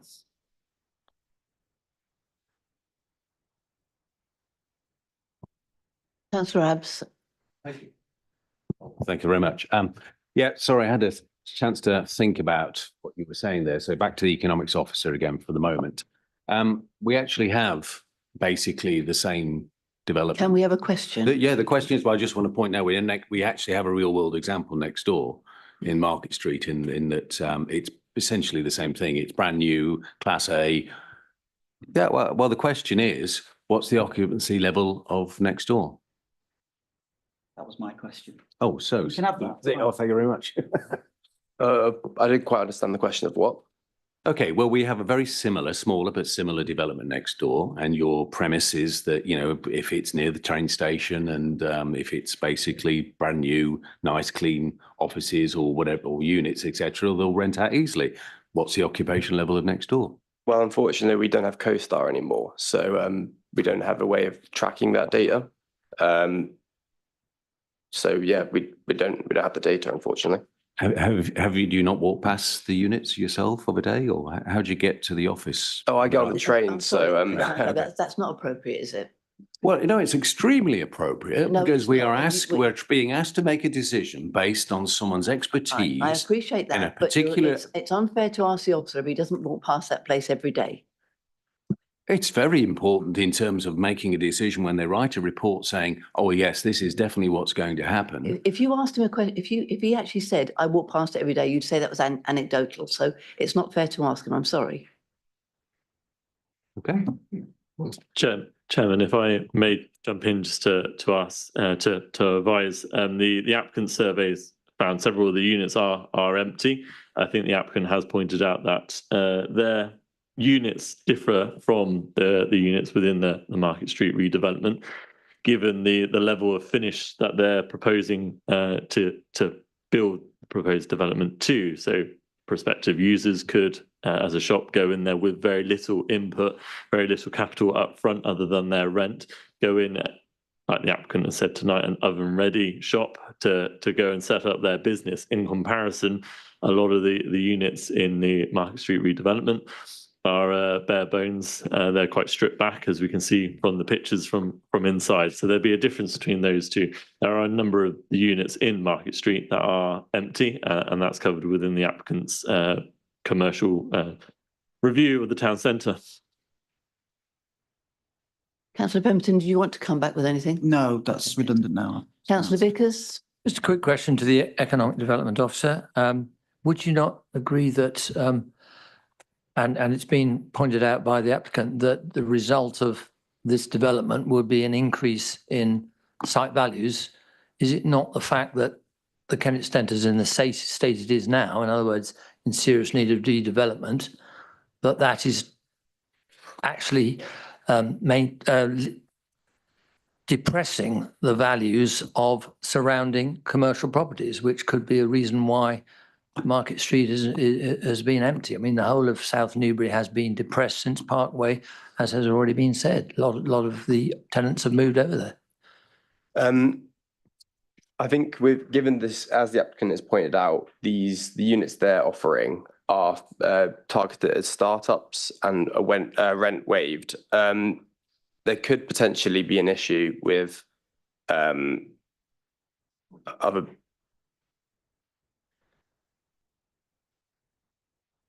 I'm sorry, I've not had a chance to really think about this. I think, Chairman, we pass on that. I know enough about how the building industry works to answer my own question, I think. Councillor Vickers, that's an opinion. It's not. Okay, thank you. Could I add? Certainly, yeah. In terms of our report in 10.12, we outlined that it will be 427 more households in Newbury. They'll generate 7.5 million per year in expenditure. I would hope that if this development were to come, and there's developments between the train station and the Market Street, the development of the streets, the enhancement of the area, then other redevelopment in shops into Market Streets could follow and take advantage of a captured market in the town centre that's increased because of this development. So I think that touches upon some of your points, hopefully. Are there any other questions, members? No. Can I ask one then?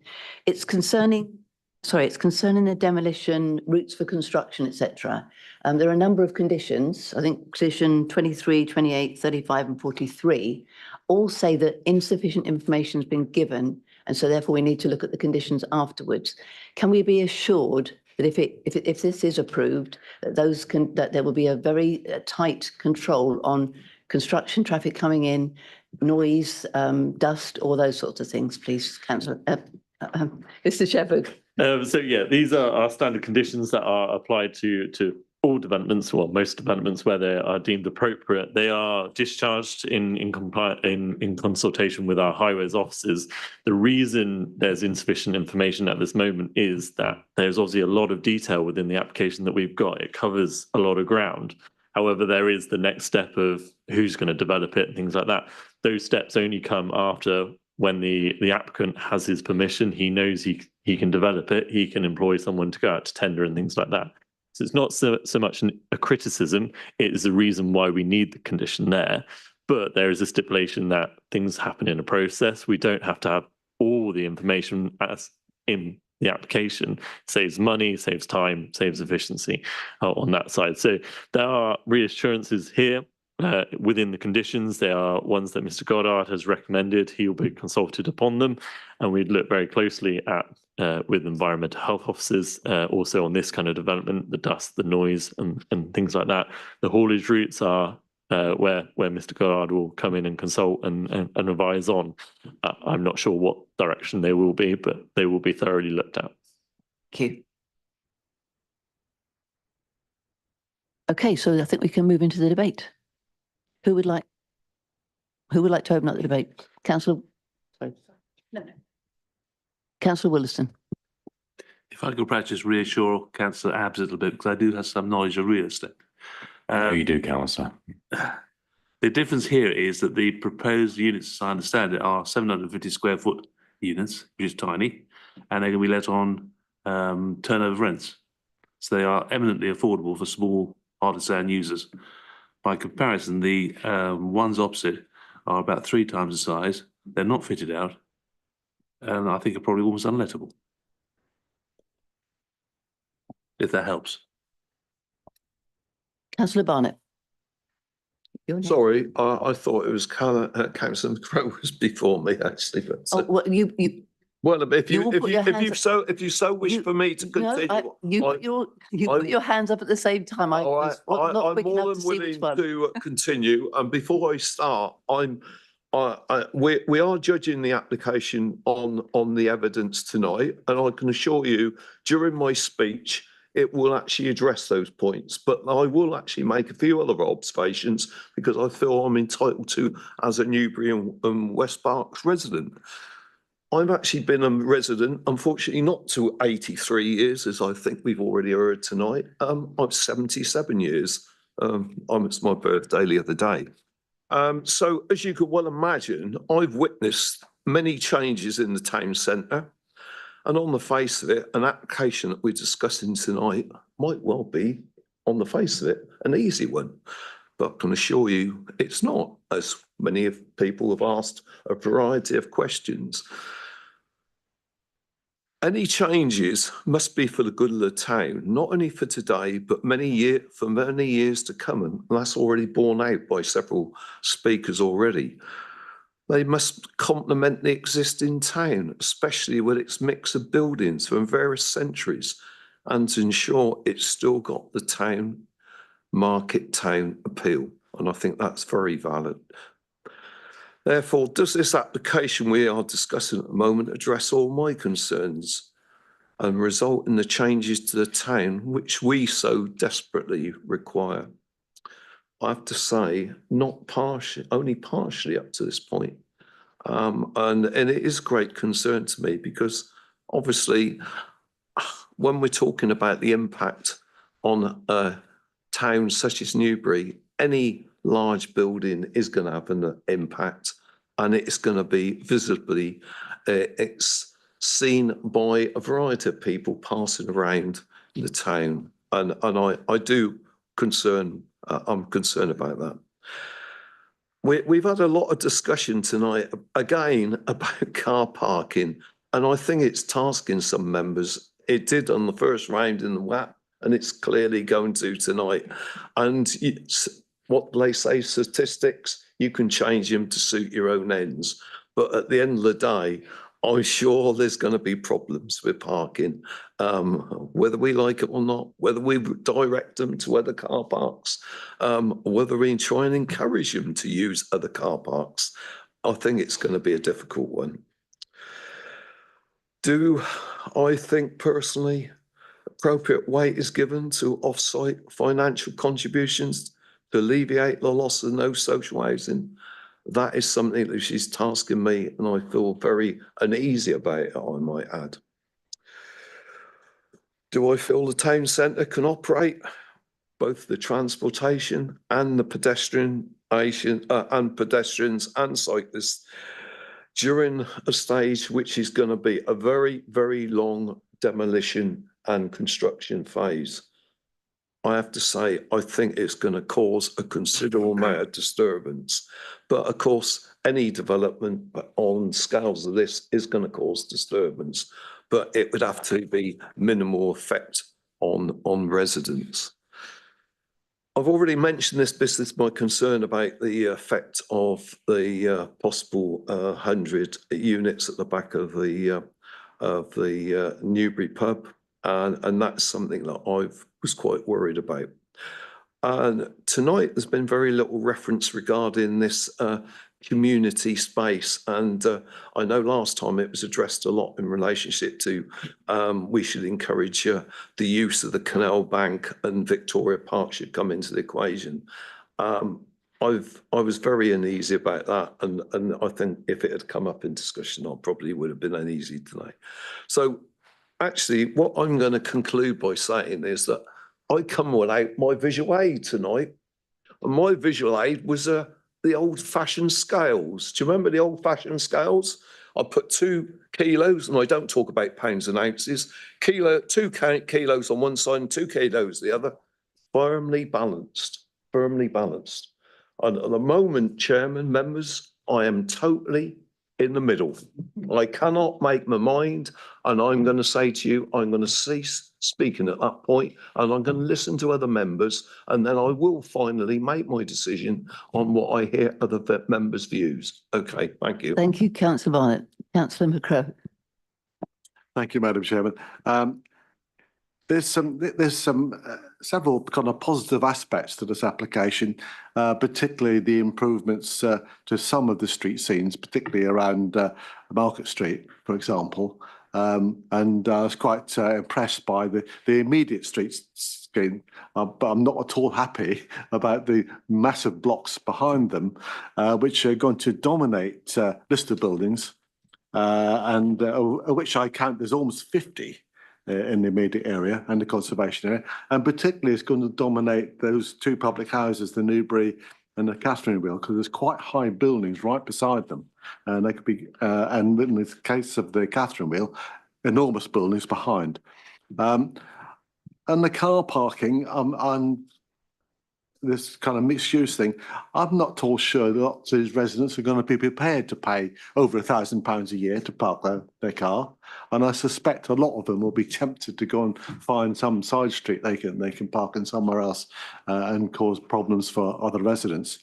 And I'm not sure either that visitors will be happy being diverted into that new car park by the station, because by the time they're in there, it's quite a convoluted route through to the town centre, fairly lengthy, and as we've already been told, it's not a terribly attractive car park to be in, though I must admit the Kennet Centre one isn't either, but there we are. I'm not happy about the fact these are going to be rental properties is kind of being given such positive weight in the balance. First of all, we're adding 427 onto the 230 in the immediate same area, and people who live in rented accommodation don't put down the same routes as people who buy homes, and tend to be a bit more transient, and there'll be quite a large number, I imagine, given the proximity to the station, who'll just commute in and out and not spend very much time in the town at all. So, it's fine, provide rental accommodation for them. Yes, great, but I don't think that's a positive. And also, government policy in the last few years has kind of dissuaded the small landlord from going into rental property. So again, I don't really think it should be weighed positively in the balance. Amenity space, it's all very well. Adults and young adults and teenagers maybe can go down to the canal, down to Victoria Park, but young children can't. It wouldn't be safe for them, and so the young children need to be able to kind of play close to their home, where they can be looked over by their parents and or carers. So I don't think that's an answer. So I'm very unhappy about the distinct lack of amenity space. And finally, we're told this is in flood zone 2. We're also told the Environment Agency has not objected. This is all very strange because in the run-up to developing our local plan, I asked several times why this particular site was not included in the local plan. And I was told because of flood risk, and if we did, the Environment Agency would object. So we've got the possibility tonight of approving 427 homes, which are not in the local plan. And there could have, if it had been, some of those sites in the local plan would not have been necessary. So thank you, Madam Chairman. Thank you, councillor McCoe.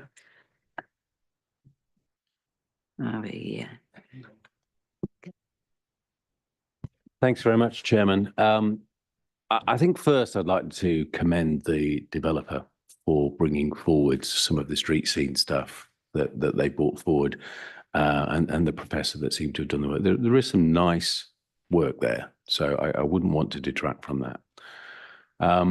However, I'm just going to go through a few things here. ADDP1 has in it that essentially the policy emphasizes the importance of the built heritage.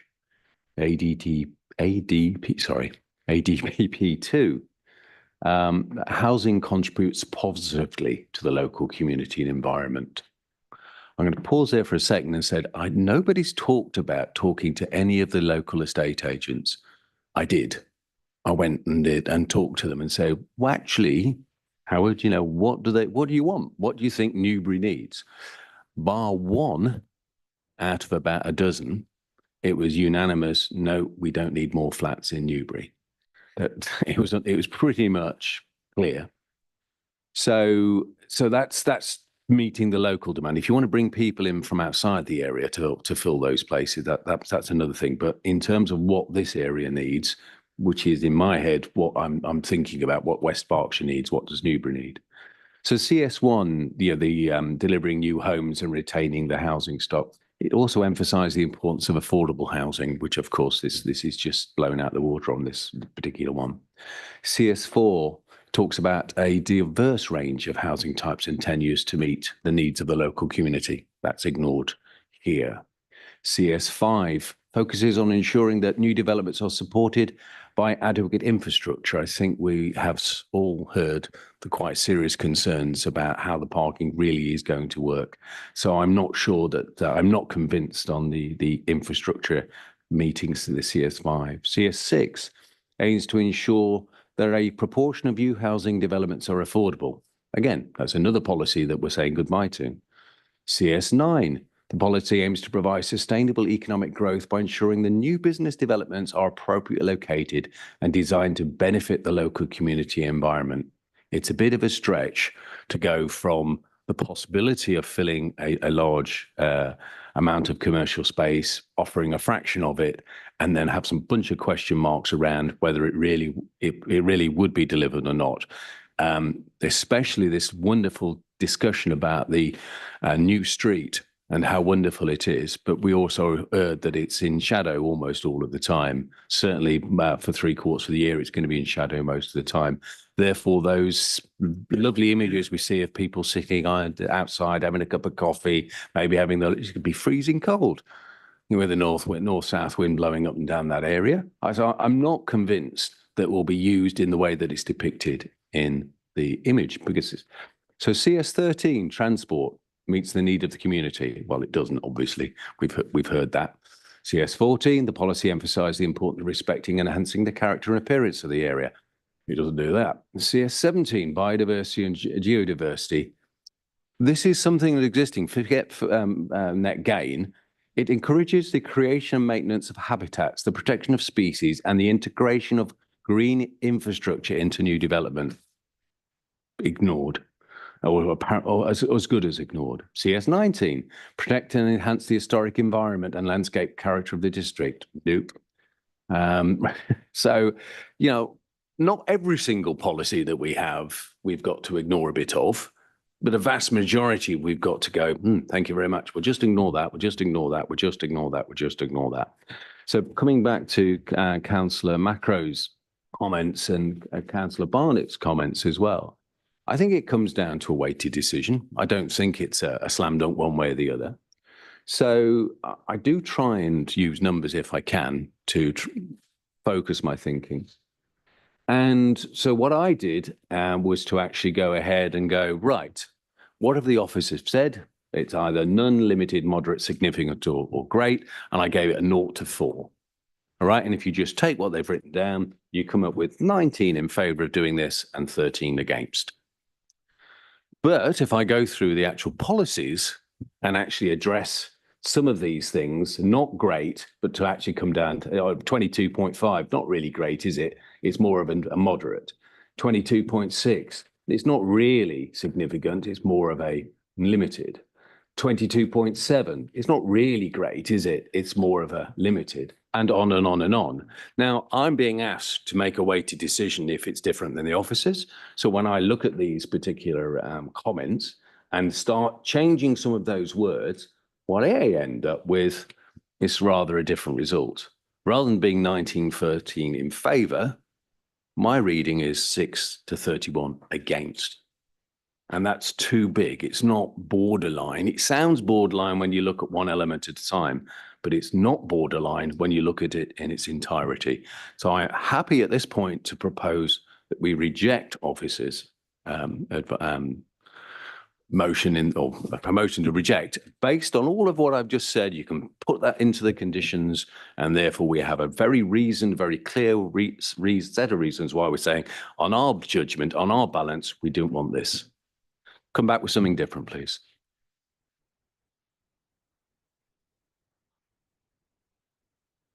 Thank you for that proposal, Councillor. So I'm going to go to the other people who've actually asked to speak before we do anything else on that one. Okay, Councillor Big. Thank you, Chairman. I can't compete with Councillor Barnett's 77 years, but I have lived in West Berkshire for 40 years and lived for 35 years closer than any other member of this committee to the site we're talking about. So bear that in mind when you listen to what I have to say. The ward member said that they've not come across anybody or that hardly anybody who was in favour of the scheme, but they also said they've not come across anybody who doesn't want to see the Kennet Centre redeveloped. Now, if you get unfortunately, the council doesn't have enough money to buy the site and build what it wants, to build exactly in conformity with every policy.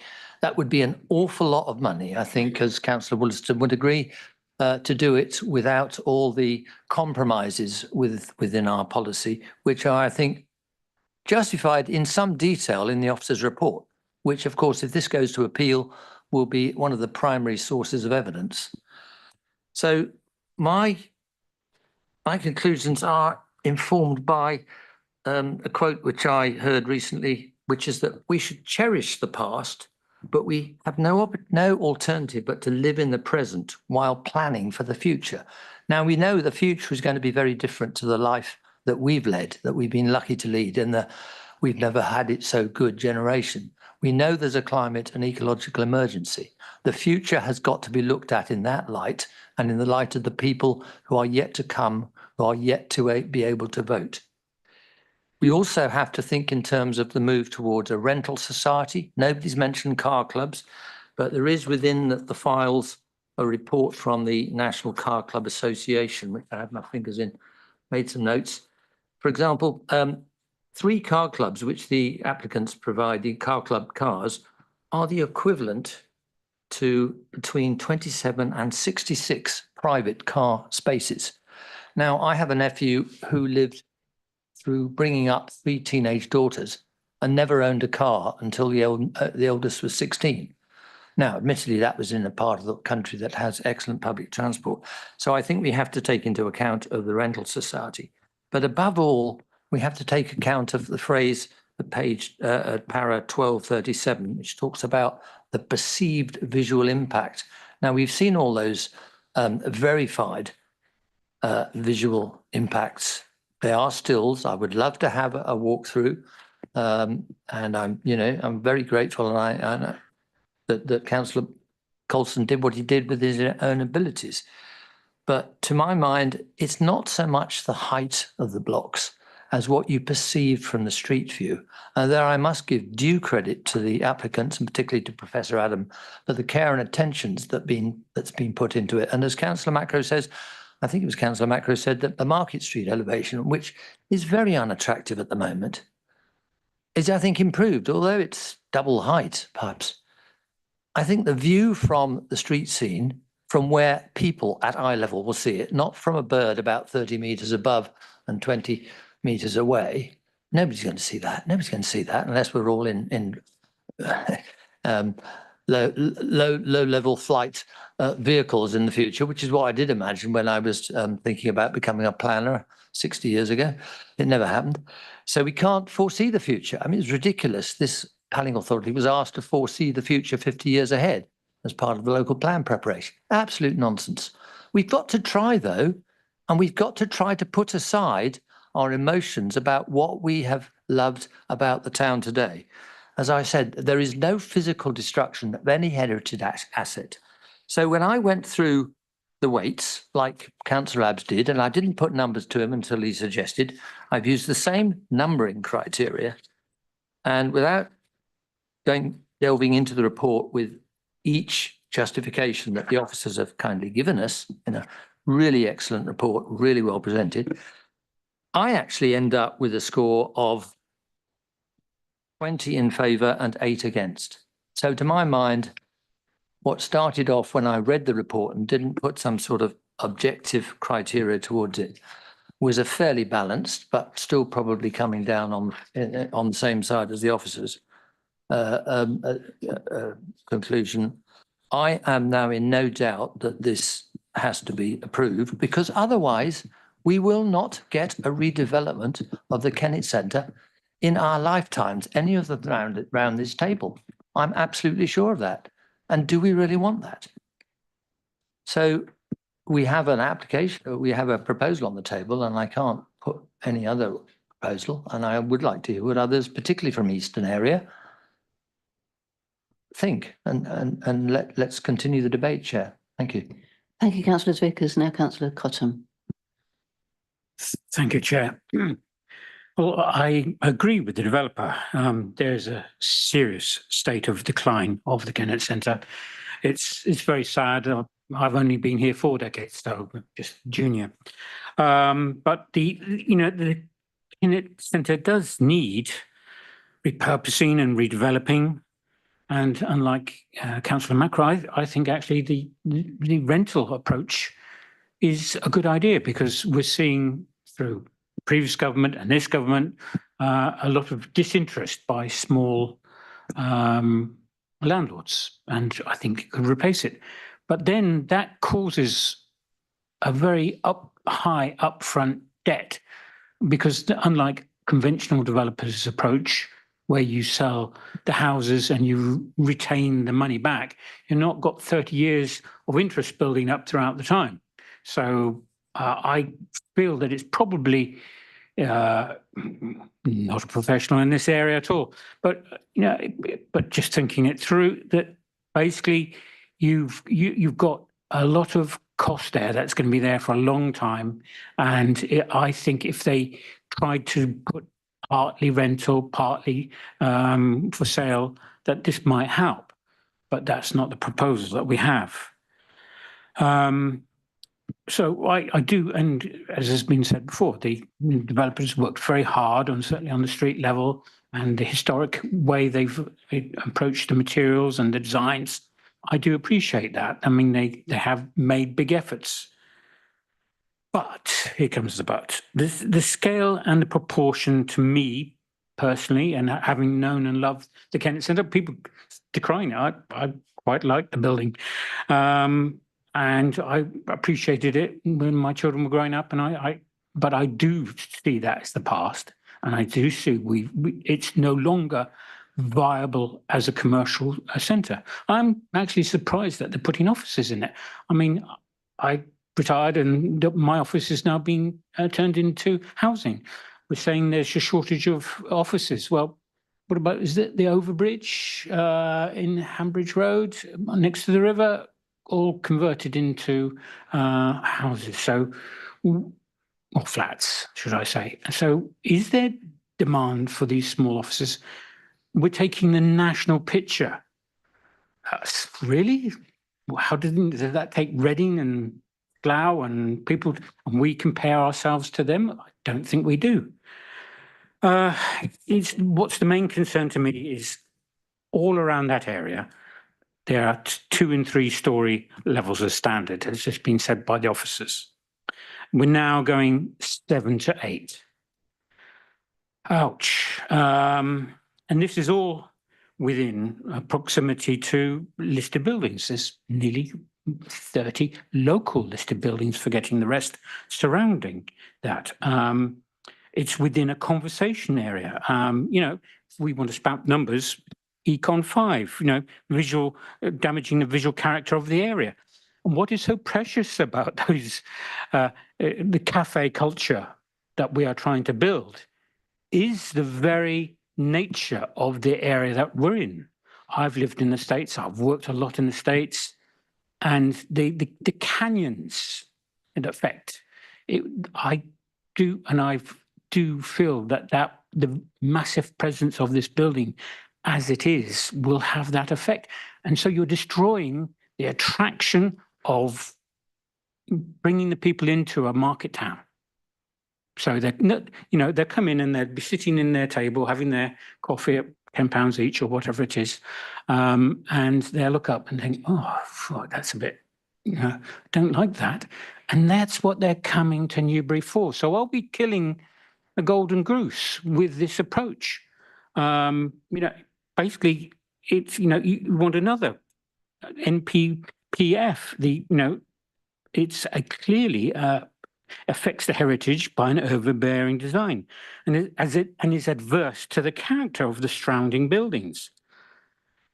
You go into, there's another one. I've been making notes, just like Councillor Abbs, because if we are to refuse this, we have to have sound and strong reasons. And I know there are councillors sitting around this table have equally strong, sound reasons for approving it.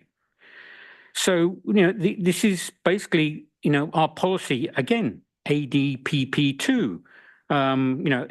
This is seen, and this is what I was saying earlier, as a cultural and leisure quarter. And we're looking at half our economy. It's a shame our economics officer has gone away, because did I read somewhere in the report, or did I read it somewhere else? 130-page report. No, not quite sure where I read everything. And we're looking at 50 to 60% of the income of the town centre of Newbury coming through this type of services, not hairdressers, restaurants, bars, and such, which will be very badly affected. As I said, there are benefits to this, but I don't go into digital. I just go to like Phil Barnett, I go into the scales and going, how does that feel? And I'm sorry, I'm here as a councillor, and I think I'm basing all the issues that have come to mind on hard facts. And I'm going on here, so I will close very rapidly. The parking is a major issue. It's so speculative. Oh, they will do this, they won't do that. Who knows? And another, finally, basically, lack of affordable housing. If we want to hang our hat on any hook, it's that. Goodness, that's the elephant in the room. Oh, well, it's not,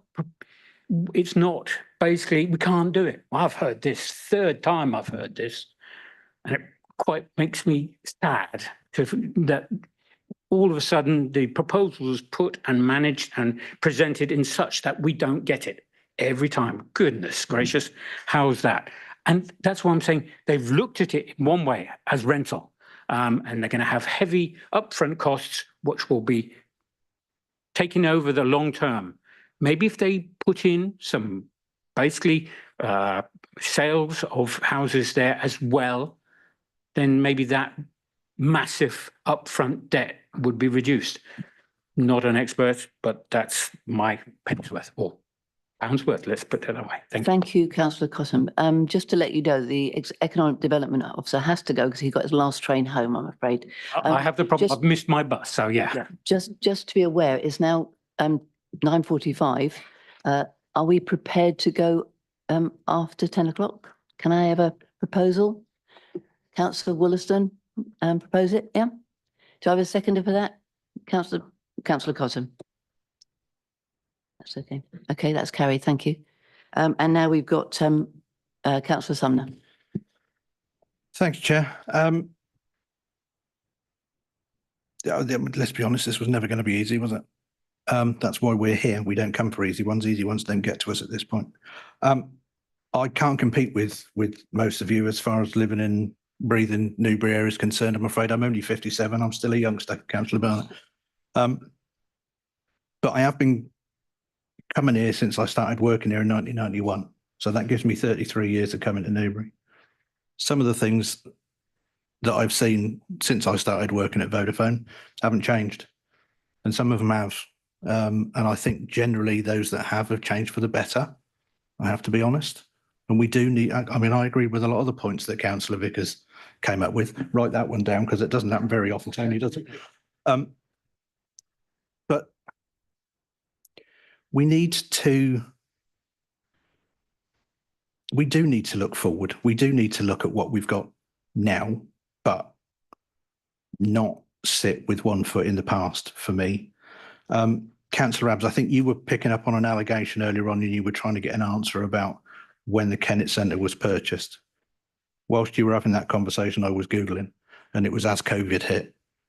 Now, to my mind, the running down of the Kennet Centre in its own methodology was long before that. I remember the supermarkets that were there. I remember thriving supermarkets in there. And when one left, another filled it, and it did very, very well. And all of that's gone. And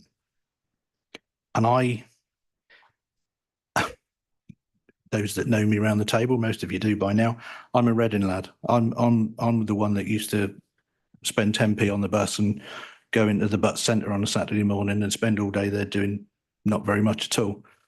And everybody thought that would die when the Oracle was built. And it didn't. It's kept going. God only knows how, but it has kept going. The Kennet Centre's not doing that for me. It just isn't. It's tired on the inside. And I used the word carbuncle earlier on to describe the outside. It's actually a bit of a mess, isn't it? It's not vibrant. It's bitty. And I think that actually what we've got on offer before us at the moment is something that would give us something a little more consistent and yes, big, but actually with that consistency and that development and the way that the development's been put together and what we saw in those verified photographs on the site visit last week leads me to believe that there is a lot of attention and a lot of care gone into that design. Car parking. Yeah, permit purchase is never going to be a popular thing, but again, it happens in Reading all of the time. Now, I'm speaking from somebody from the East, and I know that some of the residents sitting in this room, it makes them wince a little bit when I say that, because I don't live in Newbury. And what do I know about it? Because I'm from Calcutta. Well, come to Calcutta, there's actually not a lot left to build on. We've had a lot of building go on in Calcutta, as it happens. Councillor McCrow will testify to that one as well. But what we've got is, and we've got issues with parking there, which is where I was leading with that. You know, but this is people parking that own houses. They were houses that were bought when there were 2 people living in them, and now they've had 2 or 3 kids, and now they've got 6 cars. They park in everywhere. You park where you can. I think what will happen here is that, as Mr. Goddard was saying earlier on, you know, the signage that we've got for the town is tired. You go to some other places now at the moment, Basingstoke, I think, is probably one. Good signage actually, as a visitor to Basingstoke, directs you to where you need to go and find a parking space. It's not, is it going to be closest to the shop that I want to go to first? It's go to where there are available parking spaces, and you use that as a tool when you visit. And we do need to consider visitors as part of this, because if we want Newbury to continue to thrive as a market town, if you will, and having stood outside the market the other day, we're only just about hanging on to that as a label, let's be honest, then it has to be attractive, and it has to make people want to come, and it makes people want to be comfortable when they come. And first step on that is always that they can come and they can park if they're driving. And that was quite rightly pointed out earlier. We don't necessarily want everybody driving. We've had improvements over the last few years with the rail service. We, as an administration, and you as a new administration, continue to develop public transport options, quite rightly. It's absolutely critical that we continue to do that. It's not all about parking, but it is an important part of it. 3 out of my 5 kids have shown no interest in driving, in all honesty. It's not a given that, like it used to be when we were young, that people would, you know, I'm getting to the end of school, therefore I must need a car.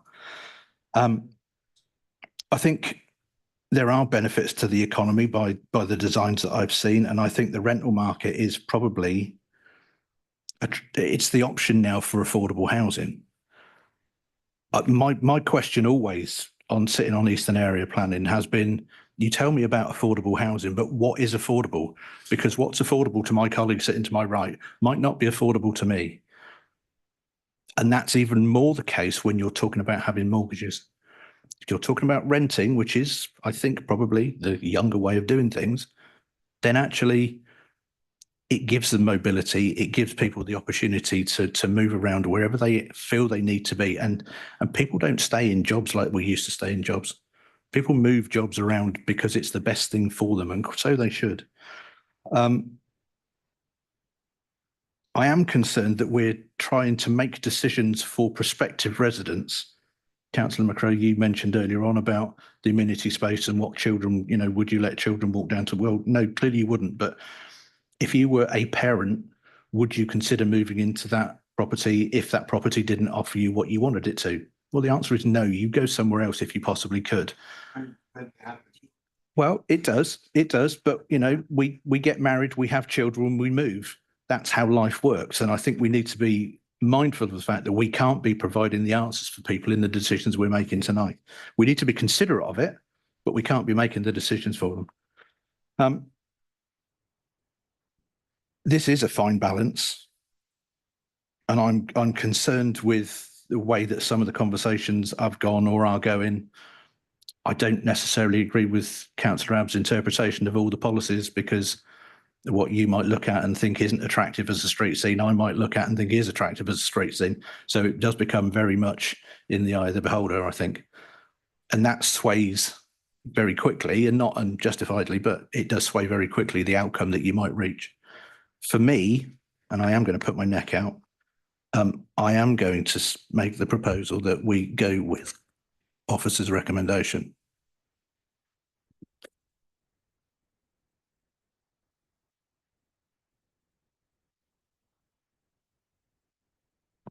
Councillor Foot, thank you, Councillor Sumner. Councillor Foot, do you want to come back as well? Okay, Councillor Foot. Thanks very much, Chair. Yeah, I mean, I've listened very carefully to everything tonight, and as we all know, this is as my colleague has just said, you know, this is a difficult decision. However, if I may, I'm just going to go through a few of the lists. We've heard about the economic argument and the sort of less than cut and dried economic argument. I think personally, listening to it, a lot of things are fairly optimistic. I'm less convinced that these units, the units on the ground floor and things, will be occupied quickly. I think our traffic and highways officer mentioned less shopping takes place within town centres these days. So clearly there are uncertainties there. I think also it's worth mentioning again, my colleague Councillor Macrow's comment about we're dealing with transient residents. In this sort of environment, you're going to get people that maybe don't stay in the town for terribly long. And I am very concerned about occupancy. We do have an awful lot of flats in Newbury, and rather like Councillor Abbs, I've also had a word with estate agents, and there is no problem getting flats. What they don't have are houses. That's what everybody wants, and that's what we don't have. We've heard a lot about the car parking issues, and I think in summary, what I've felt is that we're trying to shoehorn the car parking spaces into the space that we've got available here. And I think that is an issue. But then we come on to the scale of the development, and this is the nub as far as I'm concerned. Block S, I think it is, has a height of 30 metres. That's 98 feet. The other blocks are the tallest blocks, the 7-storey ones, are pretty big as well, and they are admittedly within the centre of the development. But no one's talked about the views when you look back on the town, if you're at Donington Castle, for example, or if you're walking through Goldwell Park and you look back at the town. At the moment, what you see is the BT building, and you see the spire of the town hall, and you see the church tower of St Nicholas's. In the future, you'll see that block S, sitting there at its full 98 feet. And also, if you're in the south and you're up at Wash Common and you look back, you're out for a walk and you look back at the town, that's what you're going to see. So it's not just all, I think, street views that we need to consider. And the built form of any town has a big impact on the residents. And we've heard very eloquently tonight that the level of disquiet amongst the residents about this development, that it will change their perception of Newbury, and the point has been made about walking down canyons, etc. And the final thing I think I'd like to mention is the precedent this will set for our town centre conservation area. If this is approved, in my humble opinion, you can kiss goodbye to the town centre conservation area. It will just not apply, because as we all know that sit on any planning committee, once this is approved and we've approved buildings that are 30 metres high, another developer might come along and say, well, you've approved this. And before you know where we are, and this is no disrespect to Basingstoke and Reading and my old town of Maidenhead, they are almost like Chicago, really, in the sense that they have very big blocks in them, and that's the way we potentially could go in Newbury. And the very last thing I'd like to say is that we wouldn't be having this discussion tonight if we were residents in Winchester or Salisbury or Marlborough, because those towns, you just wouldn't have buildings of this dimension in the middle of those towns. And I feel personally, and this is a personal view, that Newbury is every bit as good a town and as a beautiful town as those towns are. And we've got to be very, very careful that we don't destroy our heritage going forward. So I'm afraid, personally, I cannot support this application. And if it comes to it, I'd be very happy to second Councillor Abbs' move to object to it. Thank you very much.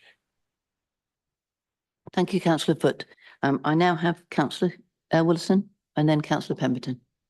Thank you, Chair. Can I just first of all start off on the whole issue of buy to rent? It's an increasingly popular investment vehicle for particularly institutions. It fits in with most pension companies need to get their cash flow right. And it's one of the main growth areas in the property business at the moment. But moving on to the actual scheme itself, I started looking at what are the positives and the negatives as well. And my positives were very much it removes an eyesore, which is not just dying, it's dead. I walked through it the other day after we did the walk round. There was actually nobody in it. All the shops were shut. Those that were still there were closing. It's a disaster, and it's such a major part of this town that we have to do something serious about it. The scheme will improve the links to the station, which I think is a major plus. And the quality of architecture, to me, seems to be excellent. The detailing that's gone into a lot of the elevations, I think, is excellent. And I also congratulate the architects on, I think they've done a superb job of actually hiding the bulk. As we walk around, looking at those verified photographs, with the exception of Bear Lane, you couldn't see anything at all, virtually. I also think that the small shops that have been proposed are a major boon to this town. They're going to be done on turnover rents, so they're going to attract what most people actually want. They don't want the next of this world. They want artisan shops, which they can go into. It might be sculptors, was mentioned earlier. It might be a flower shop, whatever. But it will actually get activity going. And the scheme as a whole just is a major plus, I think, for Newbury in terms of the investment it's bringing. What else? I'll say short with that. No, my only two negatives were frankly the car parking and the lack of affordable. So on balance, I'm very positive about this scheme, and I'll be very happy to second, if that's appropriate, to support officers' decision. I need to take the first proposal first, of course. Councillor Pemberton. Oh, it's hard, isn't it? It's really hard. Not that I expected it to be easy either. I haven't written a speech. I've never lived in Newbury. In fact, I've only lived in West Berkshire for 11 years. So I think most of the people in this room can top trump me on those credentials. I'm going to start again very briefly by commending the developer and the architect on the design. I think it's clear, but not just the architect, but the officers as well, have spent a huge amount of time trying to get to a point where something can be considered that may be acceptable in planning terms. That I don't think that should be understated. This has been redesigned. This conversation, this process about this development has been going on for a good few years. And I'm going to say something controversial now in that I don't have a problem with the height necessarily. I don't think it's overbearing. You can certainly notice it from Bear Lane. I'll give you that. But again, I think the developer has done a pretty good job of hiding the bulk. And on that issue of Bear Lane, yes, there are some historic buildings there with the Catherine Wheel and the Save the Children building. But the rest of it between there and the View Cinema is not so nice. And I'll be less sorry to see that go if we vote this through this evening. I do share the concerns that members have around the interior of the development and the thoroughfares and whether the building form will appear overbearing. I do take on board that. I have a bit of a problem with the lack of affordable housing. I'm not going to pretend to understand the funding model that comes behind these types of development, but I have a problem with it. I do not accept as a point of principle that a developer cannot provide some affordable units when there's 427 being put on for offer. I just don't accept it. I can't back that up with technical arguments because I don't have the technical knowledge, but I'll make that point and I'll move on. I have a concern about whether there's a demand for this type of property. The point's been made by members. Do we need flats? Do we need any more flats in the centre of Newbury? I'm not an estate agent. I'm not a land manager. I don't know. But what I do know is that there are flats vacant at the Market Street development just across the street, and that is much, much smaller. However, I think Councillor Sumner made the point about assuming the circumstances of the occupants of these flats and their personal circumstances and the kind of amenity that they may want. I think we need to be very, very careful about assuming the kind of occupancy rates these flats may have and the turnover of those occupancy rates and how long individual occupiers may choose to stay in those flats. It's not our job to make that decision tonight.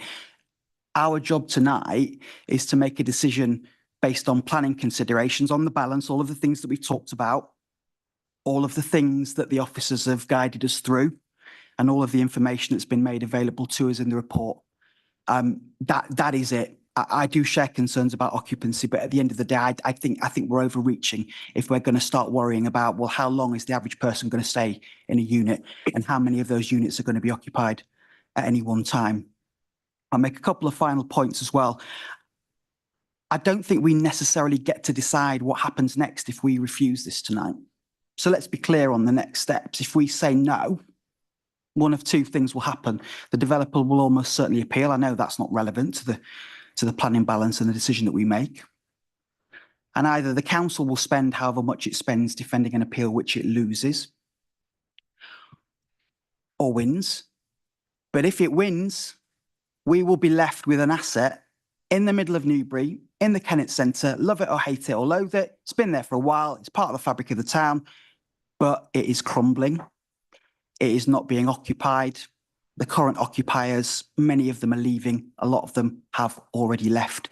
It needs to be redeveloped. And on the issue of the heritage and the heritage assets that surround or will surround this proposed development, well, those assets were already affected when the Kennet Centre was built 40 years ago. It's past its life. It can't be revived.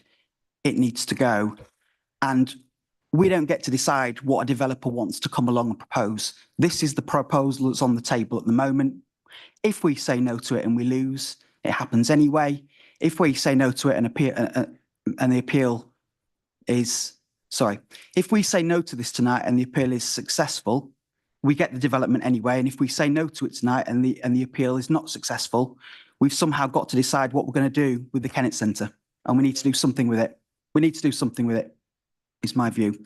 I'm not sure, having said all of that, and I'm conscious that I've spoken for a while, I'm not sure what I want to do. I think in the most finely balanced conclusion that I can reach, I think with a heavy heart, I would be minded to vote in favour of officers' recommendations. Thank you, Councillor Pemberton. Councillor Vaughan, please. Councillor McGrath. Thank you. Yeah, I just wanted to clarify my comments regarding the fact that these are rented properties and the tenants thereof. I wasn't being disrespectful or criticising the tenants. I just was criticising the fact that we have this in the report. We have a positive. It's a positive in the balance that they're rented properties, and I was arguing that they shouldn't be. That was all. Thank you. Councillor Abbs, you've already made a proposal. I have. I was hoping we could actually get on with the vote. Well, I think everybody's had it, unless we miss somebody. I'm the chair here. Well, I would like, if at all, See? a point of clarification, because several people have made during debate the comment about, well, if we don't have that, and it's terrible and it's closed. There are many scenarios for the Kennet Centre, none of which we can determine except for the one that's in front of us. And I'm basing it purely on what's in front of us, and whether I think that is what we want. Not, oh my God, we have something that's terrible if we don't do this. That's not a planning way of thinking. The planning, we have rules. We have a proposal. We're applying the rules. I was going to find out whether there was any other member want to speak, and then I was going to go to the vote. Thank you, Chairman. No, I'm not going to the vote. Sorry, Chairman, I appreciate that there's a proposal. What we need to go, we need to go through. Councillor Abbs made several points, obviously before concluding with a proposal, but we need those reasons to be part of the proposal. So if Councillor Abbs wouldn't mind just going through them, so we're absolutely clear. And I would say that before a seconder, if we can have a clear proposal summarising all of the issues. Thank you. So we have a proposal to to refuse this application. So go against officers' recommendations. So we need some reasons why. We need some reasons for refusal. Well, we've all had the basic reasons, which is essentially that there's no affordable housing. But what it really comes down to is point by point is a different weight applied than officers have applied. So as a 22.5, shall we start with that one, is down as a great positive weight is being given to having 427 dwellings. Now, you know, that seems a bit over the top for something that's Yes. well, it is a planning reason. I just don't think the weight's the same. Then in that case, it would come down to whether members felt that the scale and harm of the proposal, excuse me, was not outweighed by the benefits. It doesn't need to, the reason for refusal doesn't need to identify. Okay, so all right, so the scale of this development is far in excess of what the town can sustain. So it's just too big for the area it's being squeezed into. You can alter the words to match, but essentially overdevelopment, too much massing. You know, you choose which word you want to apply there, but essentially it's just too much. We need to identify the harm as well in terms of whether that's harm on heritage assets or harm, you know, we need to identify the harm within the reason for refusal. Well, I mean, others can, but there's definitely harm to the heritage assets. That is clear. It's in the report that there's harm to the heritage. Yes, please. Anything you can do there? What are policies? Again, yes, well done, thank you. Basically, Econ 5, basically it's in a conservation area and affects badly the character of the area. It basically NPPF. It is clearly an overbearing design and adverse to the character of the cultural centre of our town. Econ 5, basically it harms in general the visual character of the area as well. Also, as mentioned, if you want to put another one in there, the ADPP2, recognising that this is a cultural and leisure quarter and with a considerable effect on our economy, going back to the 3 points I just made, would affect that. I think that's probably my ones. Well, I mean, earlier on, I'd made some notes and they went through policy by policy, and I did a sentence from, you know, the summary of the policy. So ADTP 1, in addition to what Jeremy's just mentioned there, it does talk about emphasising the importance of the built heritage, and this is directly in contravention to ADTP 1. ADTP 2, again, housing contributes positively to the local community and environment. There's been no clear evidence that it actually contributes positively to what's going on. CS1, delivering new homes and housing stock, emphasises the importance of affordable housing, which we've talked in many different ones, but it seems to be breaking CS1. CS4, diverse range of types of houses. Well, there's no tenure types. There's one type. You can rent it or not. So so it breaks CS4. CS5, focus on ensuring new developments are supported by adequate infrastructure. Well, we can see from the struggle we have with the parking that it clearly doesn't support the infrastructure that's being offered. It might work, it also might not work. And that's a hell of a gamble to be going forward with. CS6, the aims to ensure the proportion new to housing developments is affordable. So not only does it break CS4, but it breaks CS6 as well.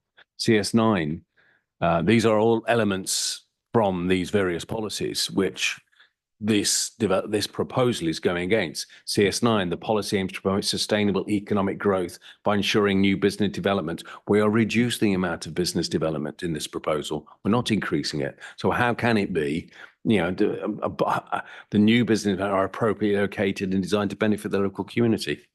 Okay. You know, we talk about that Kennet Centre and we talk about, well, it's dead. Well, if I only offer leases of 3 months long, and then go, all right, nobody can have a long lease. What are you going to do? Guess what? Everybody leaves. You don't get anybody who wants a 10-year lease. So it's really important that we basically look at what's on the table. So CS13 meets the needs of the community. No, it doesn't. Talk to any of the estate agents. It does not meet the needs of the community as it's defined by those people. Well, these are all things in the policies that this proposal is currently breaking. So CS14, the policy emphasises the importance of respecting and inherency of the character of the appearance of the area again. So another place where the appearance of what's being developed breaks the cohesiveness of what exists at the moment. CS17, there is no green infrastructure in this development. There's something talking about blue roofs and collecting some water. Sounds good, but I don't see anything, talking about the integration of green infrastructure into the new development. Didn't hear that at all. CS19, protect and enhance the historic environmental landscapes, character and disrespect and complement the area's historic and natural features. It breaks CS19 as well. If it was just one of these, I would probably be minded to go, yeah, I can make an exception on. There is just so many of our policies that it seems to break, that on balance, and because that changes the weight that I can apply to each of these elements, it changes the weight and therefore is not viable to say, yes, let's get behind it and approve it. As much as I'd love to see the Kennet Centre redeveloped, not to this. Is that everything? Well, yes. Do you want more? Well, at the moment, what the reasons for refusal need to be sound, obviously, and pull in policy. At the moment, you've listed all the policies, but I think we need to, the reasons for refusal have to be, for instance, you've stated, if I can run through them, you've stated lack of affordable housing. Yeah. So we've got the reasons for refusal set out in the report. We have a clear Infiltration, guideline, mitigation, and other highways. developments are always able to deliver it. This, in Market Street, everything is able to develop it except this one. Yeah. We're running out of time. Can I just 15 run minutes. through them? So we've had lack of affordable housing, lack of infrastructure mitigation in terms of the 106. Yep. Highways in terms of insufficient parking. We've got the scale and height. Well, proposal. with highways, there's all the issue of the unresolved heavy good vehicles. There's an insurance that it'll be, but I'm not sure it was even in it. I'm not sure it could be conditioned because we started talking about if we knock units together, what that really means. And It could be conditioned, It can Councillor be Abson, conditioned. to add that into the reasons for refusal. Yeah, that's fine then. Wouldn't Sure. provide a very strong reason for refusal. I think we parking and non-compliance with policy P1. Yep. The scale and height of the proposal being overbearing and harming heritage assets. Yep. And the character of the area generally, and then policies that would support that. Sure. You've also mentioned the mix of housing type and size in terms of bedroom numbers.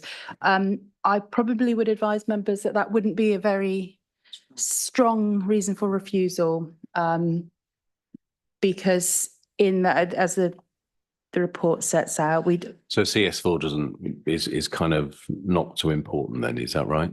we can certainly add it. I can only advise and If I may, CS4 relates to housing mix, and I think we can sustain the refuse reason for that. I think the points you made, councillor, on that were more to do with affordable housing, which is covered by CS6. Okay. We've got, and also you've mentioned the reduction in the loss of retail space, the reduction in overall retail space within the Kennet Centre and the harm that would have to The potential, the yeah. local economy. Yeah, it could easily harm the local economy. And we don't control the Kennet Centre in terms of, the leases that are given away on it. But there again, we wouldn't control the leases on the new play size either. Chairman, on point of order, we cannot have the time, can we, to go through arguments for it? Just let's give reasons. Otherwise, Yeah, absolutely. we're not going to get to another. And Should we're this going to end not up with pass? another meeting. I know. Yep. I have made Councillor Abbott aware of that. Councillor. Well, I'm happy, unless the officers think we need even more. No, I've got a final one here, was the lack of green infrastructure. Yeah. If I can just confirm, there'd be 1, 2, 3, 6 reasons for refusal. Chair, if I may. Thank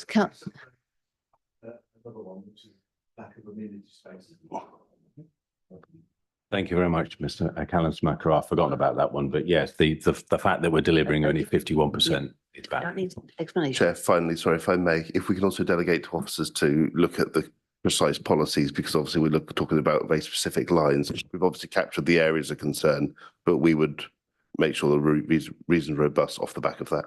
Thank you, Mr. Ray. Okay, so now I'm going.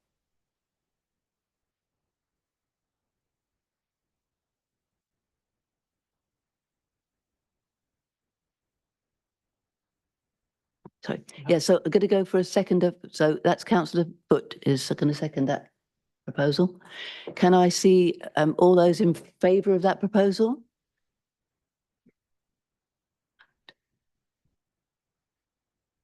Okay, thank you. And I had a counter proposal from councillor. So I can't hear you. Okay, those against.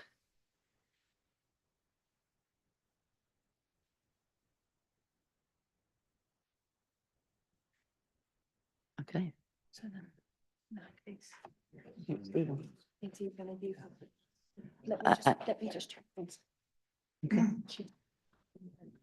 Yeah. So sorry, councillor Barnett, did you not vote? I abstained. Are you? No. Can you do that? Yes. Okay. For 1 minute. Okay, I'm going. I just want to.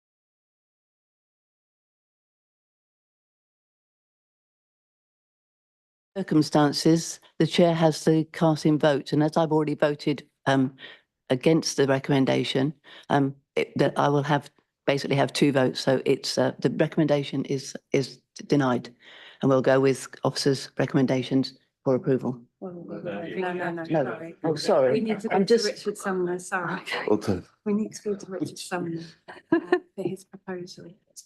I'm sorry. This is a completely new.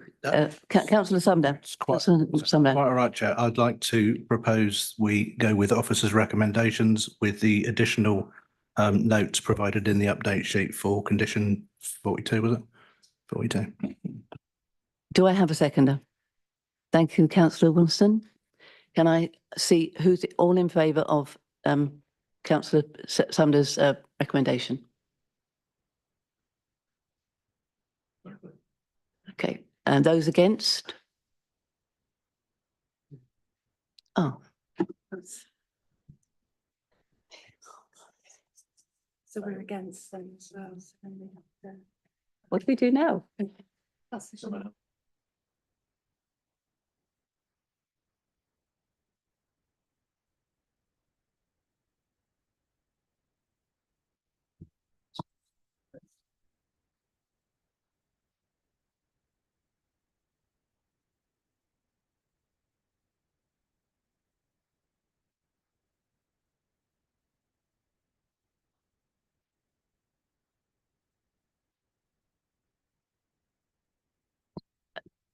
In which case, gentlemen, I'm afraid we're going to have to carry on with the debate. we have six against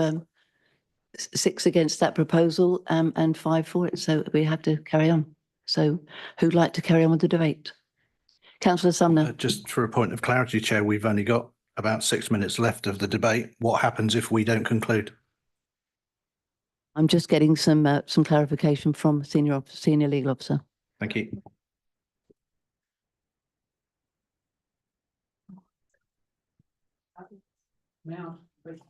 Point of order, can I ask a question? What if we put, how different does a second proposal have to be from the first proposal to reject the officer's recommendation be? Or cannot we just, somebody else propose that and have another seconder on the list of issues that we proposed for rejection of officers? Chair, ultimately, there just needs to be another proposal in any form. The debate can continue and then another proposal needs to come. Given the time that we have left, I think we've debated this to death.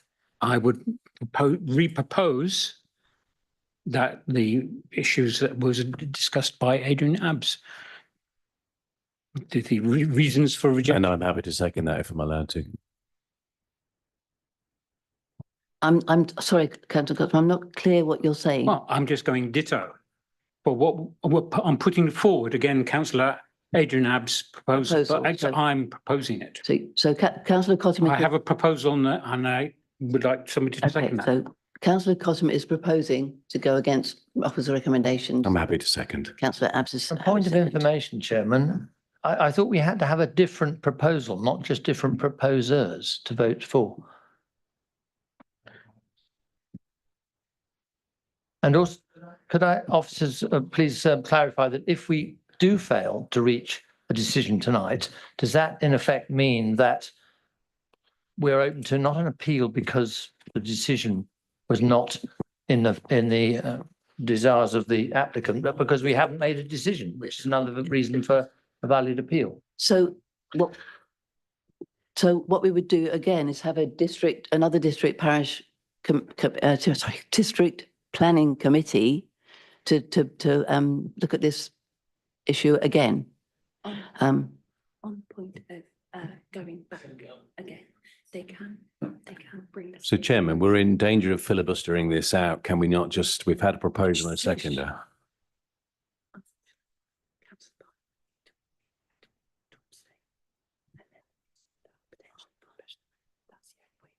So we've got to talk to Councillor. I think you need to go to Councillor Barnes, see if he would say not stay. Chair, I don't like to interrupt your discussions, but could we not reference this up to full council? This happened with the Vodafone. This happened with the Vodafone inquiry. I'm really sorry, but we've got to keep referring back to senior legal people because this is the first stop.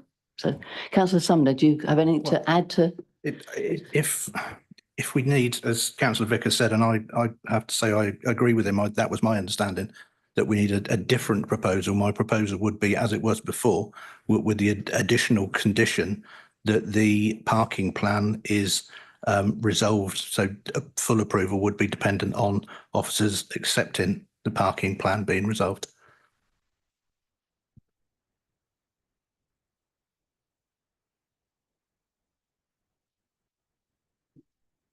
I believe it would be in the form of a management plan. Whether we can condition the management plan, I'm in your hands with. And your proposal, it's actually just whether Councillor Cottam's proposal is valid, given that it's actually exactly the same proposal, but just a different proposer. And I think we're waiting for a result on that one. Councillor Can we, Barnett. Chairman, adjourn? Is that another alternative? Adjourn, again? It would go to another district. If we adjourn. If we adjourn. Madam Chairman, I was trying to make a bit of helpful, useful information in view of what Councillor Jeremy Cotton's just said. This particular application is a contentious application. Some of us will remember some years ago, we were in a similar position with Vodafone and it was referenced full council. And I would fully support if you were putting that forward, if we were legally able councillor Cotton to reference it to full council. Chairman, I don't think we know whether we knew that. What we do know is that if we adjourn, we can reconvene and No, continue if this we adjourn, motion, we have can't to- we? if we adjourn, we will have to do this, the district planning committee again. That is the problem with adjourning. That's why I'm trying to get something sorted here. Chairman, Councillor sorry, Sumner. jumping in quick because I'm conscious of the time. Just for clarity, if we take this to full council, my understanding is that every member of that council must have planning training. 5 seconds. I think anyway.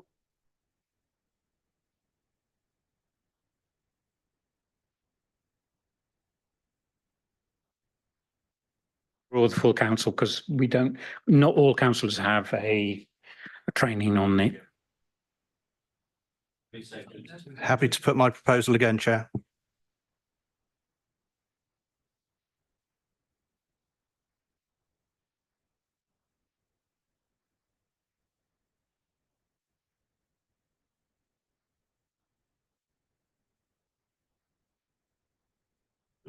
Do I have any proposals, please? Councillor, Point of order, Chair, it's We've just run gone out of time, Chair, 10:30. But my It's gone proposal 10:30. still stands, but we've run out of time. It's gone 10:30.